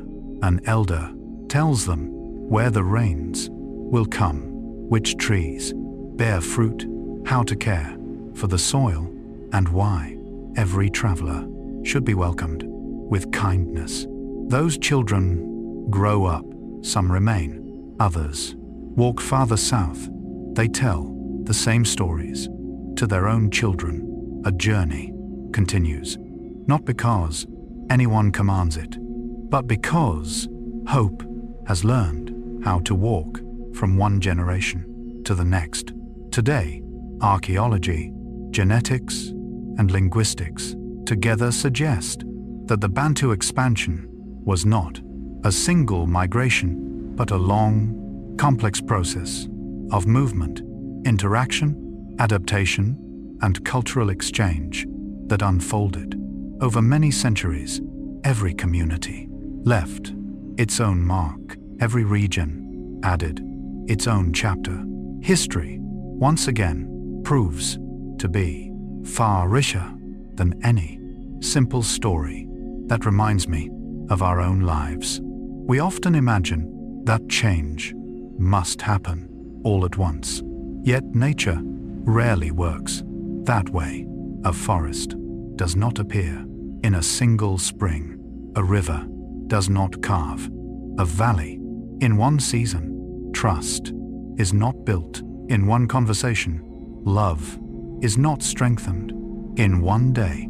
Perhaps the greatest things always choose to grow slowly. Carl Gustav Jung once wrote that the deepest transformations take place so quietly that we often notice them only after they have already changed us. Perhaps that is also the story of humanity, not a story of sudden miracles, but of countless small acts of patience.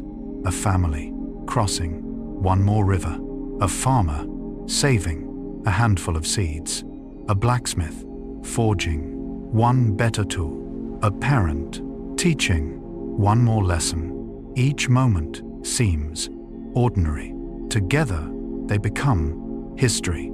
Tonight, as you picture the long journeys of the Bantu peoples, perhaps you will no longer see only migrations across a continent. You will see gardens taking root, languages finding new voices, songs traveling farther than those who first sang them, iron tools opening forests, children learning the wisdom of their elders. You will realize that humanity has never grown simply by moving from one place to another. We have grown by carrying life itself, by carrying knowledge, by carrying compassion, by carrying the quiet belief that tomorrow can always to be made a little better than today. Perhaps that is the greatest legacy our ancestors left behind, not only the lands they settled, not only the crops they planted, not only the tools they forged, but the enduring faith that every generation can leave the world more fertile, more connected, and more hopeful than the one it inherited. In the next chapter, we will continue our journey across Africa to discover how ancient trade routes, great rivers, and networks of exchange connected distant peoples, allowing ideas, technologies, beliefs, and cultures to travel just as surely as people did, reshaping the history of an entire continent and, in time, the world. A seed also carries a way of imagining the future. When people share seeds, they are not simply sharing food. They are sharing patience, responsibility, hope. Perhaps that is why agriculture has never been only about growing crops. It has always been about growing communities. Carl Gustav Jung once wrote that every meaningful transformation begins within. Perhaps the cultivation of the land also cultivated the human heart. As people learned to care for the earth, they also learned to care more deeply for one another. There is another journey that quietly unfolded across East Asia. From the mainland, some communities eventually crossed narrow stretches of sea, bringing their knowledge, their tools, their crops, and their stories to islands that had long waited beyond the horizon. Today, archaeology, genetics, and linguistics suggest that the settlement of places such as the Korean Peninsula and later the Japanese archipelago involved many waves of migration, interaction, and cultural exchange over thousands of years. Rather than a single event, these histories reflect long processes of adaptation between newcomers and the people already living there. That thought always brings me a quiet sense of wonder, because history rarely belongs to only one people. It is far more often the story of many hands building the same home, one generation after another. Carl Gustav Jung believed that wholeness does not come from erasing our differences, but from learning how they belong together. Perhaps civilizations also become whole in the same way, not through uniformity, but through connection. I often imagine a small boat drifting toward an unfamiliar shore. A child stands quietly, watching the coastline grow larger. Behind them lies the home their grandparents once knew. Ahead is a place without memories. Soon, those memories will begin. A fire will be lit. A field will be planted. Children will laugh in a language that slowly changes. With each generation, a new chapter will begin. Not because the old one has ended, but because life always finds new places to grow. Today, researchers understand that cultural exchange often works in both directions. Communities adopt new farming methods, new crafts, new foods, and new traditions, while also preserving many parts of their own heritage. History is not a river that washes away everything before it. It is more like two rivers meeting. Each keeps something of itself. Together, they become larger than either could have been alone. That reminds me of our own lives. Every person we meet leaves something behind, a lesson, a habit, a story, a way of seeing the world. Little by little, our lives become a tapestry woven from countless shared moments. Carl Gustav Jung once wrote that we discover who we are through our encounters with others. Perhaps human history has always been that same conversation, stretching across continents and centuries. Tonight, as you picture those ancient families following rivers, crossing forests, and settling new valleys, perhaps you will no longer see only migration. You will see friendships forming, knowledge being exchanged, fields being planted side by side, children learning more than one tradition, communities discovering that the future can be built together. Perhaps that is the quietest truth history offers us. The world has rarely changed because people stood apart. It has changed because, again and again, they found the courage to meet, to learn, and to grow with one another. In the next chapter, we will leave the river valleys and follow the ancient pathways that connected East Asia with neighboring lands, discovering how trade, migration, and cultural exchange continued to reshape the map of humanity, one journey at a time, a way to care for a family. Carl Gustav Jung believed that the things of greatest value are often passed on naturally, not through force, not through conquest. They grow because people recognize their meaning. Perhaps that is how agriculture spread across the ancient world. Then, from those coastal lands, people once again turned their eyes toward the sea. Small boats left the shore, no longer only to fish, but carrying entire families, carrying hope, carrying the future. Today, archaeological evidence shows that the development of farming communities on the Korean peninsula and the Japanese archipelago was shaped by multiple waves of migration, cultural exchange, and interaction over long periods of time.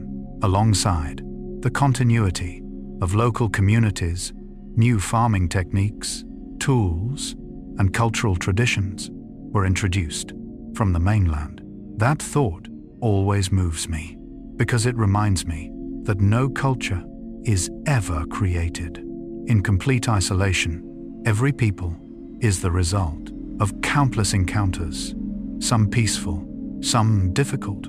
Yet with time, what often remains is not division, but harmony. Carl Gustav Jung believed that we become more complete when we embrace the parts of ourselves that seem different. Perhaps the same is true of civilizations. The more willing a culture is to learn, the richer it becomes. I often picture a small boat arriving at a quiet shore. A family steps onto the land. A child looks around with curious eyes. A mother holds a small bag of seeds. A father carries his simple tools.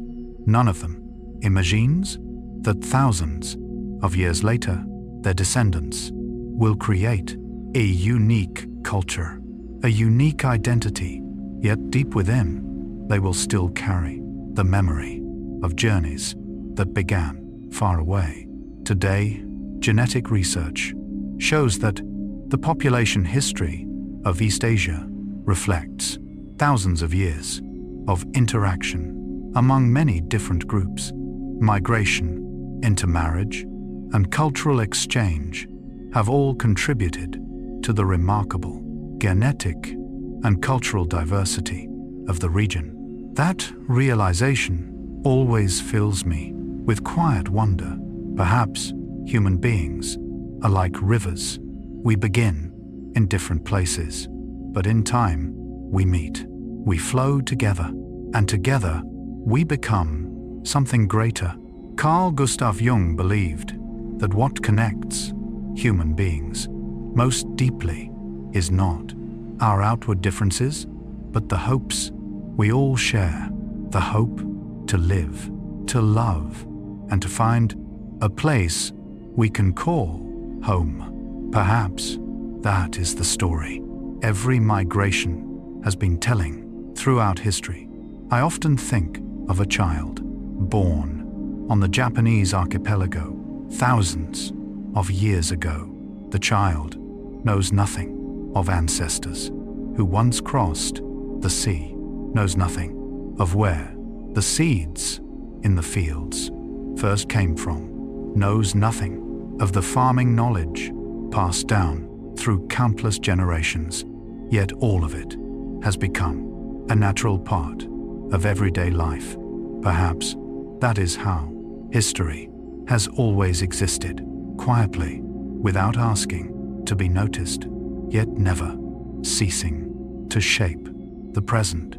Tonight, as you imagine, the streams of people moving southward through China, then crossing the sea to the Korean peninsula and the Japanese archipelago, perhaps you will no longer see only migration. You will see encounters, new fields, new villages, and new songs, new families. And perhaps you will realize that the history of East Asia was never shaped by a single people. It grew from countless streams flowing together, like rivers, like the wind, like generations of people who carried within their hearts the quiet hope of finding a place to call home. And perhaps that is the gentlest lesson these rivers have to offer, that what makes a civilization truly great is not its ability to preserve everything unchanged, but its willingness to welcome what is new, while never forgetting where it came from. Just like water, always moving, always changing, yet never forgetting its source.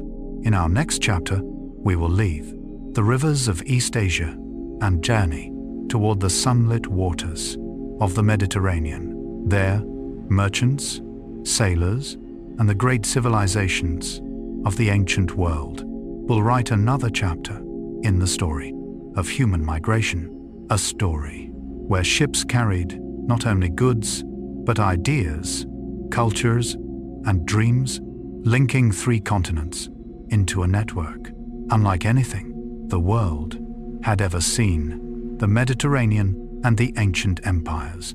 After following the rivers that nurtured the world's earliest civilizations, after seeing how water brought people together and quietly planted the seeds of history, perhaps it is time to continue our journey to another remarkable place, not as vast as the Pacific, not as fierce as the Atlantic, yet a sea that connected 3 continents, the Mediterranean. If rivers were the lifeblood of individual lands, the Mediterranean was like a beating heart, pumping people, goods, languages, and ideas throughout the ancient world. Imagine a sunrise. 3,000 years ago, the first rays of light spread gently across the deep blue sea. Wooden ships begin to leave the harbor, their sails fill with the morning wind. Waves lap softly against the hull. On board are merchants, sailors, storytellers. They carry jars of olive oil, fine woven cloth, and precious cargo, but they also carry ideas, languages, dreams, and perhaps, without even realizing it, every voyage is quietly changing history.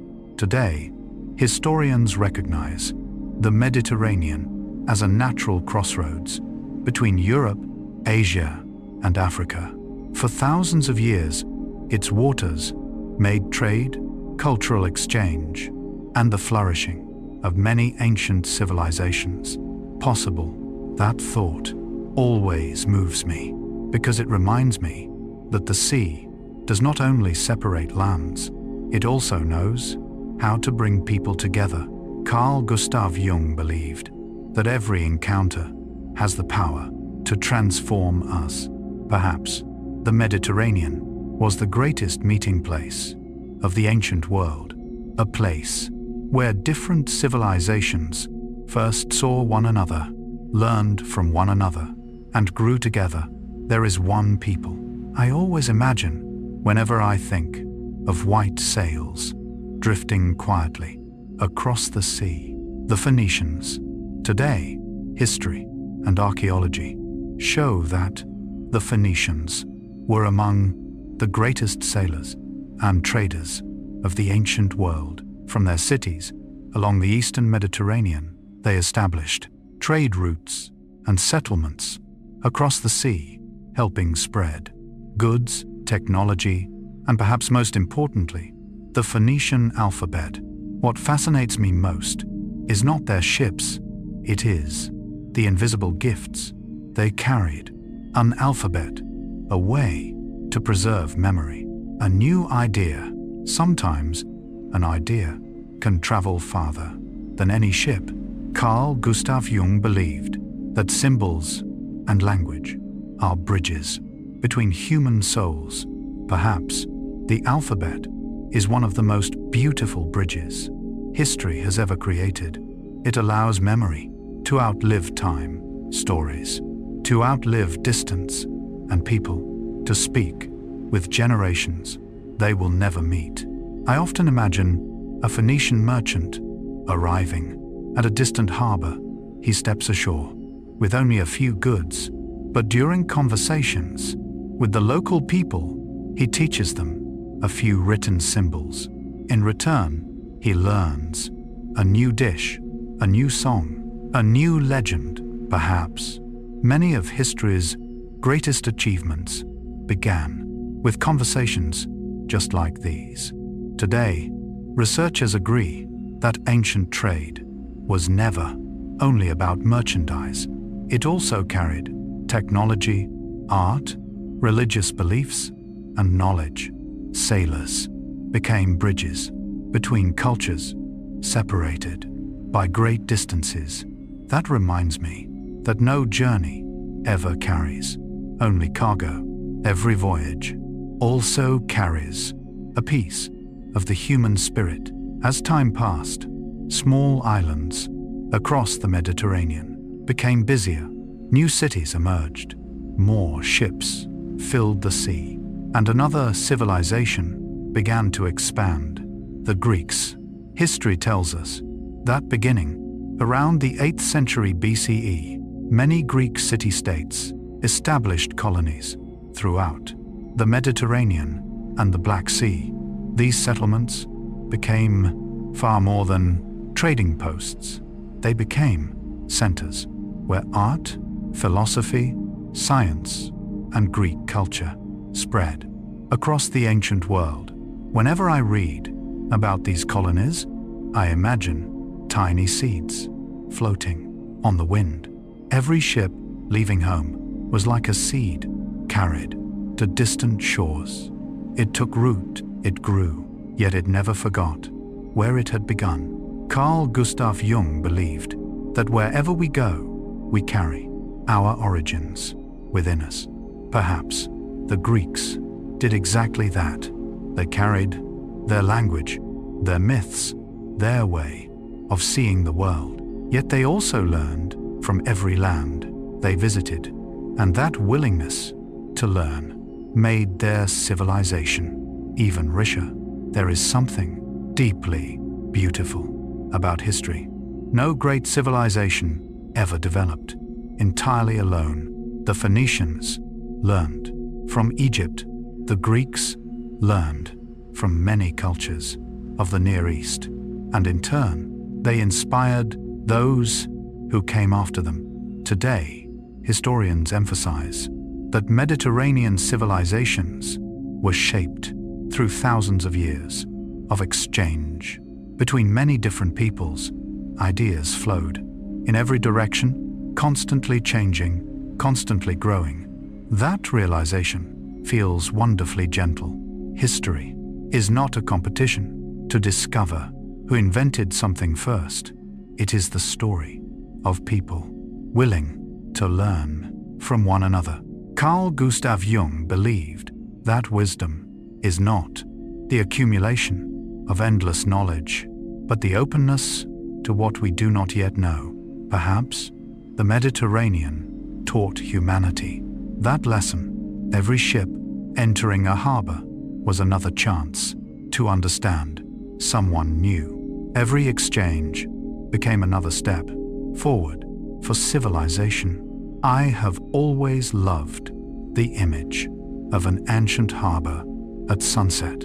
The sun slowly disappears beyond the horizon. Ships return, loaded with spices. From the east, glass. From Egypt, pottery. From Greece, timber. From the northern forests. Yet perhaps the most valuable cargo is not hidden inside the ship's hold. It lives inside the memories of the people who met along the journey. Tonight, as you imagine, the Mediterranean, 3,000 years ago, perhaps, you will no longer see only a sea. You will see a network of human encounters, ships quietly connecting one harbor to another, sailors sharing stories of distant lands, children growing up surrounded by many languages and many traditions, and perhaps you will realize that some seas carry far more than water. They carry civilization itself. Perhaps that is the Mediterranean's greatest gift to human history. Not gold, not silver, not even ships, but the ability to connect people who once believed they had nothing in common, just like the waves. Every wave begins somewhere, yet in the end, they all become the same sea. After exploring the bustling harbors of the Phoenicians and following Greek sails across the Mediterranean, our journey will continue into a new age, an age when roads no longer followed only the coastline. They stretched across towering mountains, through vast deserts, and over endless plains, connecting cities that once seemed as though they could never meet. If the Mediterranean was the heart of the ancient world, then these roads were its arteries, quietly carrying the flow of people, goods, and knowledge across Eurasia. Perhaps never before had the distance between civilizations been shortened so dramatically. Imagine a morning nearly 2,000 years ago. A caravan is preparing to depart. Camels are loaded with precious cargo, soft rolls of silk, fragrant spices, delicate glassware, handwritten books. But if you look a little closer, you may realize that the greatest treasure is not packed inside the bundles. It lives within the people, in their memories, in the stories they carry, in the wisdom they gather along every mile of the journey. At the same time, another power was expanding across the ancient world, the Roman Empire. Today, historians recognize that Rome's greatness rested not only upon the size of its territory, but also upon its extraordinary network of roads, bridges, harbors, and cities. These achievements allowed people, goods, armies, and ideas to travel far more quickly, bringing distant lands closer together. That thought always stays with me, because perhaps some empires are built through power, but the parts of history that endure are often built through roads. A road never knows who will one day walk upon it, yet quietly it connects one land to another. Carl Gustav Jung believed that what truly connects human beings is not geography, but our ability to understand and share with one another. Perhaps Rome's roads accomplished exactly that. They connected more than cities. They connected human lives. I often imagine a stonemason carefully placing each stone along a Roman road. He cannot know how many lives will one day pass that way. A merchant, a scholar, a child, a mother, a soldier returning home. Perhaps the greatest beauty of remarkable works is not the day they are completed, but the countless lives they quietly support long afterward. Today, archaeological evidence shows that many Roman roads still survive. They remain a testament to remarkable engineering and to the importance of infrastructure in bringing distant communities together. That realization feels wonderfully gentle. Sometimes what changes the world is not a great speech, but a road good enough for two strangers to meet. Carl Gustav Jung believed that every genuine encounter has the power to transform both people involved. Perhaps history itself has grown through countless moments just like these. If Rome's roads linked the West, then in the East, another network was quietly taking shape. The Silk Road. In truth, it was never a single road. It was an intricate web of land and sea routes stretching from East Asia to the Mediterranean. Today, historians describe the Silk Road as one of history's great trading networks. Along its paths traveled not only silk, but spices, paper, glass, metals, art, religious traditions, philosophical ideas, and many of humanity's most important innovations. Whenever I think about the Silk Road, it feels less like a trade route and more like a conversation that lasted for thousands of years. One person speaks, another listens, then carries the story onward. An idea begins in one place, yet matures somewhere else. A single seed is planted in distant soil and eventually grows into an entire forest. Carl Gustav Jung believed that symbols and ideas can cross every border. Perhaps the Silk Road is history's most beautiful proof of that truth. I often imagine a scholar resting beside an oasis. Nearby, a merchant from the West. Not far away, a storyteller from the East.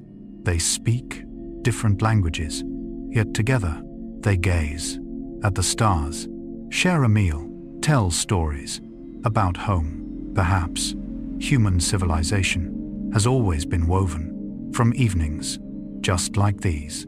Today, many researchers believe that the long exchange along ancient trade routes helped spread paper-making, metallurgy, glass-making, philosophical thought, the religions, and artistic traditions across civilizations. That realization always fills me with hope, because perhaps the greatest gift human beings have ever exchanged was never merchandise. It was knowledge, an idea, a healing practice, a poem, a story, each capable of traveling farther than any caravan. Carl Gustav Jung believed that knowledge truly comes alive only when it is shared.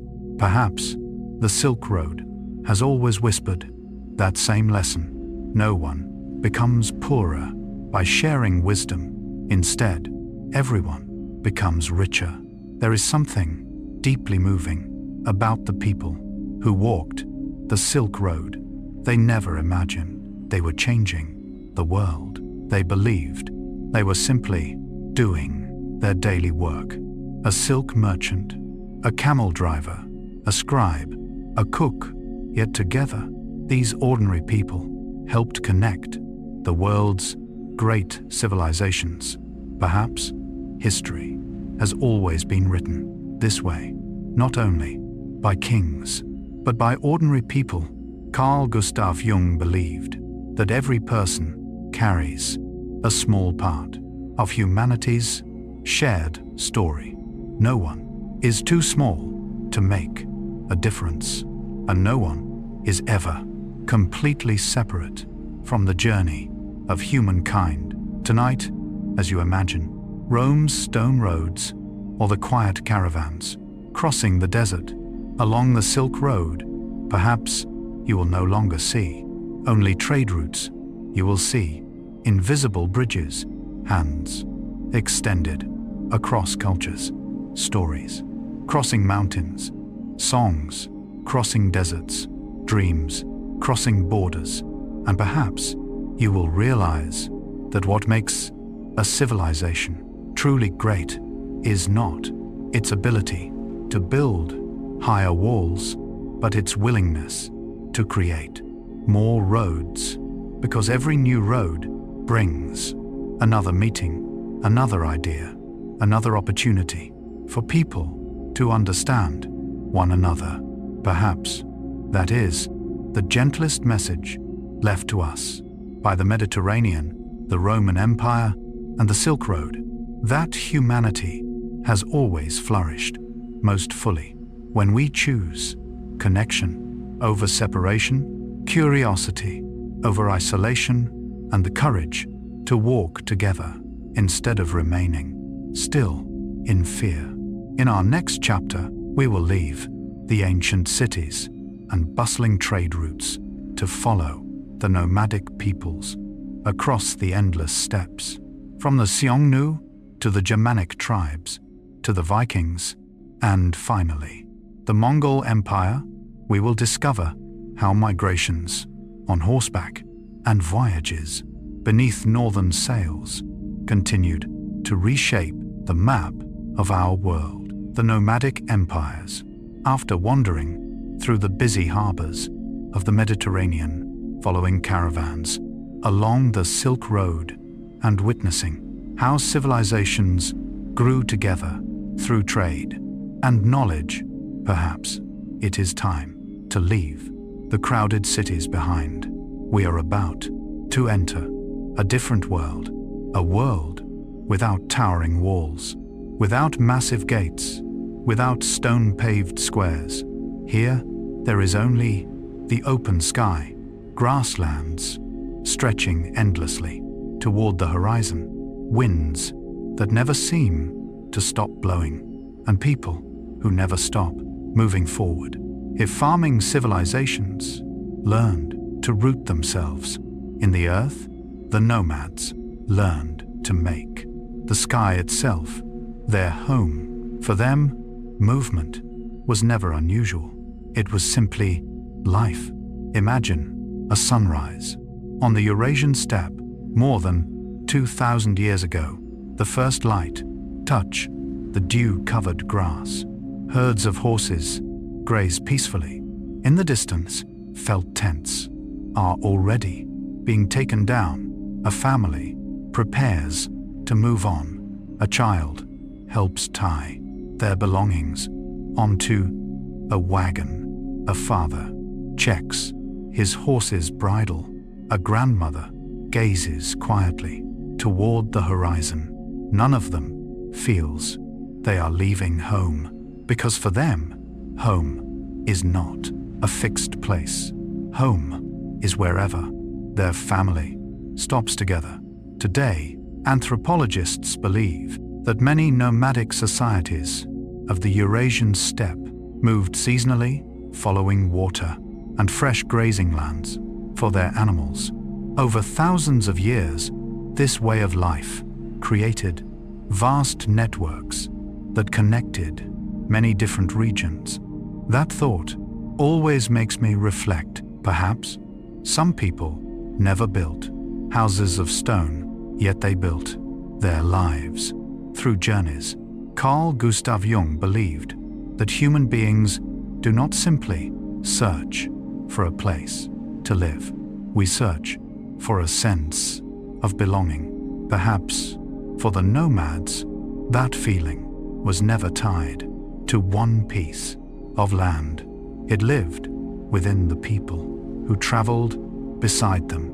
One community appears often throughout the ancient history of Asia, the Xiongnu. Today, archaeology and historical records show that the Xiongnu were a confederation of many nomadic tribes that emerged north of China around the 3rd century BCE. They played an important role in regional history, maintaining relationships that included trade, diplomacy, and at times conflict with neighboring dynasties.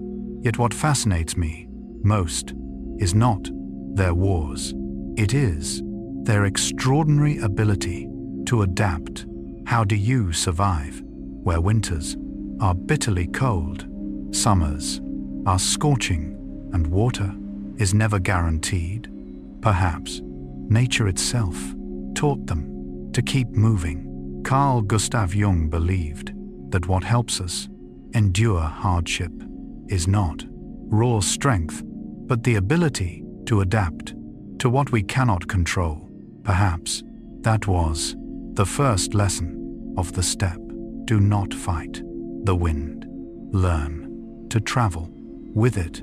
I often imagine a young Xiongnu boy growing up on the grasslands. The first thing he learns is not how to read books, but how to read the sky, to know when rain is coming, when the grass will dry, where the horses must be led. Perhaps nature was humanity's very first book. Today, many researchers believe that nomadic peoples were not only remarkable horsemen, but also essential links between East Asia and Central Asia, helping exchange goods, technology, and information across great distances. That realization changes the way I see history. Nomads are often remembered simply as wandering people, yet in truth, they were living bridges, carrying news, merchandise, and stories from one world to another. Carl Gustav Jung believed that humanity grows when it connects worlds that once seemed separate. Perhaps the nomads did exactly that through the way they lived. Not long afterward, far to the west, other peoples also began their own migrations, the Germanic tribes. Today, historians believe that Germanic communities experienced multiple waves of migration during the 1st centuries CE. These movements were shaped by climate, population pressures, economic opportunities, and changes within neighboring empires, especially Rome. That thought reminds me that history rarely has a single cause. No migration begins because of only one famine or one war. Like our own lives, great change usually grows from many forces working together. Carl Gustav Jung believed that no profound transformation ever arises from a single cause.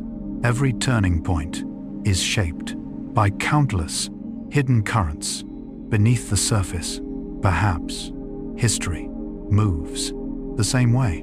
I have always loved the image of people walking slowly toward the horizon, not because they know exactly what awaits them, but because they understand they cannot remain where they are forever. Sometimes moving forward is simply the only way to survive. Today, archaeology and genetics show that the migrations of late Roman and early medieval Europe helped create new mixtures of peoples and cultures. Many communities did not disappear. Instead, they blended together, leaving lasting marks on Europe's languages, customs, and societies. That realization always brings me a quiet sense of peace, because perhaps history is not only a story of replacement. So often, it is a story of blending newcomers, those already there, together, over time, creating something entirely new. Carl Gustav Jung believed that we become whole, not by rejecting our different parts, but by learning to bring them together. Perhaps civilizations grow the very same way.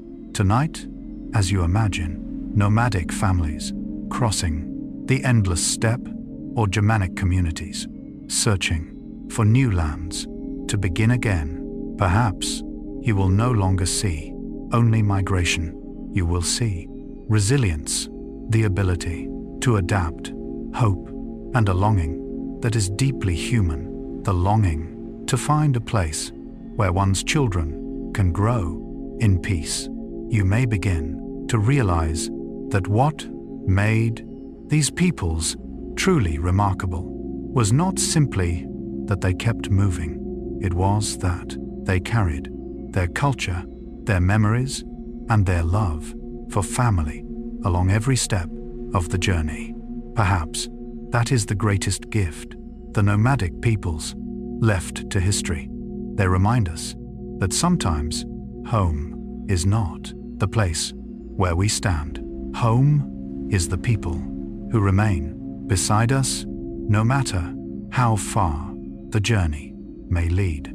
After quietly crossing the endless steppes of Eurasia, following the nomadic families who never stopped searching for greener pastures, perhaps it is time to continue toward lands where the wind carries the scent of the sea.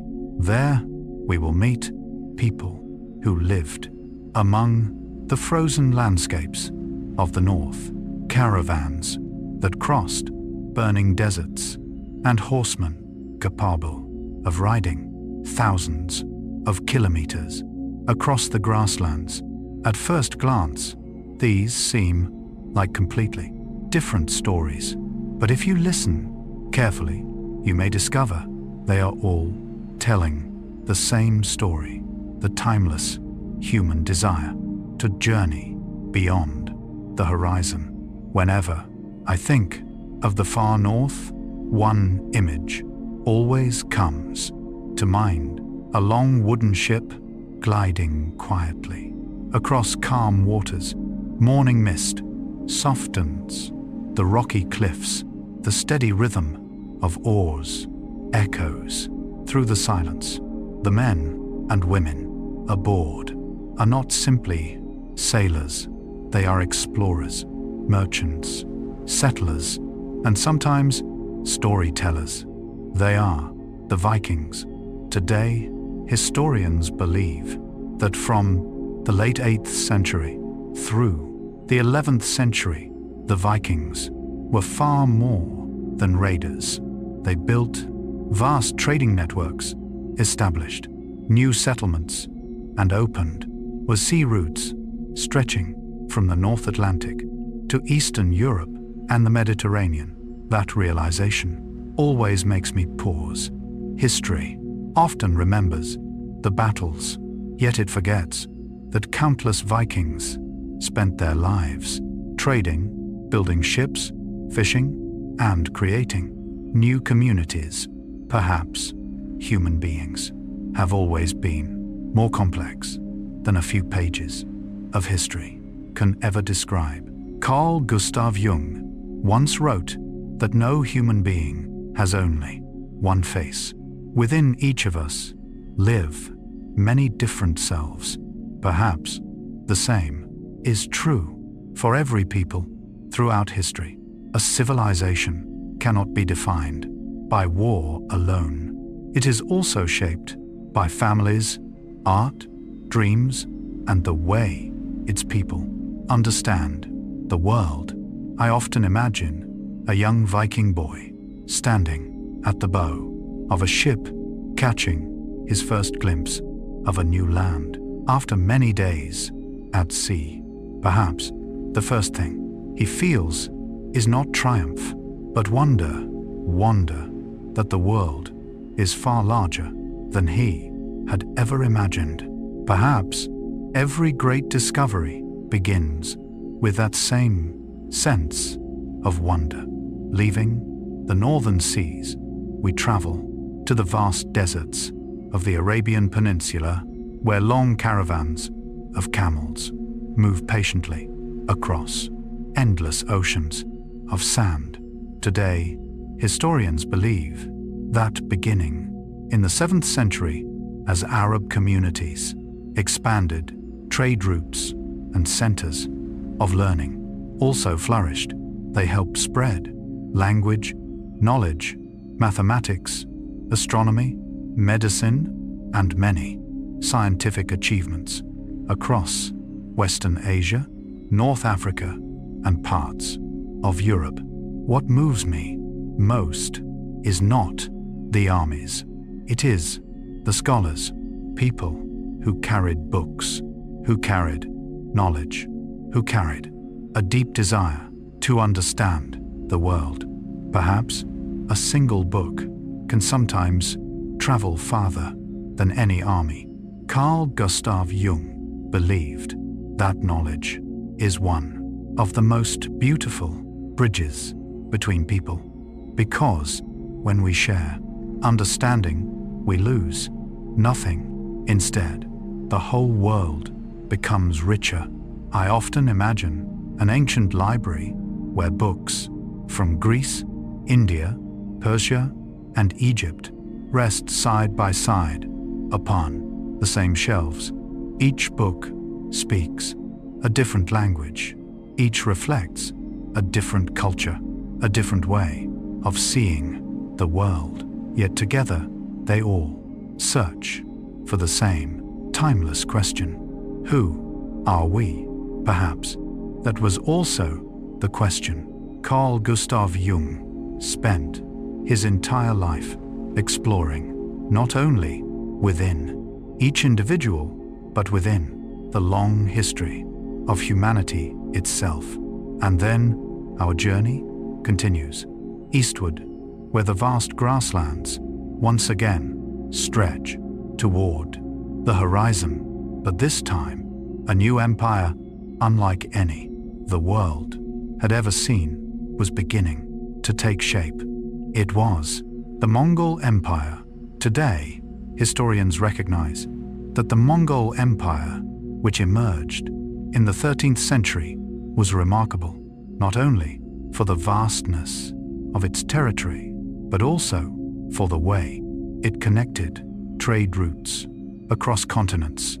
During many periods, the stability of these routes made it easier for merchants, diplomats, and scholars to travel, exchange knowledge, and build connections between East Asia, Central Asia, Western Asia, and Europe. That thought often lingers in my mind, because even during times of great upheaval, history never stopped building bridges. There were roads that had once been dangerous, yet in time they became places where merchants, missionaries, scholars, and artisans could meet, share, and learn from one another. Carl Gustav Jung once wrote that what helps human beings overcome fear is not isolation, but connection. Perhaps the history of humanity has always moved in that direction. After every age of division, a new way of meeting one another eventually appeared. I often imagine a caravan crossing the grasslands beneath a sky filled with stars. The travelers come from distant lands. Some speak Chinese, some speak Persian, some speak Mongolian. Others have journeyed from Europe At first, they cannot understand one another's language, but then a smile, a shared meal, a handshake, that is enough to begin a conversation. Perhaps civilization has always grown through moments as simple as these. Today, many studies suggest that throughout history, human migrations and the expansion of great communities did far more than reshape politics. They also spread crops, animals, technologies, languages, and ideas across enormous distances. That reminds me that history has never been only one color. It is not entirely war, nor is it entirely peace. It is a tapestry woven from countless stories of loss, of hope, of encounters, and of new beginnings. Carl Gustav Jung believed that we truly understand ourselves only when we dare to see our whole story. Perhaps humanity is no different. To understand history, we must be willing to see both its difficult chapters and the beauty that sometimes emerged from them. Tonight, as you imagine, Viking ships gliding through the northern mist, camel caravans crossing the silent desert, or Mongol horsemen racing across the endless steppe, perhaps you will no longer see only empires. You will see people, a father leading his family toward a new land, a scholar carrying books, a merchant bringing seeds, a child seeing a different sky for the very first time. And perhaps you will realize that what changes the world is not strength alone. It is also the willingness to carry knowledge, curiosity, and the desire to connect with those waiting beyond the horizon. Perhaps that is the gentlest message the migrations of the nomadic peoples leave for us, that no matter where we come from, what language we speak, or beneath which sky we live, deep within, human beings share the same dream, the dream of finding meaning, finding peace, and discovering a place we can truly call home. In the next chapter, we will leave behind the horsemen and the great continental roads to begin a gentler journey. Together, we will follow pilgrims, merchants, artisans, and scholars, discovering how journeys made in search of faith, knowledge, and creativity helped spread culture, connect civilizations, and enrich the human spirit. Pilgrimages and cultural exchange. After following the nomadic peoples across the endless steppes, listening to the echo of hooves along ancient roads, and witnessing how civilizations met through great migrations, perhaps it is now time to enter a very different chapter of history. This is no longer a story of conquest, no longer a story of armies. Instead, it is the story of quiet people setting out with only one simple hope: to seek something greater than themselves. Some traveled for faith, some for knowledge, some for art. Some simply wished to bring their goods to lands far beyond their own. Yet somehow, all of these journeys wove together an invisible network connecting the hearts of civilizations. In earlier chapters, we spoke often about the human footstep. Tonight, perhaps, we will speak instead about what guided those footsteps. Desire, a quiet, enduring desire, the desire to understand the world, and to understand ourselves. Carl Gustav Jung once wrote that within every human being there is a calling toward wholeness, not merely the desire for greater wealth or greater power, but the longing to discover meaning. Perhaps that is why, for thousands of years, human beings have never stopped setting out on new journeys. There is one morning I often imagine whenever I think about history, a dusty road, the sun just beginning to rise behind the mountains, a small group walking quietly. Among them is an elderly man leaning upon a staff, a mother leading her young child, a young traveler carrying a simple cloth bag. No one knows their names, no history book records their stories, and yet those footsteps helped change the world. Today, historians believe that from the ancient world through the Middle Ages, many pilgrimage routes played an important role in connecting vast regions. Along these roads, people carried not only their faith, but also goods, languages, customs, and knowledge. That realization always moves me, because it reminds me that no road leads only to a temple or a sacred place. Every road also brings people closer to one another. Carl Gustav Jung once said that the outer journey often reflects the inner journey. Sometimes we travel great distances not simply to reach a destination, but to become someone new. Perhaps that is the true meaning of every pilgrimage. I often imagine a pilgrim after months of walking. His clothes have faded, his sandals are worn thin, yet somehow his eyes shine more brightly. Not because the road was easy, but because the road itself changed him. Perhaps every long journey does that. It teaches us to listen, to be patient, to become humble. Today, many historical studies suggest that pilgrimage routes often became meeting places for people from distant lands.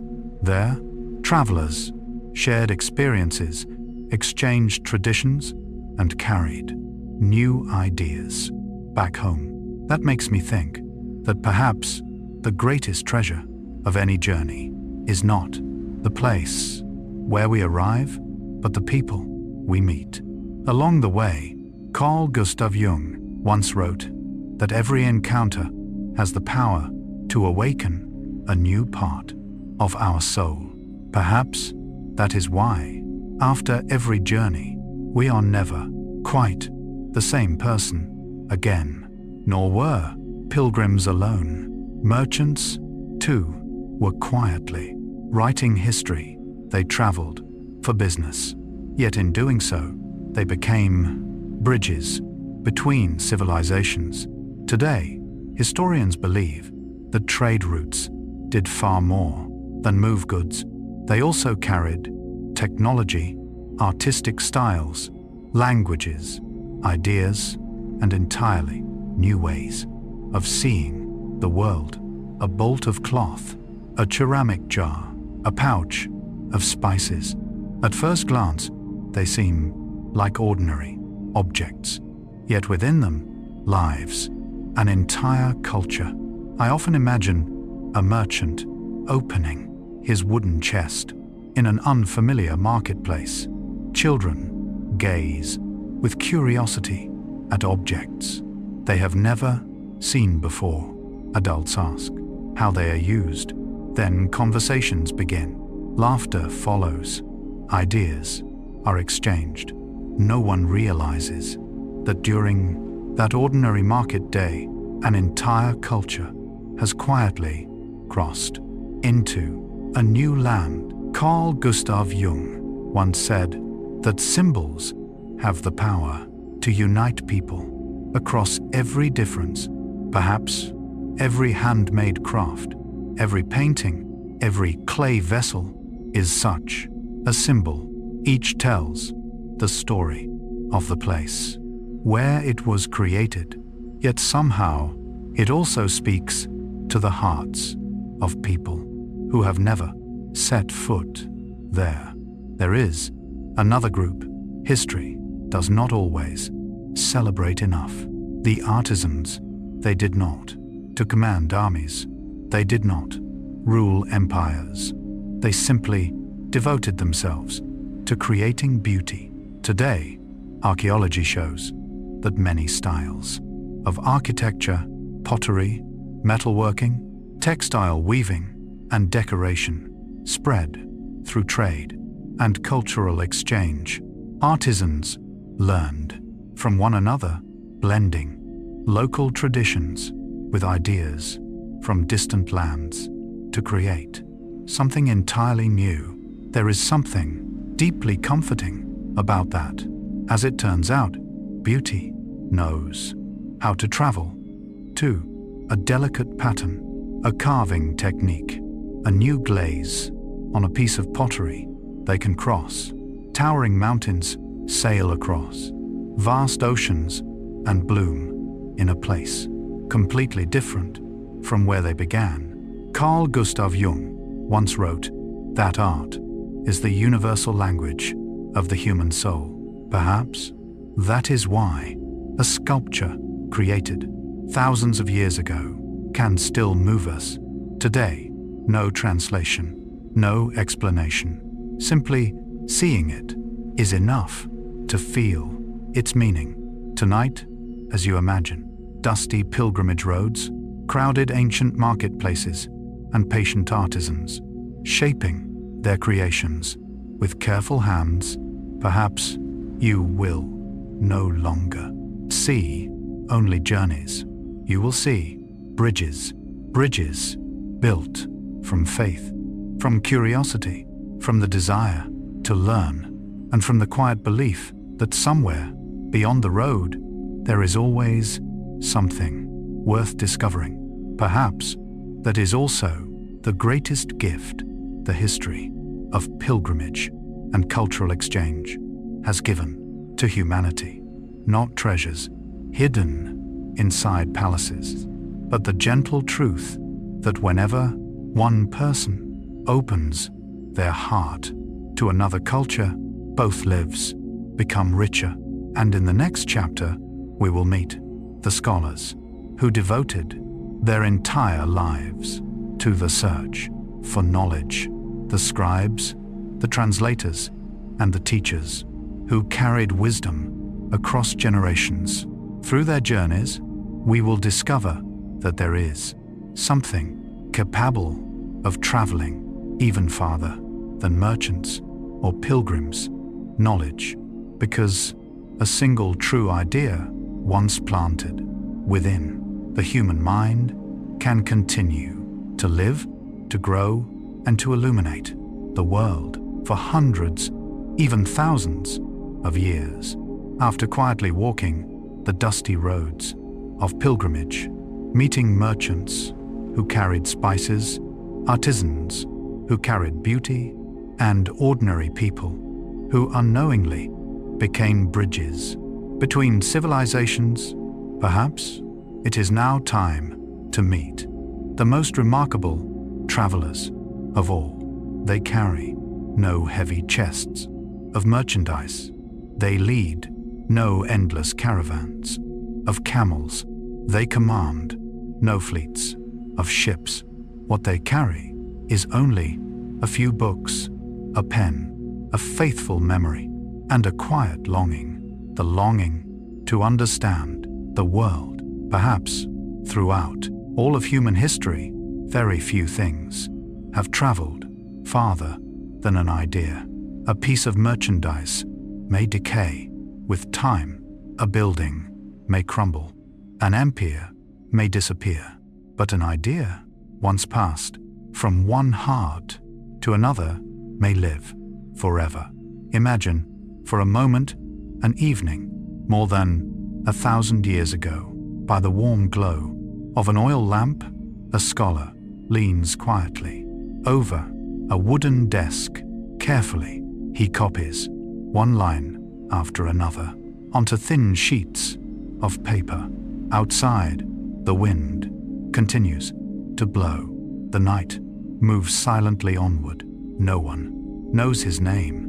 No one imagines that these pages will cross mountain ranges, deserts, and seas until one day they rest in the hands of people living centuries into the future. Today, historians believe that throughout many periods of history, scholars, monks, translators, and scribes played an essential role in preserving and spreading human knowledge. Through centers of learning, libraries, and long journeys, mathematics, astronomy, medicine, philosophy, and countless other fields traveled from one civilization to another. That thought always touches me because it reminds me that some people spend their entire lives giving away something whose full impact they may never live to see. They plant a seed, yet future generations are the ones who harvest its fruit. Carl Gustav Jung once wrote that the greatest gift a human being can leave behind is not wealth, but meaning. Perhaps knowledge is one of the richest gifts our ancestors have ever given us. I often imagine a young student listening to an elderly teacher. The lesson is wonderfully simple. There are no printed books, no glowing screens, only the sound of a human voice. Today, the teacher shares something he himself once learned in a distant land. Tomorrow, that student will share the same wisdom with children yet unborn. Perhaps the history of knowledge has always been written through quiet conversations like these. Today, many studies suggest that ancient translations played an extraordinary role in the spread of ideas. Books translated into new languages allowed knowledge to cross geographical and cultural boundaries, laying the foundation for countless scholarly traditions that followed. That makes me think of a river. An idea is born in one place. It is translated into another language, explained through another culture. Then it continues to flow, no longer exactly as it began, yet somehow it gains new life. Carl Gustav Jung once said that humanity's great symbols have the remarkable ability to be reborn within many different cultures. Perhaps knowledge is like water. Its shape is always changing, yet its true purpose remains the same: to nourish life. There is something else I have always found beautiful. Many scholars devoted their entire lives to searching for answers, yet what they ultimately left behind were not final answers. They left us better questions. Perhaps that is the greatest gift of all. Carl Gustav Jung once wrote that the right question is often far more valuable than a hurried answer, because a good question keeps the human mind open. Perhaps science, philosophy, and history have all grown from questions like these. I often imagine an ancient library, shelves stretching toward the ceiling, the scent of old paper, soft sunlight falling through a high window. An elderly scholar searches for a book. Beside him, a curious child watches in silence. Perhaps, in that very moment, a future thinker is quietly being born, not through a lecture, but through curiosity. Today, historians believe that many great centers of learning became places where scholars from distant lands met, debated, translated, and expanded human understanding. Together, they enriched the shared treasury of human knowledge.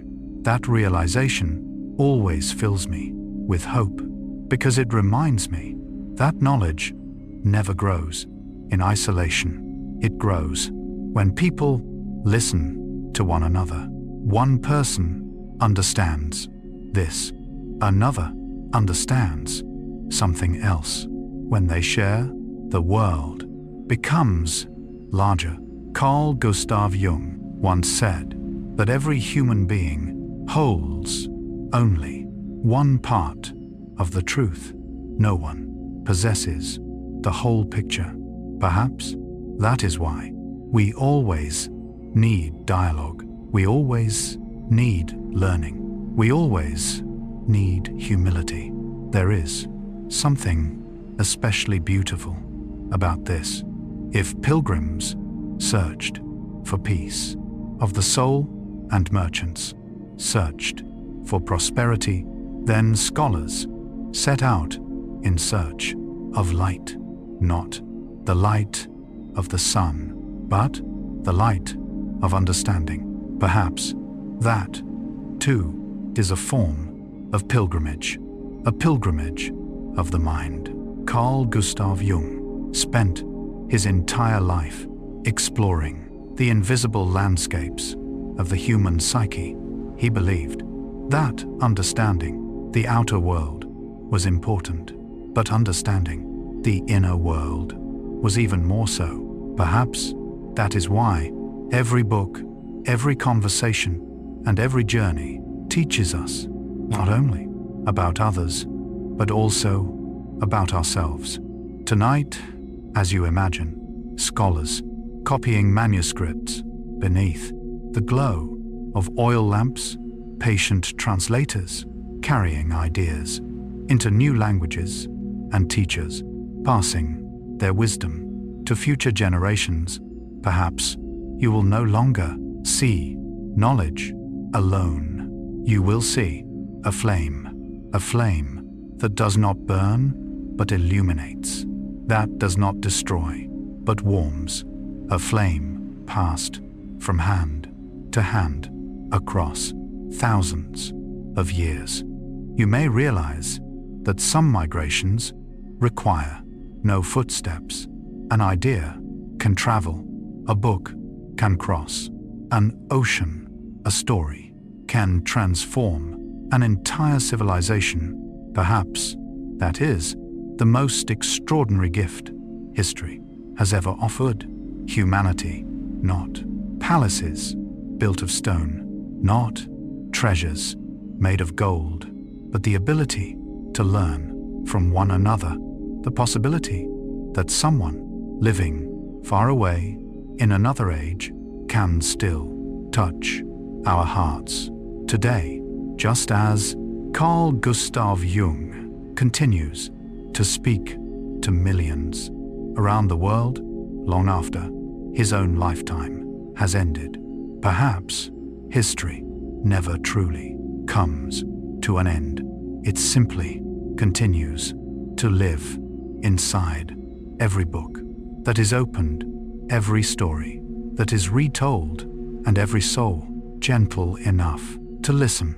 In the next chapter, we will explore the migrations that helped shape the modern world, from the Roma to the Jewish people, the Armenian people, and the African diaspora. We will discover how these journeys, often marked by hardship, gave rise to enduring identities, showing us that even when people are forced to leave their homeland, memory, tradition, and hope can still take root and bloom in new lands.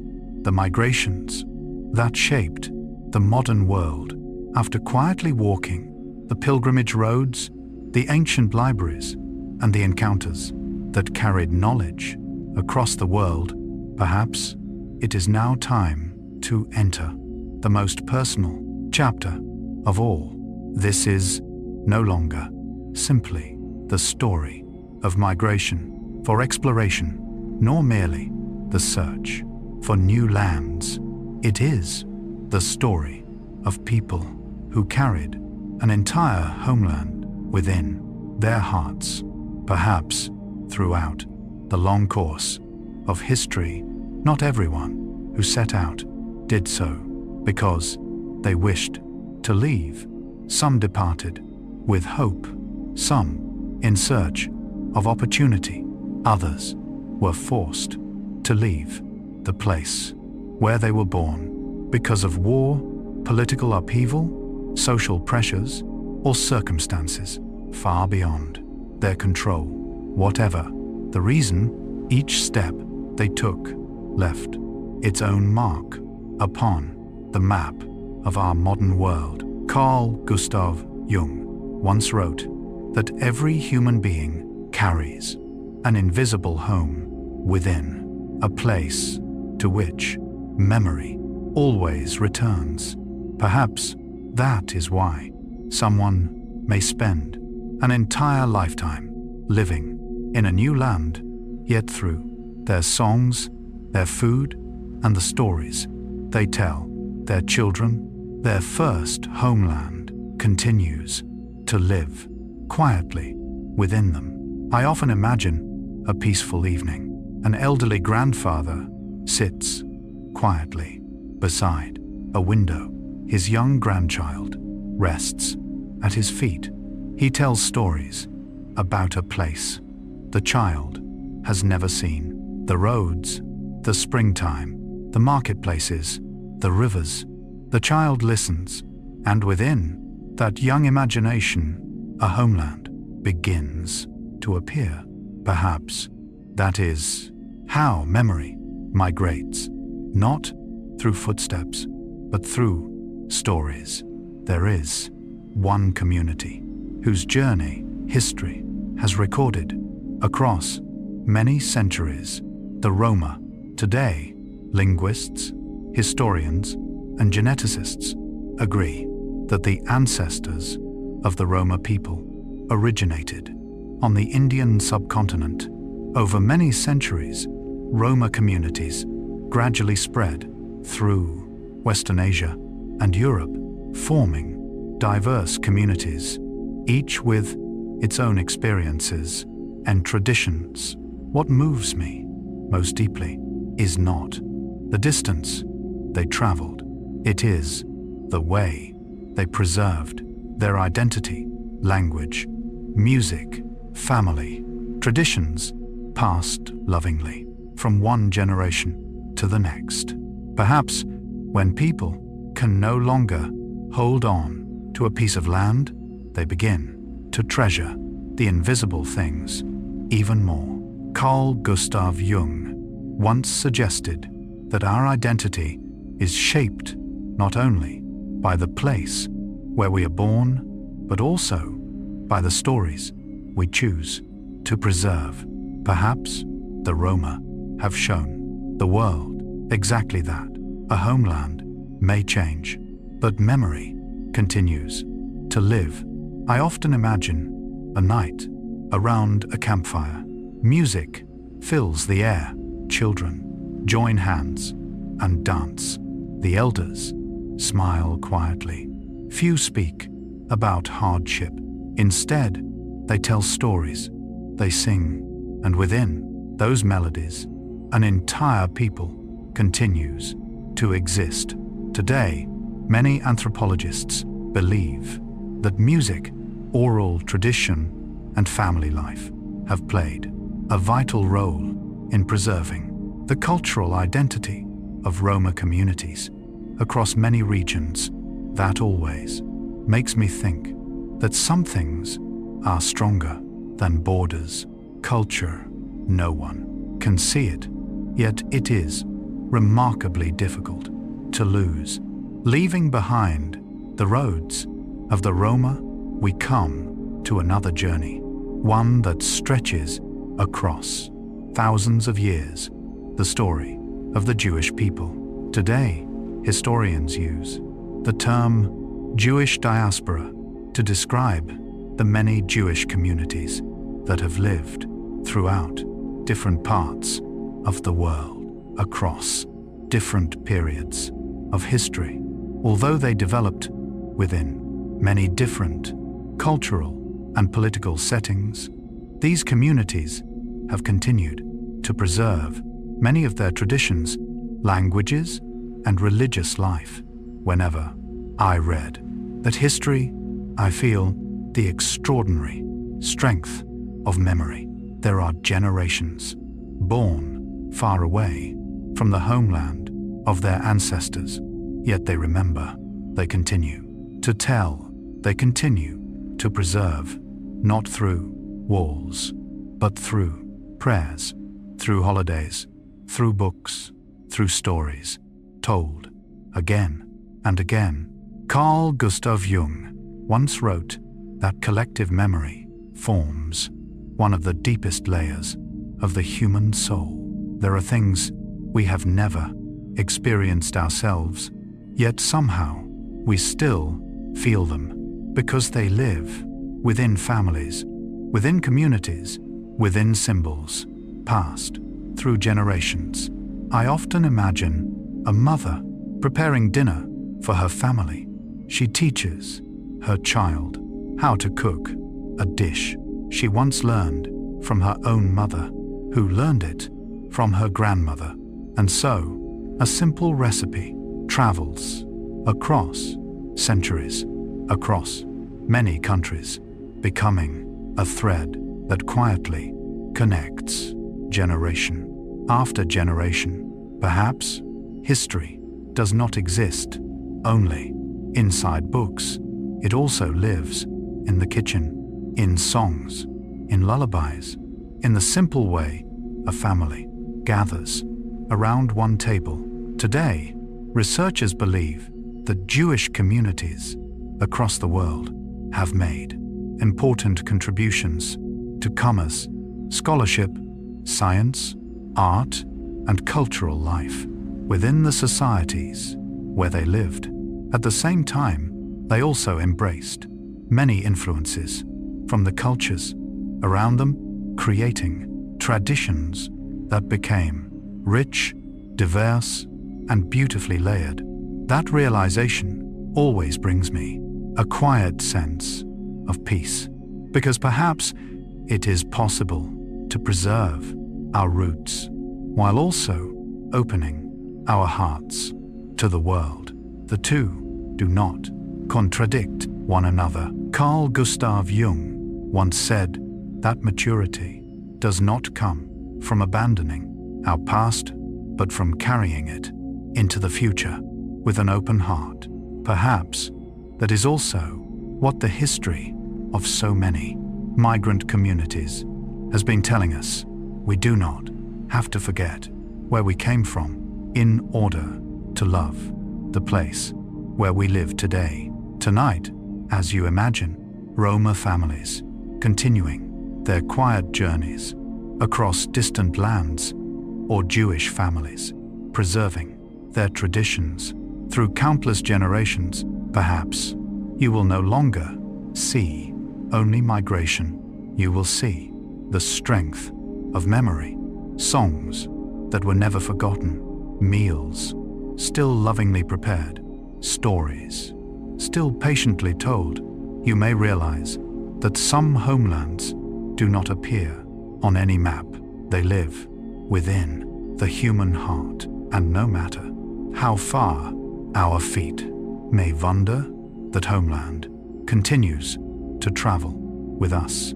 Perhaps that is the gentlest gift history offers us, that what truly defines a people is not only their territory, it is their memory, their culture, their love for the things carefully passed from one generation to another, like a small flame passed through hundreds of hands, yet still holding the warmth of the very first fire, after quietly walking beside the stories of the Roma and Jewish communities.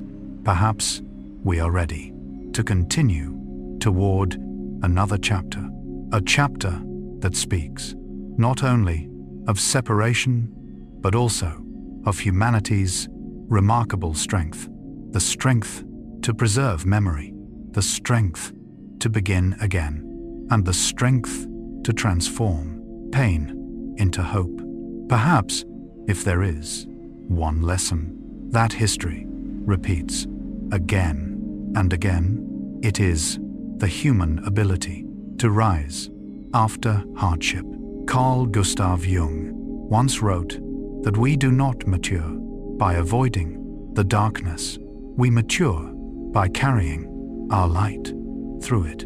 Perhaps many communities throughout history have done exactly that, not in a single day, not within one generation, but through centuries of quiet perseverance.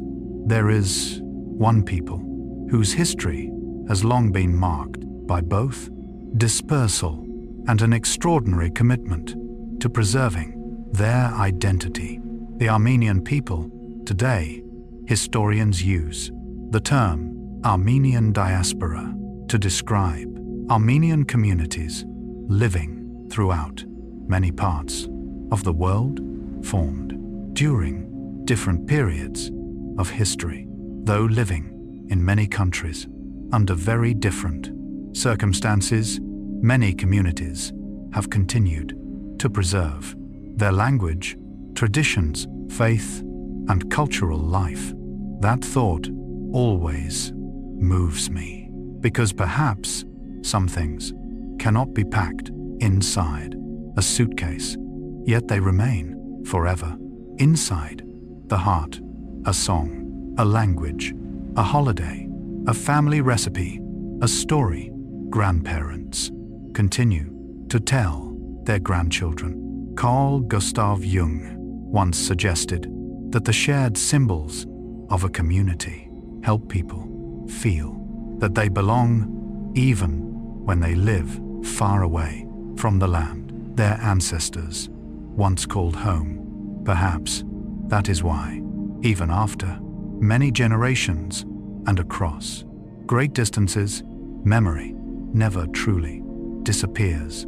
I often imagine a quiet evening inside a small home outside the city is completely unfamiliar, yet inside the kitchen, the aroma of fresh bread, the voices of parents, the old stories, all of them transform that little room into a piece of home. Perhaps home is not simply where we are born. Perhaps it is where memories continue to be loved. Today, many anthropologists believe that families, local communities, schools, cultural organizations, and religious life have all played important roles in preserving Armenian identity throughout the world. That reminds me of something deeply beautiful. Human beings have an extraordinary gift. We can rebuild our homes, learn a new language, adapt to a new country, yet still protect the deepest parts of ourselves. Carl Gustav Jung once wrote that the most enduring things do not exist in the outer world, but within the inner one. Perhaps it is that inner world which has carried so many people forward. Leaving the mountains of the Caucasus, we arrive at another story, one that stretches across many continents. The African diaspora. Today, historians use the term African diaspora to describe communities of African origin living throughout many parts of the world. These communities emerged through many historical circumstances, including both voluntary migration and forced displacement.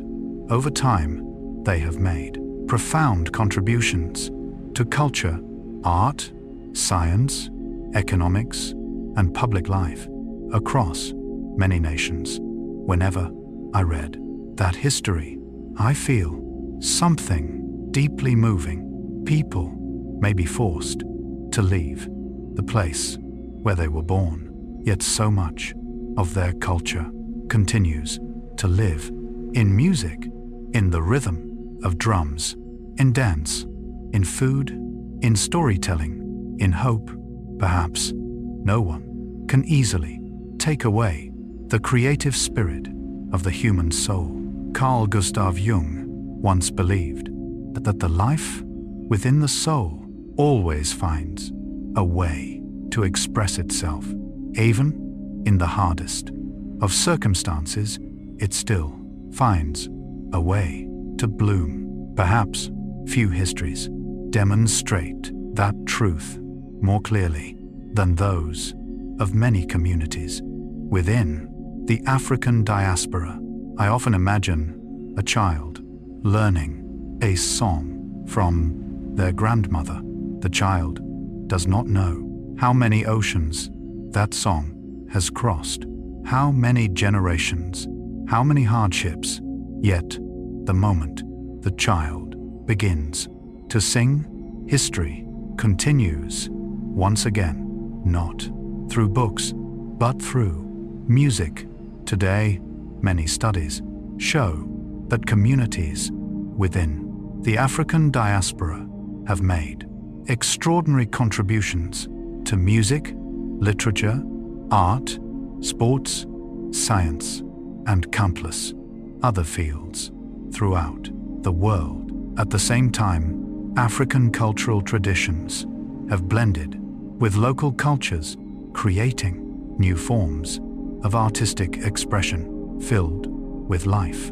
That thought always fills me with hope, because perhaps culture is not a statue standing still. It is more like a tree. When planted in new soil, it may grow into a different shape, yet it never loses its roots. Carl Gustav Jung once said that growth does not mean losing yourself. It means learning to expand who you are. Perhaps cultures are much the same. They do not survive simply by keeping everything unchanged. They survive because they know how to adapt, how to learn, how to bloom under new skies.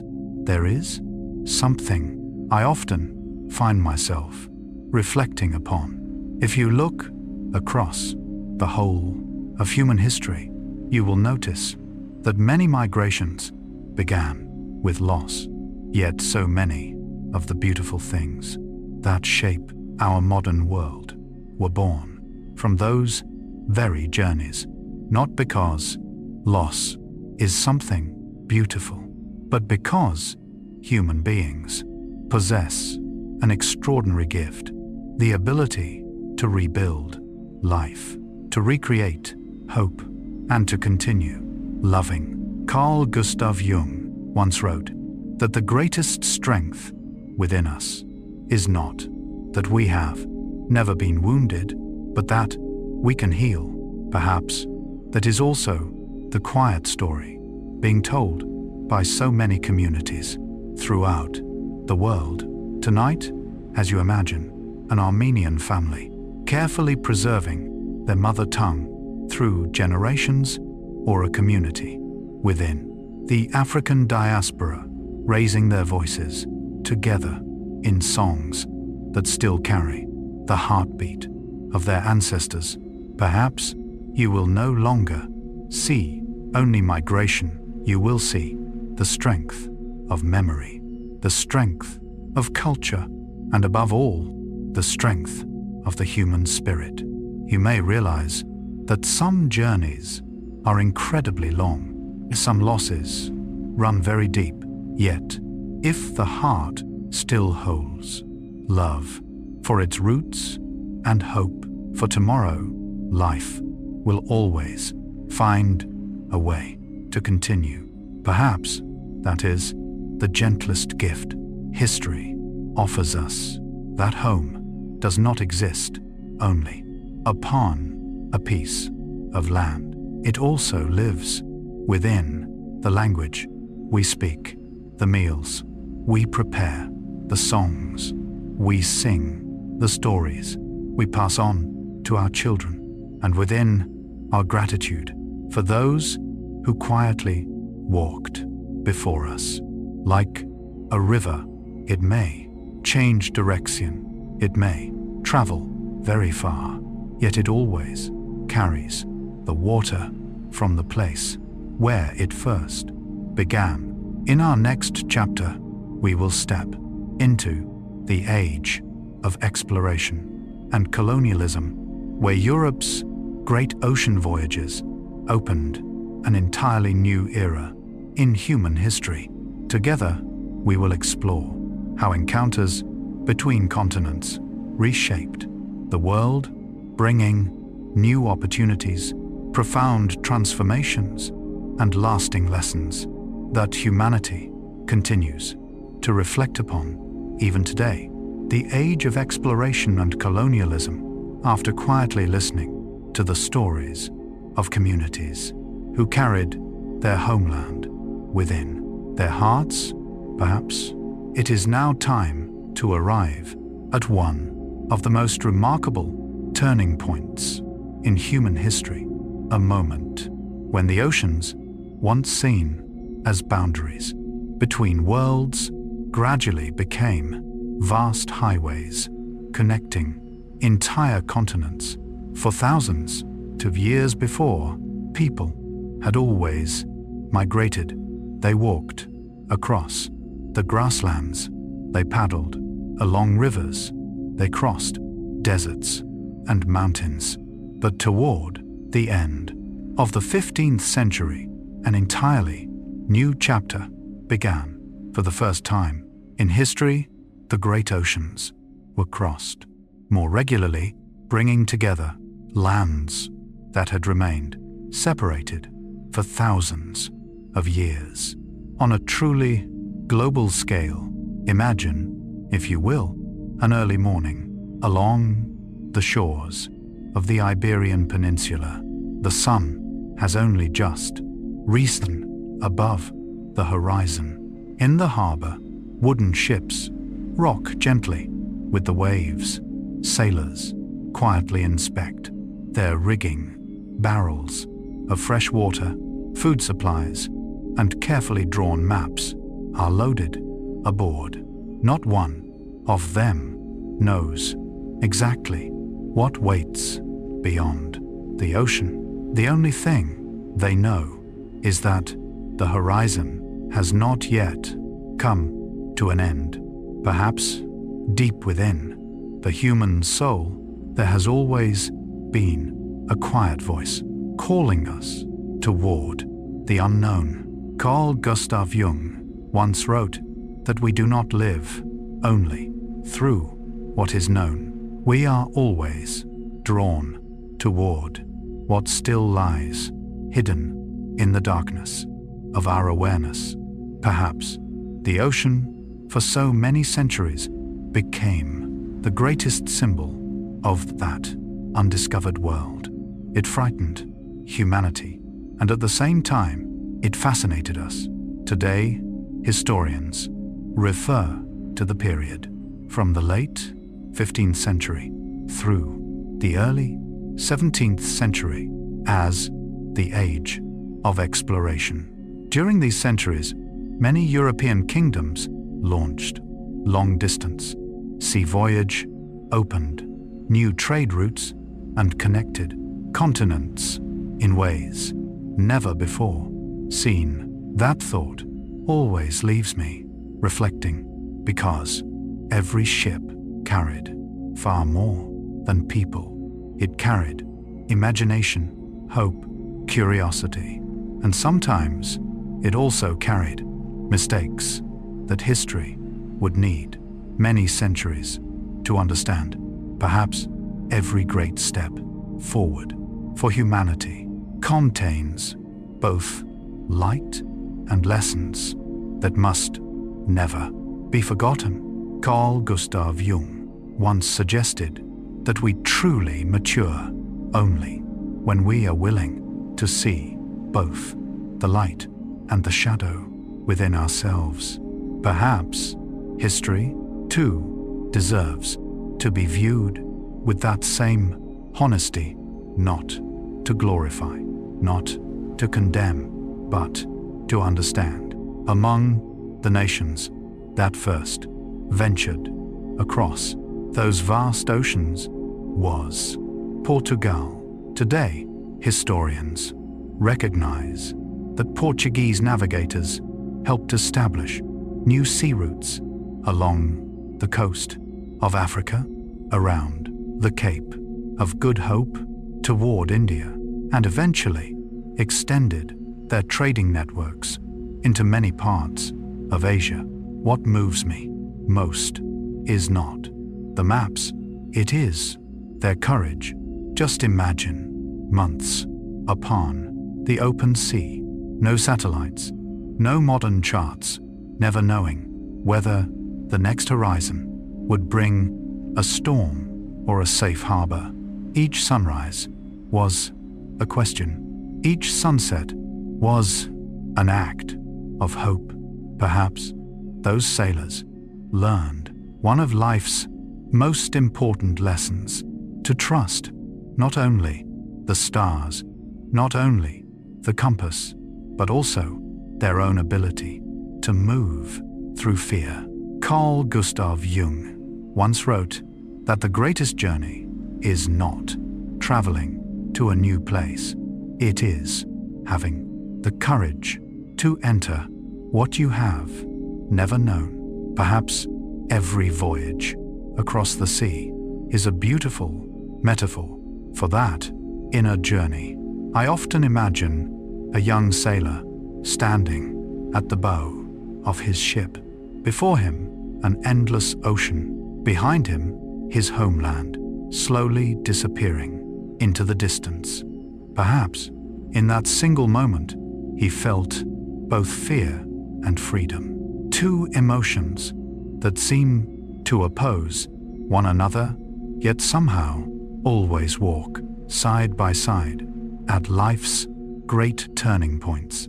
Not long afterward, Spain, too, began its long voyages across the Atlantic Ocean. Today, history records that expeditions sponsored by Spain greatly expanded Europe's understanding of the Americas, while also marking the beginning of profound exchanges, encounters, and transformations between continents that continued for centuries. Whenever I read about those voyages, I rarely think first about maps. Instead, I imagine the very first moment when two people from worlds completely unknown to one another looked into each other's eyes, unable to speak the same language, unable to understand each other's customs, yet both carrying the same curiosity within their gaze. Perhaps that was one of the most extraordinary moments in all of human history. Two worlds, after developing for tens of thousands of years in near isolation, the two worlds finally met.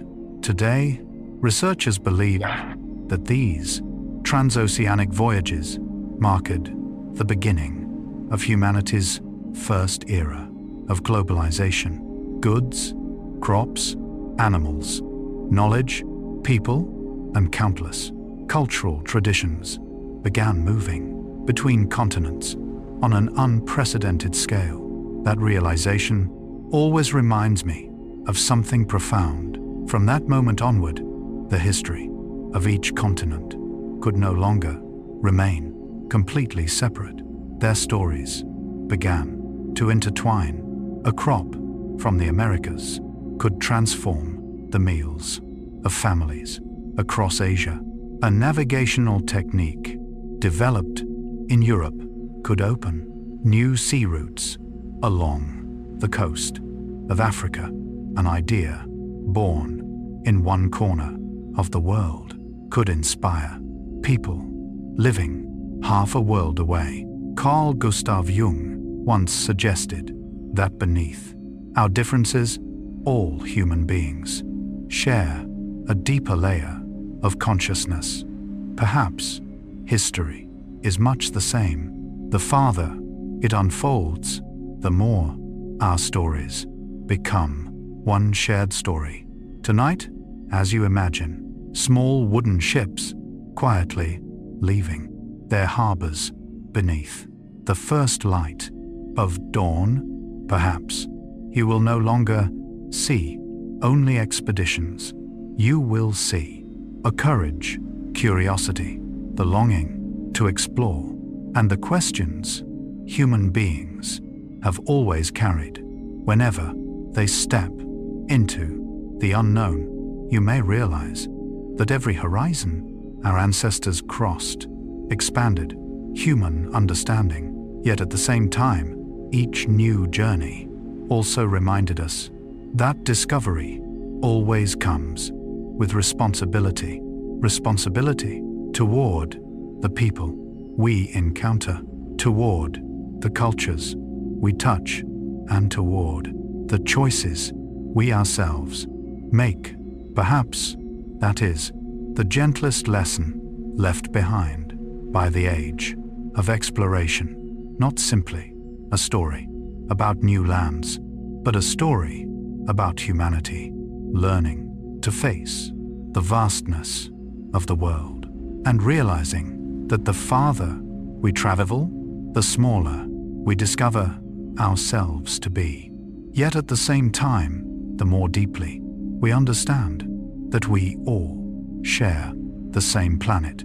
After standing together upon those small ships departing the harbors of the Iberian Peninsula, quietly watching the horizon stretch open before the earliest navigators, perhaps we are now ready to enter the most reflective chapter of that remarkable age. For once, the oceans no longer separated the continents. The world began changing in ways that no one living then could possibly have imagined. Ships did not carry only sailors. They carried seeds, animals, languages, religions, customs, and sometimes they also carried disease, conflict, and profound loss. Perhaps history has never been painted with only one color. It has always been woven from both light and shadow. Carl Gustav Jung once wrote that true maturity comes only when we are brave enough to face our own shadow without turning away. Perhaps the same is true of history. If we see only achievement, we fail to understand its cost. If we see only suffering, we overlook the remarkable capacity of humanity to adapt, to endure, and to begin again. There is one concept that historians often discuss when describing this period: the Columbian Exchange.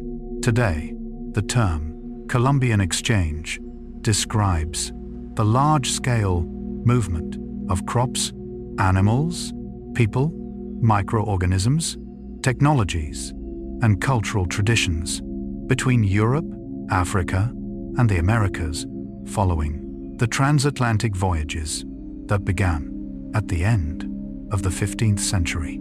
This process profoundly reshaped the histories of societies across the world. That idea never ceases to amaze me, because somehow a single ship could transform the diets of millions. One seed could reshape the economy of an entire continent. A single plant could become a beloved food half a world away from the land where it first grew. I often imagine a farmer in Europe seeing a potato for the first time. He cannot know that centuries later, this humble crop will help feed one's end of families. Elsewhere, a farmer in Asia plants the first kernels of maize, or another in Africa cares for newly introduced cassava plants. Perhaps the world did not begin to change inside palaces. Perhaps it changed first in the fields. Carl Gustav Jung once said that life always seeks to connect things that once seemed far apart. Perhaps seeds do exactly the same. They cross the ocean, they take root, and eventually they become a natural part of unfamiliar lands. Today, historians note that crops such as maize, potatoes, tomatoes, cacao, and chili peppers spread from the Americas to many parts of the world. At the same time, wheat, sugarcane, coffee, livestock, and agricultural techniques from the Old World were introduced to the Americas, transforming agriculture and everyday life on both sides of the Atlantic. That realization reminds me that human beings are not the only travelers. Plants migrate, animals migrate, even our tastes are the result of journeys that unfolded over centuries. Yet alongside those encounters, history also carried deep sorrow. Today, many researchers believe that colonization had profound consequences for numerous indigenous communities throughout the Americas and other regions. Alongside economic and cultural exchange, many communities experienced war, disease, social upheaval, and the loss of territory or cherished traditions. Whenever I read those chapters, I find myself slowing down, not to judge, but to listen to voices that are sometimes very quiet, to stories rarely told, to ordinary lives that endured extraordinary change. Carl Gustav Jung once wrote that what is forgotten never truly disappears. It simply waits for someone to look back with honesty. Perhaps history also deserves to be remembered that way, not to nourish resentment, but to cultivate understanding. I often imagine two children, one born in Europe, the other in the Americas. Both love running through open fields. Both smile beneath a sky filled with stars. Both cherish their families. Perhaps at our deepest level, human beings are far more alike than we often imagine. It is history, not humanity, that gave us different circumstances. Today, many historians emphasize that colonial expansion helped create an increasingly interconnected world while also leaving lasting economic, social, and cultural consequences that many societies continue to study and address. Even today, that thought often stays with me. History is not a courtroom, nor is it a heroic legend. It is a patient teacher, one that reminds us that every decision human beings make creates ripples that travel far beyond what we can see. Carl Gustav Jung once suggested that true wisdom does not come from denying the past, but from learning from it. Perhaps that is history's greatest gift, Not pride, not shame, but maturity. There is one thing that always gives me hope.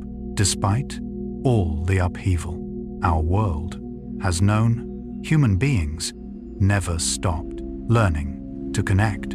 Cultures continue to meet. Meals continue to be shared. Music continues to be sung. Books continue to be translated into new languages. Perhaps our capacity to learn from one another will always be stronger than any border. Carl Gustav Jung once wrote that deep within, human beings are always moving toward wholeness. Perhaps the journey of humanity has been following that same path, step by step, slowly, never perfectly, yet always moving toward greater understanding. Tonight, as you imagine ships crossing vast oceans, fields where unfamiliar crops take root, and communities learning to live through profound change, perhaps you will no longer see only an age of exploration. You will see a world gradually becoming a shared home for humanity, a world where every encounter has the power to create something new, yet also to remind us of our responsibility toward one another. You may realize that the greatest legacy history leaves behind is not its empires, nor its maps, but rather understanding that every culture holds its own value, every community has its own story, and every encounter must be built upon respect. Perhaps that is the gentlest message this chapter wishes to leave with us before the night grows deeper. That history does not simply tell us what human beings have done. It also whispers what we may yet learn to do better.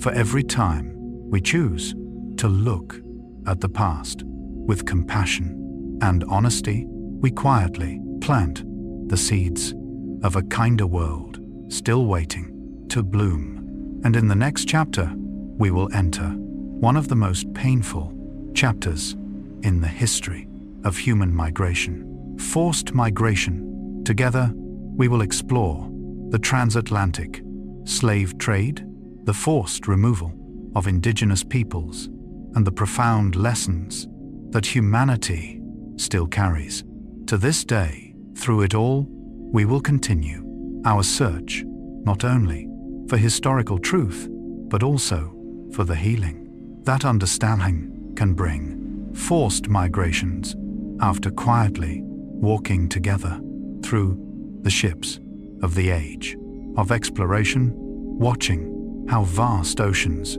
gradually connected the world, perhaps it is now time to pause before another chapter of history, one that is not easy to tell, not because it lacks historical events, but because behind every page stand human lives.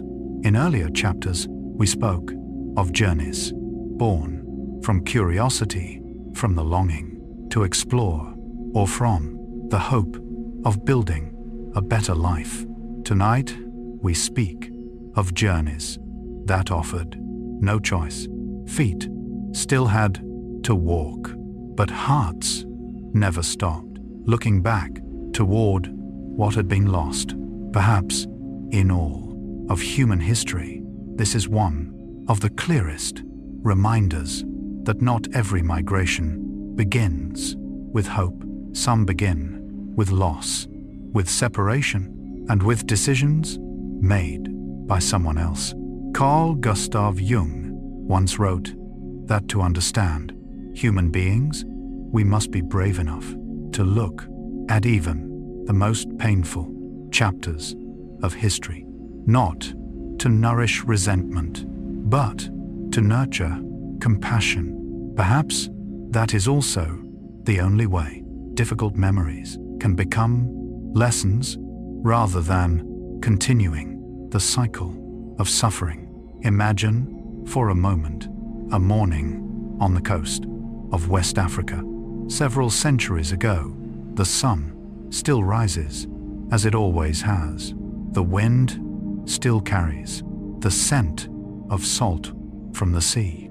The waves still meet the shore.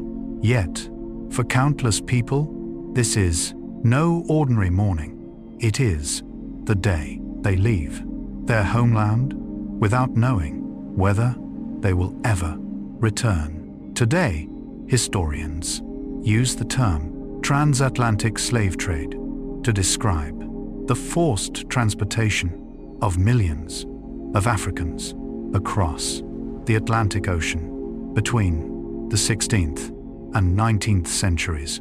Those taken endured extraordinary hardship, and this system left profound and lasting consequences for societies throughout Africa, the Americas, and Europe. Whenever I read about this era, one thought always returns. Behind every number stood a human being, a mother, a father, a child, someone who once had a family, a village, a familiar language, quiet evenings filled with peace. Perhaps the first thing history must remember is this: they were never just numbers. They were lives. Carl Gustav Jung once said that when we see the person behind the story, compassion begins. Perhaps that is what history has always hoped for, not only to be remembered, but to be understood. I often imagine a mother holding her small child upon the deck of a ship.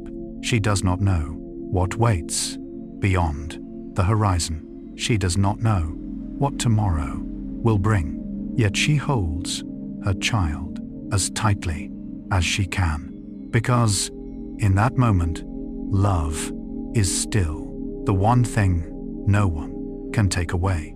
Perhaps even in the darkest circumstances, human beings always manage to preserve one precious gift: the ability to love.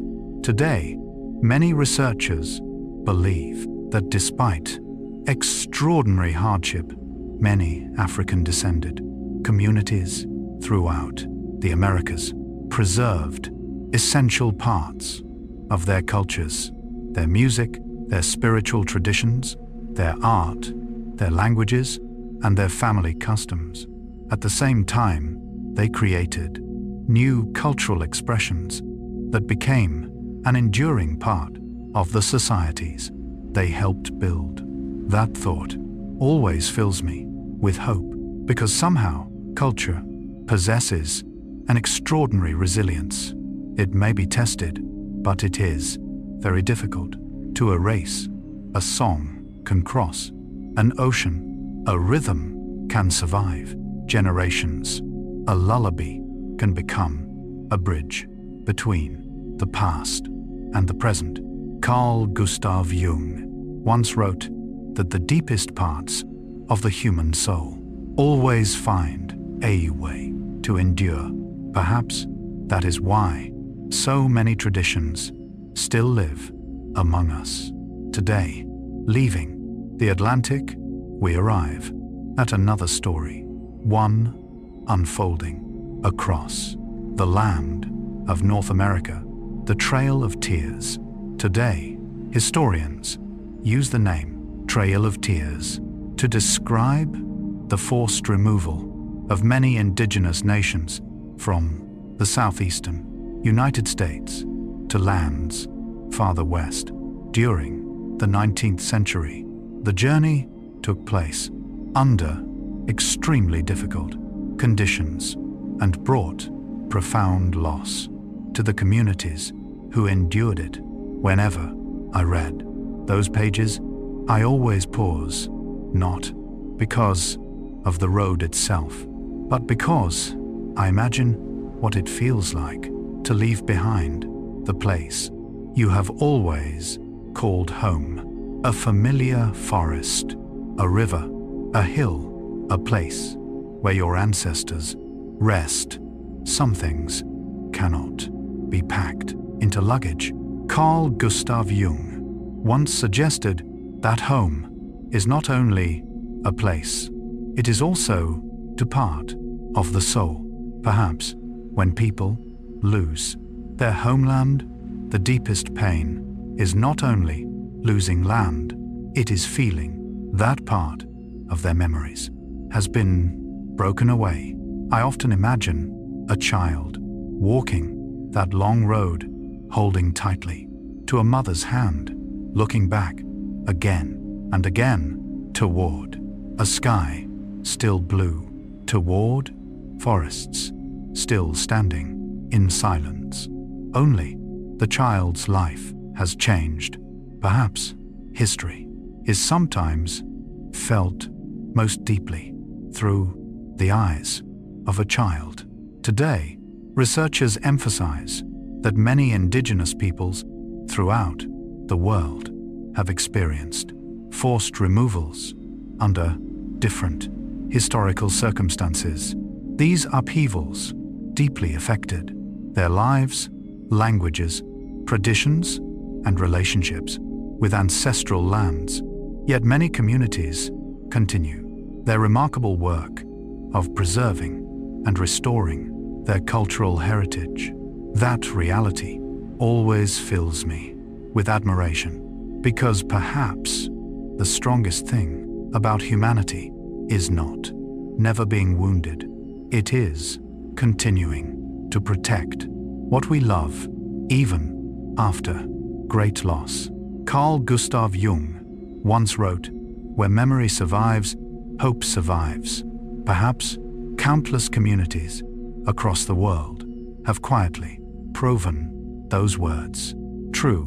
Tonight, as you imagine ships crossing the Atlantic, or families walking silently along the trail of tears, perhaps you will no longer see only migration. You will see people, families, songs that continued to be sung, stories that continued to be told, memories carefully passed from one generation to the next. You may realize that even when history contains its saddest chapters, human beings still find ways to preserve their dignity, their love, and their hope. Perhaps that small, persistent light is humanity's greatest strength. After quietly walking together through these deeply moving chapters of forced migration, perhaps we need not count every tragedy that occurred.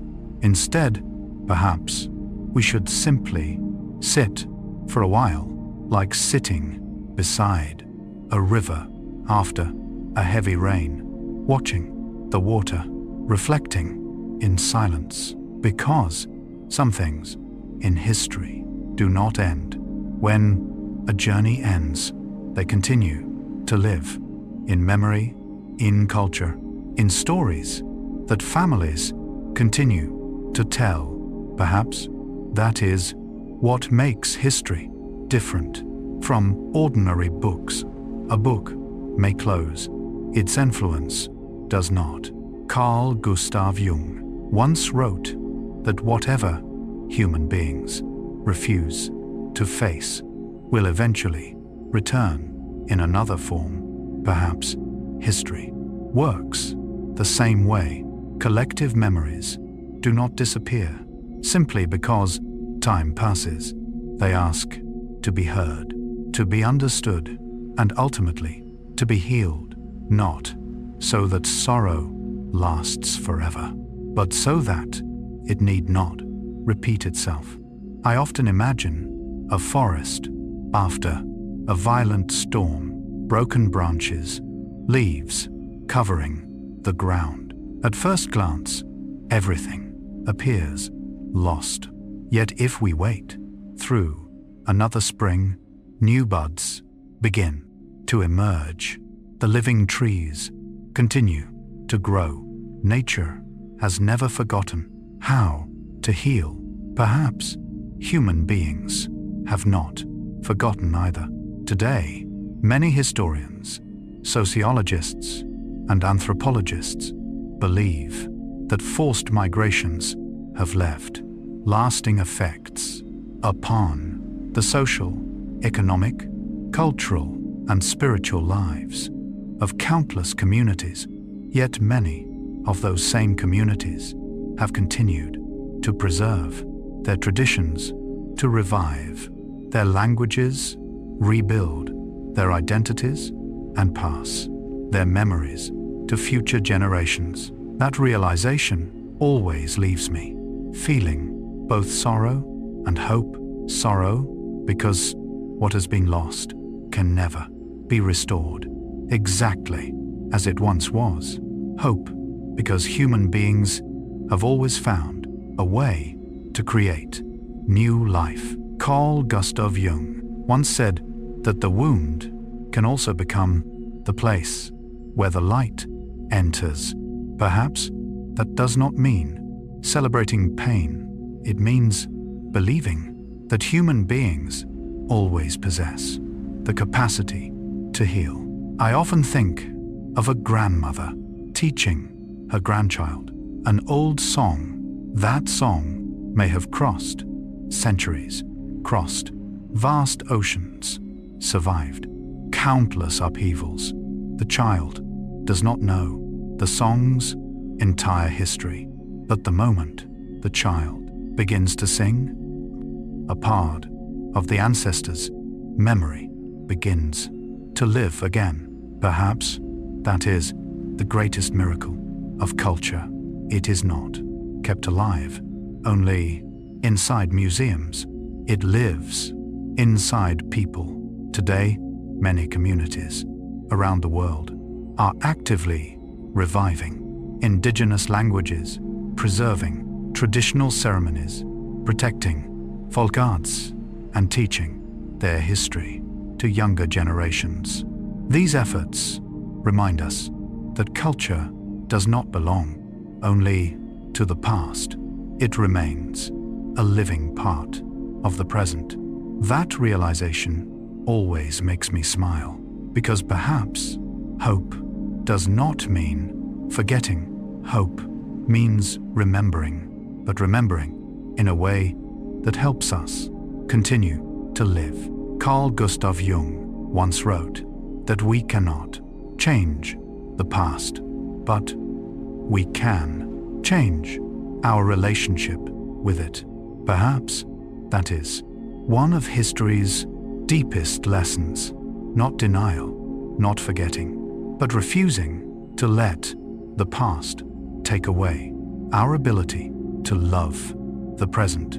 There is something I often reflect upon. If you look at the map of today's world, you will see countless cities, countless nations, countless cultures, yet beneath all of them lie countless stories of migration. Some began with hope, some began with loss. In the end, all of them helped shape the world we now inhabit. Today, many scholars emphasize that understanding historical migrations helps us not only understand the past, but also see more clearly the challenges of the present. Questions of cultural identity, social diversity, and our shared responsibility to protect human dignity and human rights. That thought reminds me that history has never belonged only to yesterday. It still whispers to us every single day, in the way we treat one another, in the way we listen to stories different from our own, in the way we look at a stranger. Carl Gustav Jung believed that what connects human beings most deeply is not our outward similarities, but our ability to recognize ourselves in another person. Perhaps that is also the true meaning of studying history, not to divide the world into us and them, but to understand that at some point, any one of us could become the one who must leave. Any one of us could become the one searching for a place to call home. I often imagine a garden. Within that garden grow many different trees. Some came from Asia, some from Africa, some from the Americas, some from Europe. Their roots began in different places, yet they all grow beneath the same sky. Perhaps our world is very much like that garden, more beautiful, not because every tree is the same, but because each one brings its own beauty. Carl Gustav Jung once wrote that wholeness does not mean keeping only one part of life. It means embracing the entire picture. Perhaps human history is such a picture. It contains light, it contains shadow. With some chapters make us smile, others leave us speechless, yet all of them belong to the same shared story. Tonight, as we close this chapter on forced migration, perhaps you will remember not only the losses, you will also remember the songs still being sung, the languages still spoken, the traditions still preserved, the families still telling their stories to their children and grandchildren. You may discover that humanity's greatest strength is not never falling. It is rising again with a heart still gentle enough to love. Perhaps that is what Carl Gustav Jung always wished, to remind us that within every human being lives the capacity to heal, not by denying the darkness, but by carrying a small light while walking through it. And perhaps that is also the final gift this chapter hopes to leave behind before the night grows quieter. That history is not only the memory of what has happened, it is also a gentle reminder that compassion, understanding, and the willingness to listen to one another's stories may become the most beautiful roads humanity can walk together. In our next chapter, we will enter the 19th century, where steamships, great waves of immigration, and rapidly growing cities opened an entirely new era of history. Together, we will follow those who left their homelands in search of hope, opportunity, and dreams, discovering how their journeys helped shape the modern world we know today. The great waves of 19th century immigration, after quietly walking together through the painful chapters of forced migration, perhaps we are now ready to take one more step along the timeline of history. This time, we arrive in the 19th century, a century when the whistles of steamships began to echo across the oceans, a century when millions of people carried a small suitcase, a few changes of clothing, a family photograph, and a fragile hope as they stepped aboard ships bound for distant horizons.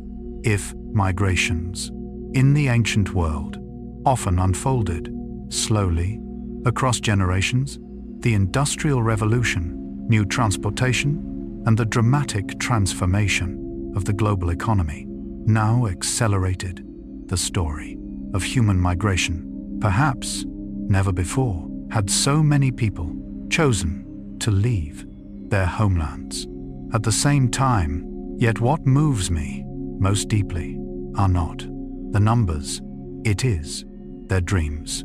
Carl Gustav Jung once wrote that human beings are guided by an image of a future they believe will be better than the present. Perhaps it was that vision which gave millions of people the courage to board ships without knowing where they would finally arrive. Imagine, for a moment, a spring morning in 1849 in a small town far from the sea. A young man carefully folds a few clothes into a worn leather bag. His mother quietly places a loaf of warm bread into his hands. His father simply nods. No one speaks much, because sometimes the most important goodbyes take place in silence. He begins to walk away carrying a dream, the dream of gold. History would later call this period the California Gold Rush. Today, historians tell us that after gold was discovered in California in 1848, hundreds of thousands of people from around the world journeyed to the American West, hoping to transform their lives. Not everyone found gold, yet that great migration helped fuel the rapid growth of towns, transportation routes, and economic activity throughout the region. That thought always makes me wonder. People rarely journey only to find gold. What they truly seek is often opportunity, a chance to rewrite their own story. Carl Gustav Jung once said that every outward journey begins with an inner image, a belief, a dream, a calling. Perhaps those who left home during those years all carried such a calling within them. I often imagine a gold seeker sitting quietly beside a stream at sunset. That entire day, he found nothing, only a handful of ordinary stones. Yet then, he lifts his eyes toward the evening sky and smiles very gently. Perhaps the greatest treasure a journey offers is not always something we carry inside our bag. Sometimes it is found within the person we become. While many traveled to California in search of gold, another community was also setting out not to seek gold, but to seek work. They were Chinese laborers. Today, historians record that beginning in the mid-19th century, many people from southern China migrated to North America and other regions to work in mining, railroad construction, agriculture, and many other industries. Their labor made important contributions to the economic development of numerous countries, even though they also faced great hardship and discrimination during certain periods of history. What moves me most deeply is not the railroads themselves, but the people who helped build them. Perhaps many of history's greatest achievements bear neither the names nor the faces of those who laid the very first stones, yet their footprints remain there quietly forever. Carl Gustav Jung once wrote that the value of a human life does not depend on whether our name is remembered, but on what we leave behind for the world. Perhaps those ordinary workers left behind far more than they ever imagined. I often imagine a railway worker standing among the mountains. Before him, steel tracks stretch endlessly toward the horizon. Behind him, his homeland lies half a world away. He knows he may never return, and yet he continues to work. He continues to write letters home. He continues to save every possible coin, to send back to his family. Perhaps love has always been stronger than distance. Elsewhere in the world, another story is unfolding, not because of dreams, but because of survival. It is the Great Famine in Ireland. Today, historians believe that between 1866 and 1852, the Great Irish Famine forced millions to endure hunger, disease, and one of the largest waves of migration in modern history. Countless families left their homeland in search of new lives. In North America, Britain, and many other places, whenever I read about those years, I always think of something very simple. No one wants to leave the place where they were born, simply because they are hungry. If they had been able to stay, perhaps they would have. Carl Gustav Jung once suggested that people leave what they love only when life no longer allows them to remain. Perhaps that is also the truth behind so many migrations throughout history. I often imagine an Irish family standing upon a crowded harbor, a mother holding her small child, a father turning back for one final glance at the village far behind. No one knows whether they will ever return, yet they step aboard the ship because ahead of them, at least, there is hope. Today, many studies show that 19th century Irish migration helped establish new communities throughout North America, Australia, and many other regions. These communities continued to preserve their culture, their music, their language, and their traditions, while also making lasting contributions to the societies they joined. That realization always leaves me with a quiet sense of peace, because perhaps we can carry our homeland without carrying its soil.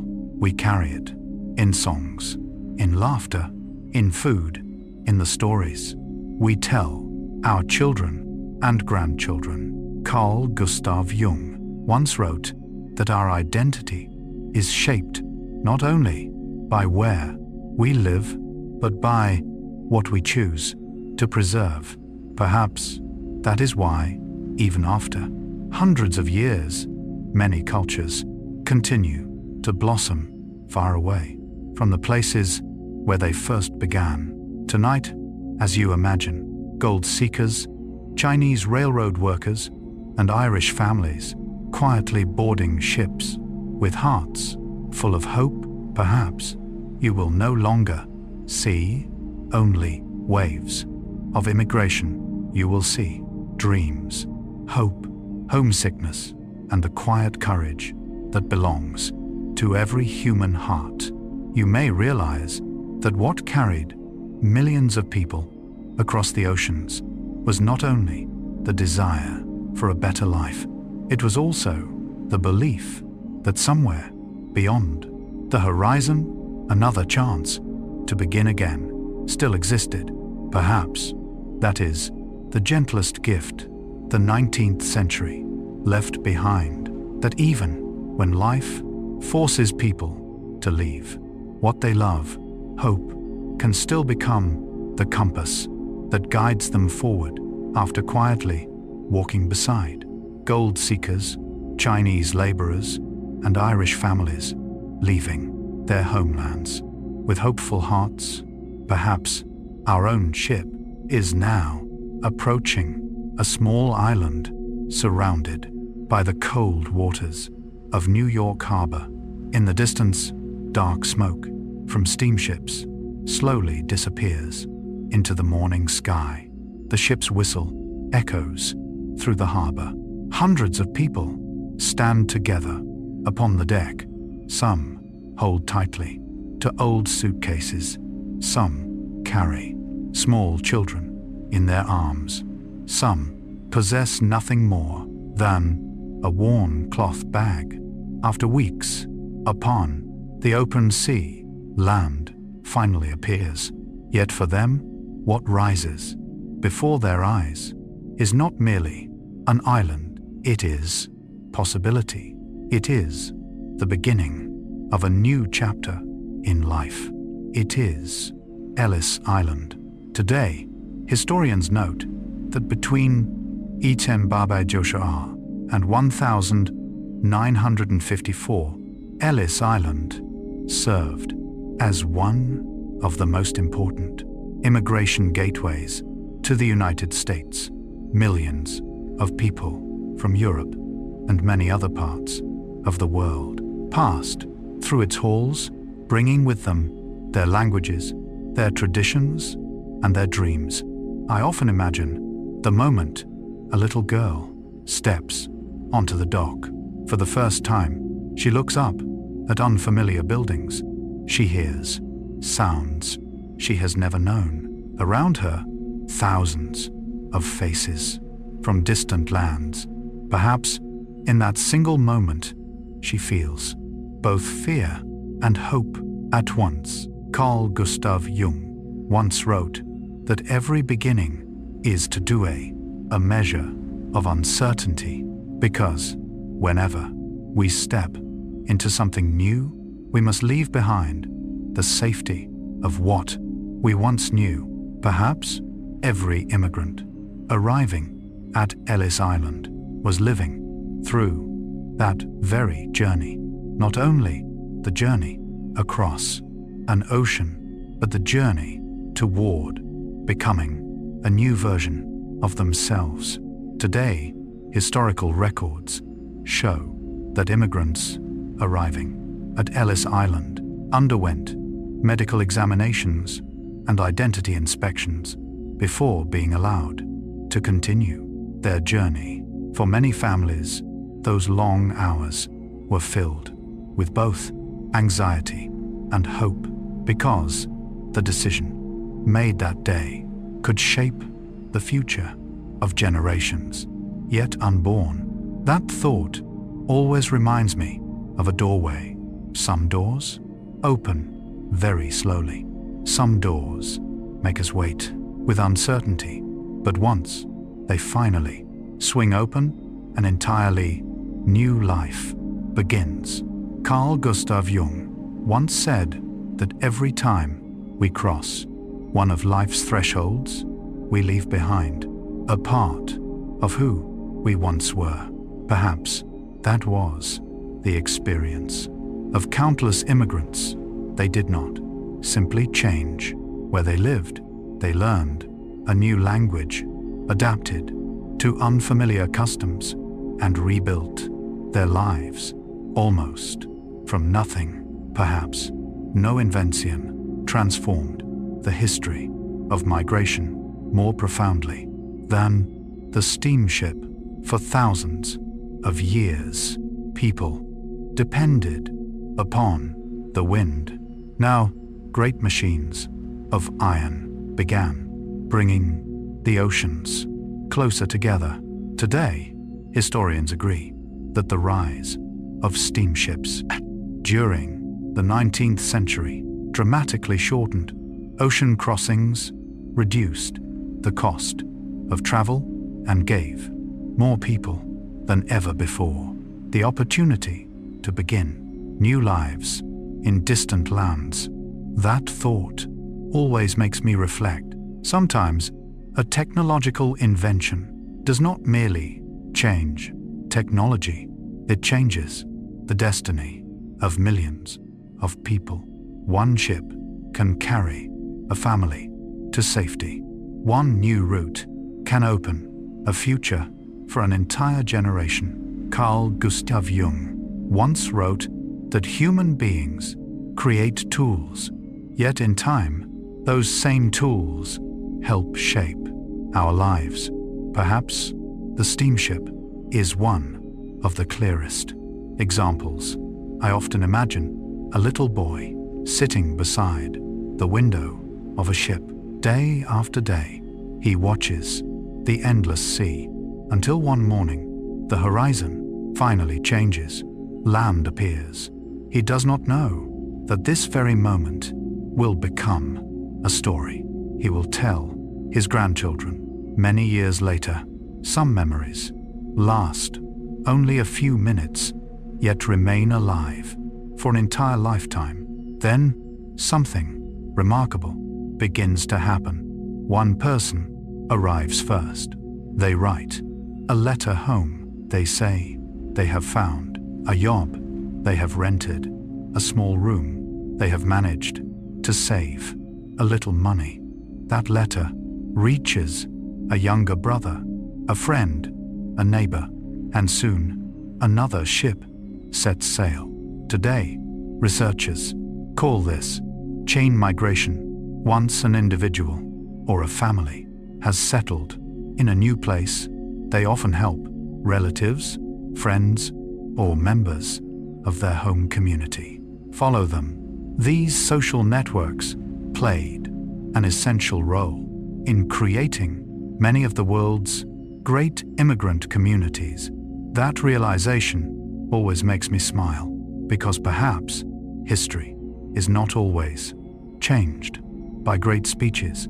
Sometimes it changes because of a letter, a simpler message, a helping hand. Carl Gustav Jung once believed that no human being ever truly lives alone. We are always supported by invisible bonds. Perhaps chain migration is one of the most beautiful examples of that truth. I often imagine a father receiving a letter from across the ocean. He reads very slowly, then reads it again. There are only a few lines. It is hard here, but there is work. Bring the family. We will begin again together. Perhaps there has never been a map more trustworthy than a message written with love. Today, many studies show that immigrant communities have made essential contributions to the economic, cultural, and social development of many nations.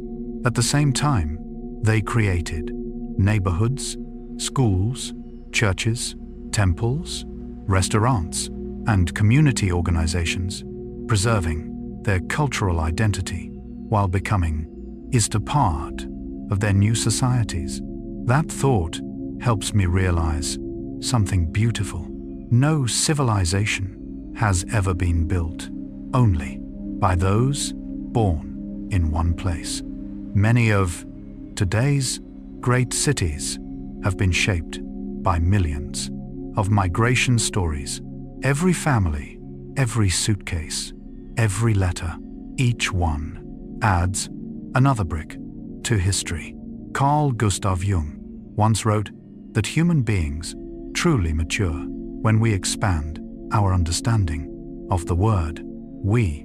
Perhaps the history of immigration teaches us exactly that. A city is not built only with concrete. A nation is not defined only by borders. They are also built through encounters, through hospitality, through generosity, and through the shared desire to build a better future. Tonight, as you imagine, steamships quietly arriving at Ellis Island, families embracing after months apart, or a letter crossing the ocean carrying hope. Perhaps you will no longer see only waves of immigration. You will see new beginnings, dreams, longing, and the remarkable strength of family. You may realize that some journeys do not end When the ship reaches shore, they are only just beginning, because the greatest migration is not the journey from one country to another. It is the journey that transforms fear into courage, strangeness into home, hope into reality. Perhaps that is the gentlest gift the 19th century left to humanity, that every person who chooses to step forward with hope helps write the continuing story of our shared world. And in the next chapter, we will enter the 20th century, an age of wars, division, reconstruction, and countless journeys toward new beginnings. Through those stories, we will continue to discover how the footsteps of ordinary people kept shaping the modern world while enriching the cultural map of humanity. The migrations of the 20th century, after quietly standing together at Ellis Island, watching steamships carry millions of dreams to new shores. Perhaps we're ready to turn another page of history. But this time, the world has changed. The 20th century begins with astonishing scientific progress. Cities grow taller, trains move faster, ocean liners become larger. Human beings can travel farther than ever before. And yet, it also becomes the century of world wars, political upheaval, and migrations that reshape the face of the entire world. Perhaps never before had hope and loss walked so closely together. Carl Gustav Jung once wrote that every age forces humanity to confront new questions about itself. Perhaps the 20th century asked one profound question: what truly makes a home? Is it the place where we were born, or the place where we are able to live with dignity and hope? I often imagine a spring morning in the American South at the beginning of the 20th century. A young father stands upon his front porch. He looks across the familiar fields. He looks at the house where generations of his family have lived. Then, quietly, he picks up a small suitcase. Ahead of him waits a train heading north. He does not know what the future will bring, but he knows that if he stays, life may never change. This became part of the story. History now calls the Great Migration. Today, historians estimate that between 1870 and 1970, more than 6 million African Americans left the southern states for cities across the North, the Midwest, and the West of the United States. They searched for better jobs, better living conditions, and the possibility of building a more secure future for their families. What makes me reflect most deeply is not how far they traveled. It is what they carried with them. Not only their belongings, but their songs, their stories, their memories, and the belief that life could become something different.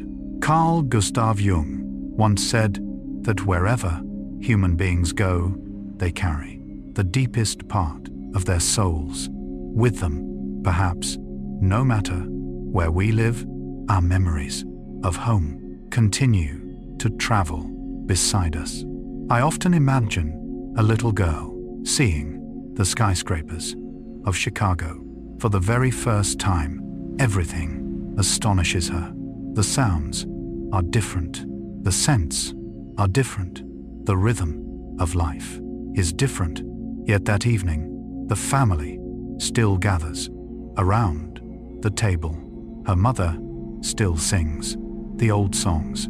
Her father still tells the familiar stories.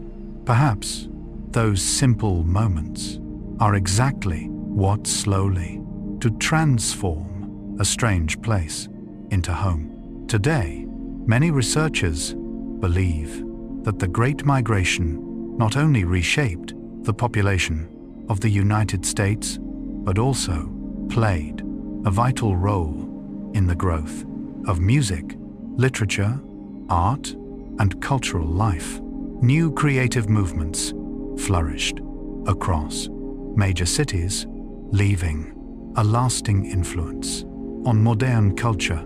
That realization always makes me smile, because perhaps human beings do not carry only their labor. We also carry our creativity, our music, our beauty, everything that makes life richer. But elsewhere in the world, another migration was unfolding, one that happened more quickly and with far greater sorrow.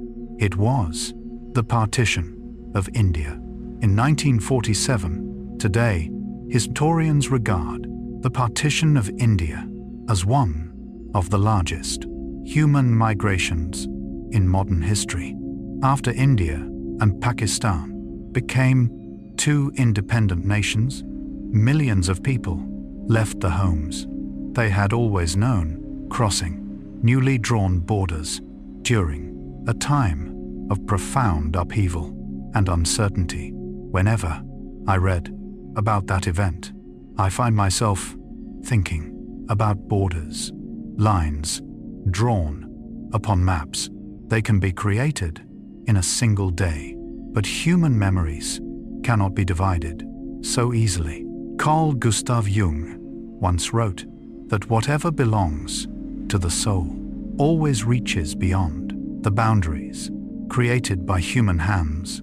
Perhaps our love for home, for family, and for childhood memories are things no ruler could ever measure.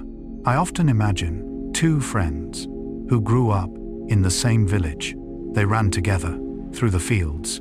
They swam together in the same river. Then one day, a border appeared, and suddenly their lives became different. Perhaps history can change very quickly, but the human heart always needs more time to adapt. Today, many studies show that the partition of 1947 not only created one of history's largest migrations, but also left lasting marks upon memory, identity, and relationships throughout South Asia.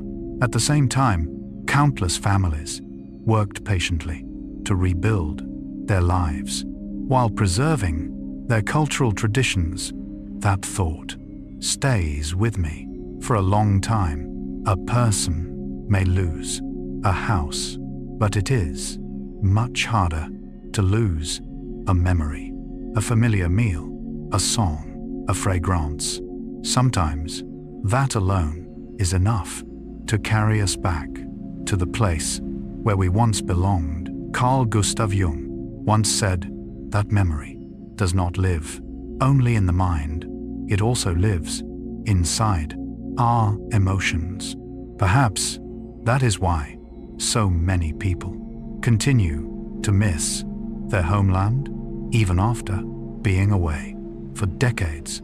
There is something beautiful I have discovered after reading so many stories about migration during the 20th century.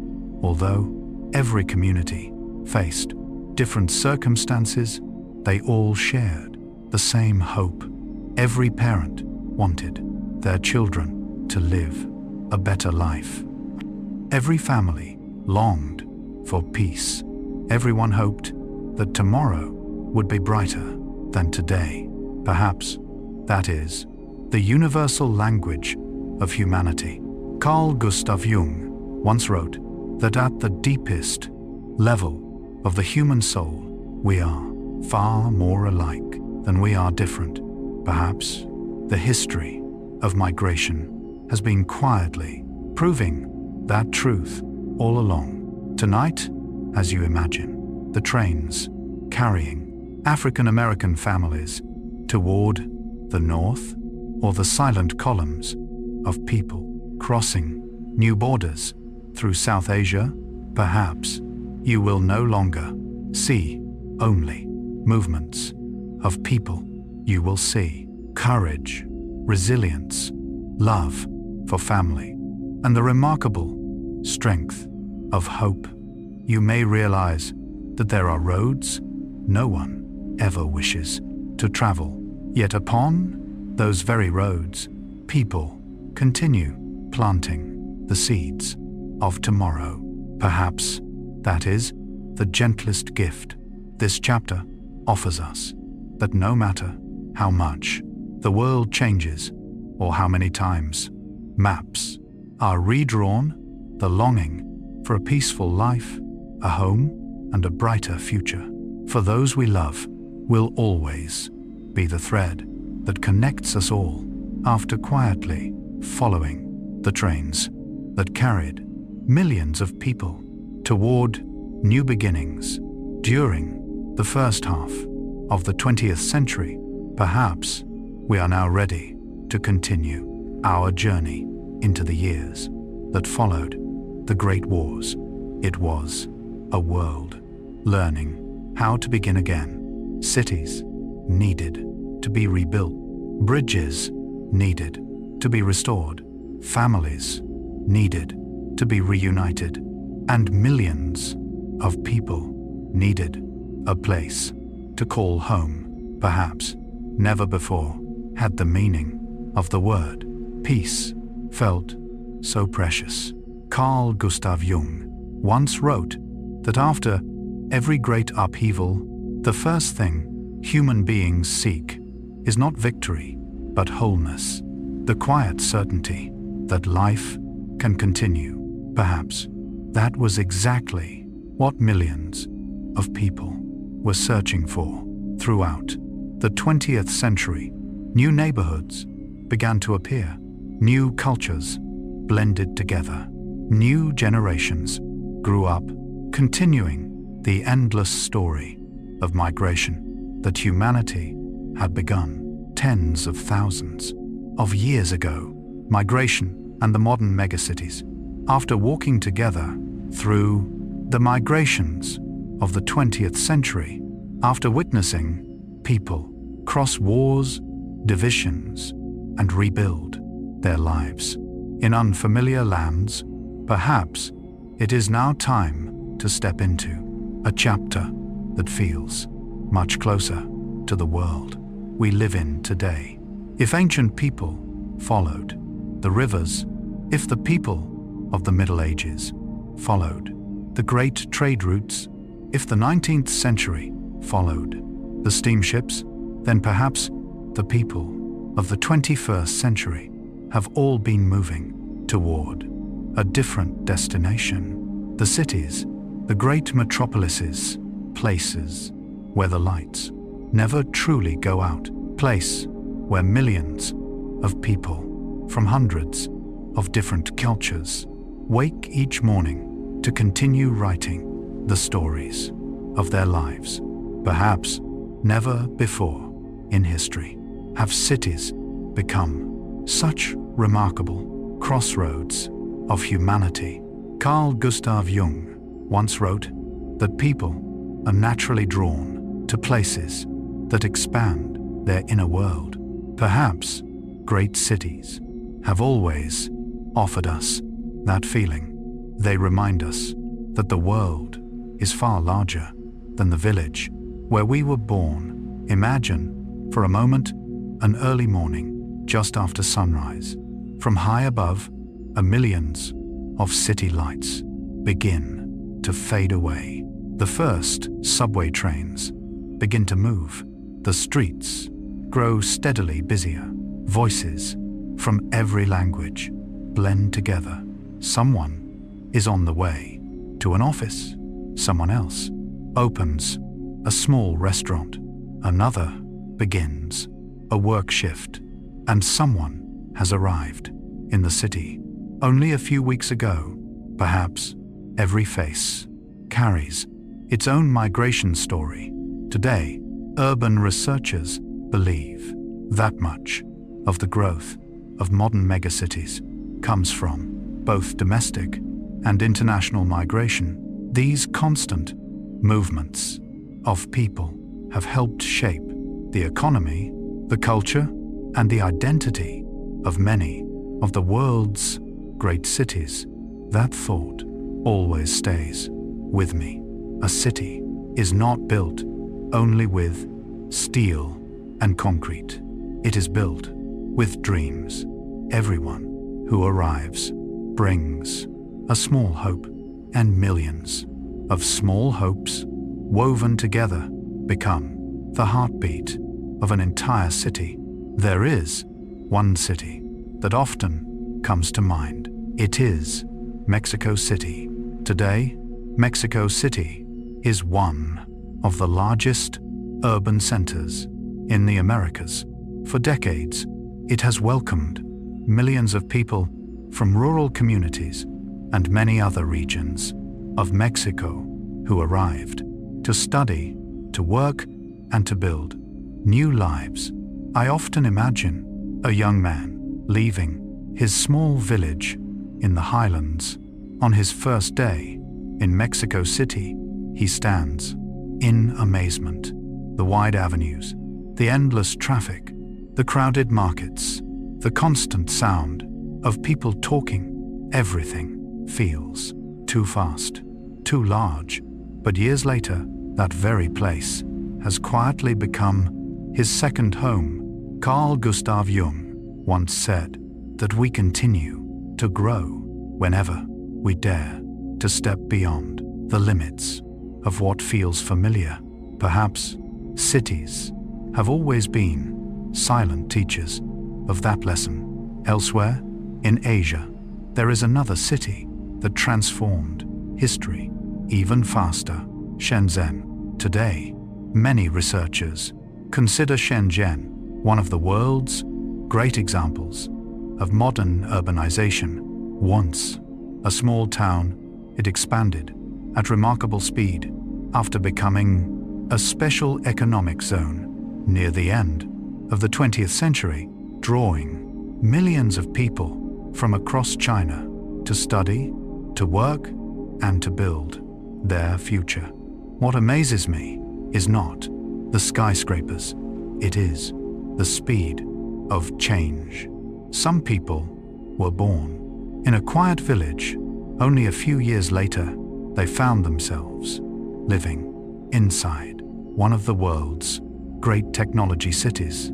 Perhaps history has never moved quite this quickly. Carl Gustav Jung once wrote that when the outer world changes too rapidly, the human soul needs an anchor. Even more, perhaps that is why, even while living among glass towers, so many people still call their parents every evening, still remember the taste of home-cooked meals, still cherish their family's traditions.